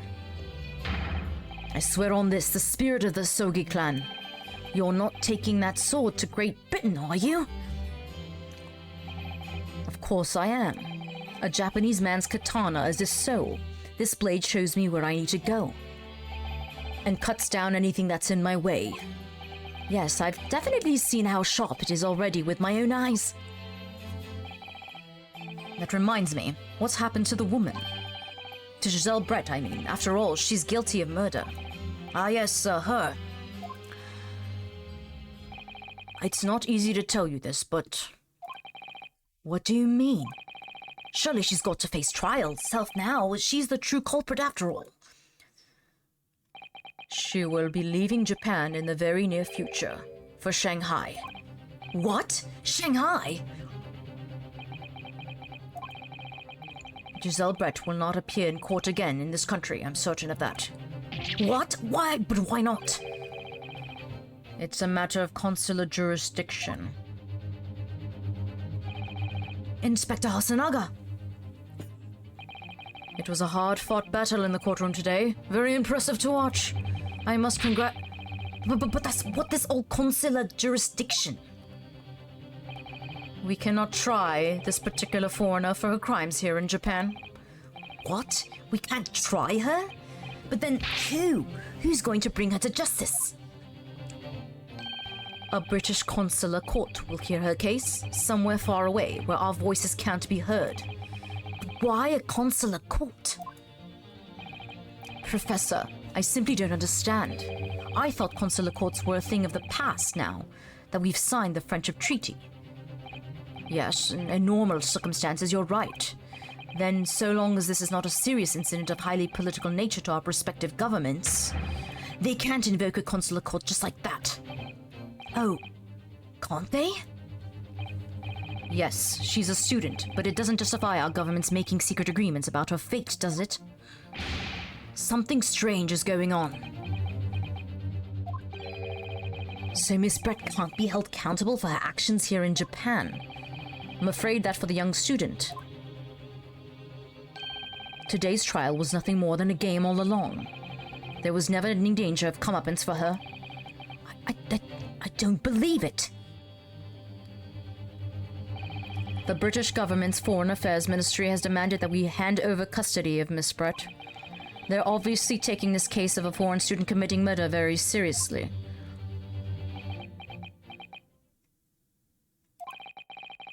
But it's all going to change from now on. We can make a change. This is a time of great turmoil, this new era heralded by the start of the 20th century. One day, I have no doubt, that women will receive the judgment she deserves. Yes, change is coming, and we're the ones driving it. Well, I think that's enough seriousness for now. This evening calls for a celebratory drink. But Professor... You're right. This is no time for gloomy faces. We should be celebrating Ryunosuke's not guilty verdict. Let's start having some fun. In that case, might I suggest Le Carnaval? As the head waiter, I should be delighted to provide you ample food and drink. You're a detective, Hasanaga-san? Aren't you? Well, let's not worry about details for now. The Carnival. Will you accompany us, Professor? Of course. Le Carnival's food is second to none. I shall go and attend to the paperwork for Naruhodo-san's release. Oh yes, thank you.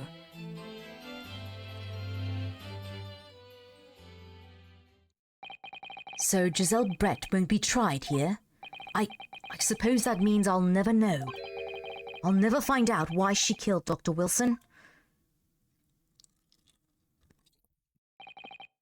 Kazuma. Yes, Ryunosuke? I'm gonna snooze it for now. I just wanted to say thanks again, that's all. You really saved my skin today. I didn't do a thing.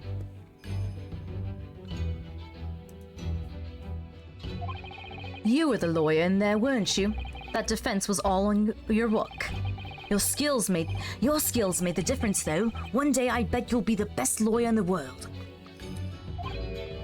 I'm not sure about that.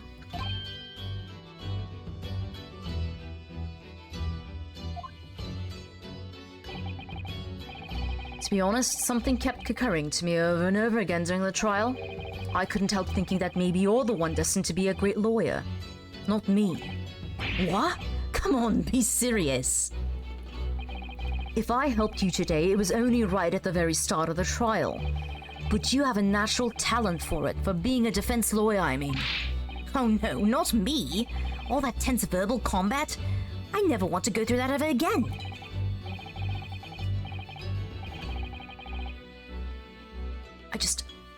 I did what you told me to do, that's all, because I knew I could trust you.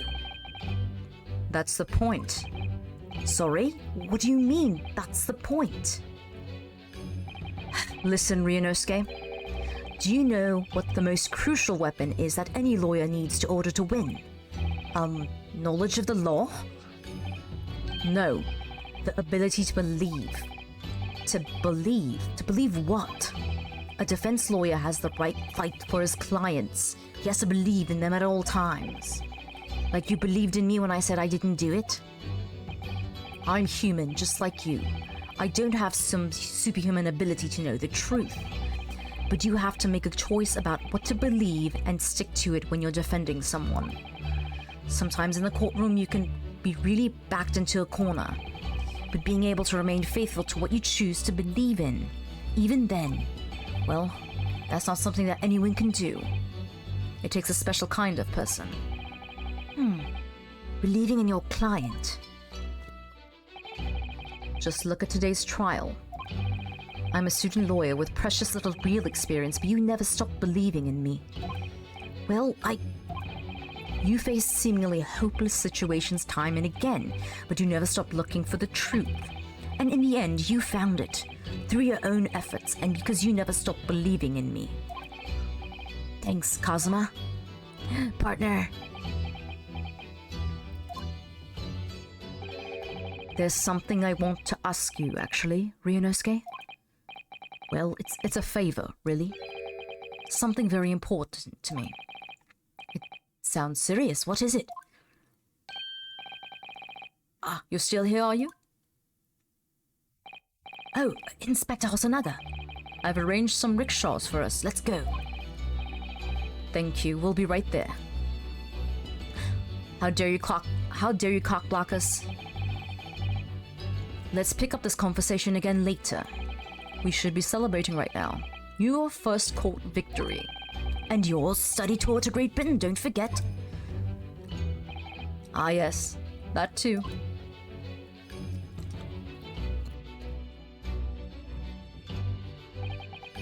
So my very first trial came to an end.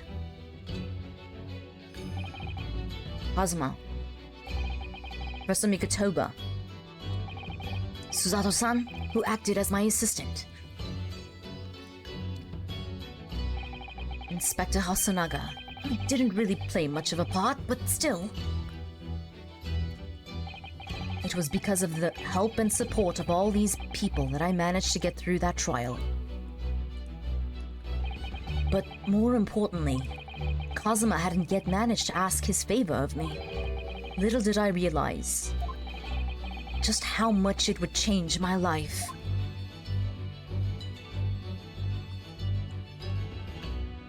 We did it, guys. Oh my god. I went through the first case, baby.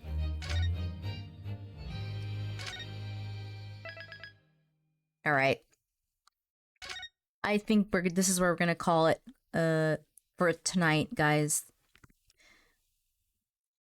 Thank you so much for lugging through this long stream. I hope it was entertaining. I hope you guys had a great time. I mean, this is one of my favorite games, and it gets even better and better because it's not one-off cases like Phoenix Wright is. All of this is all interconnected and it's beautifully woven, and I hope you guys are enjoying the journey so far. Thank you so much, Ash. Thank you guys again. Like I said, anyone who's been lurking, anyone who's just been vibing and having a good time, I appreciate you all so much. We will be continuing with the the second adventure. Yeah, see, the adventure of the unbreakable speckled band. We will be doing it next time. Same time, same channel. But I will see you guys soon. It's honestly, it's too late to even try to raid somebody right now. I think I'm quite pooped out, as it were. But yes, thank you guys. Have a great night. Be good to yourselves. Take care of yourselves, all right? Because that's what you deserve. And I'll see you guys Thursday. All right? Bye.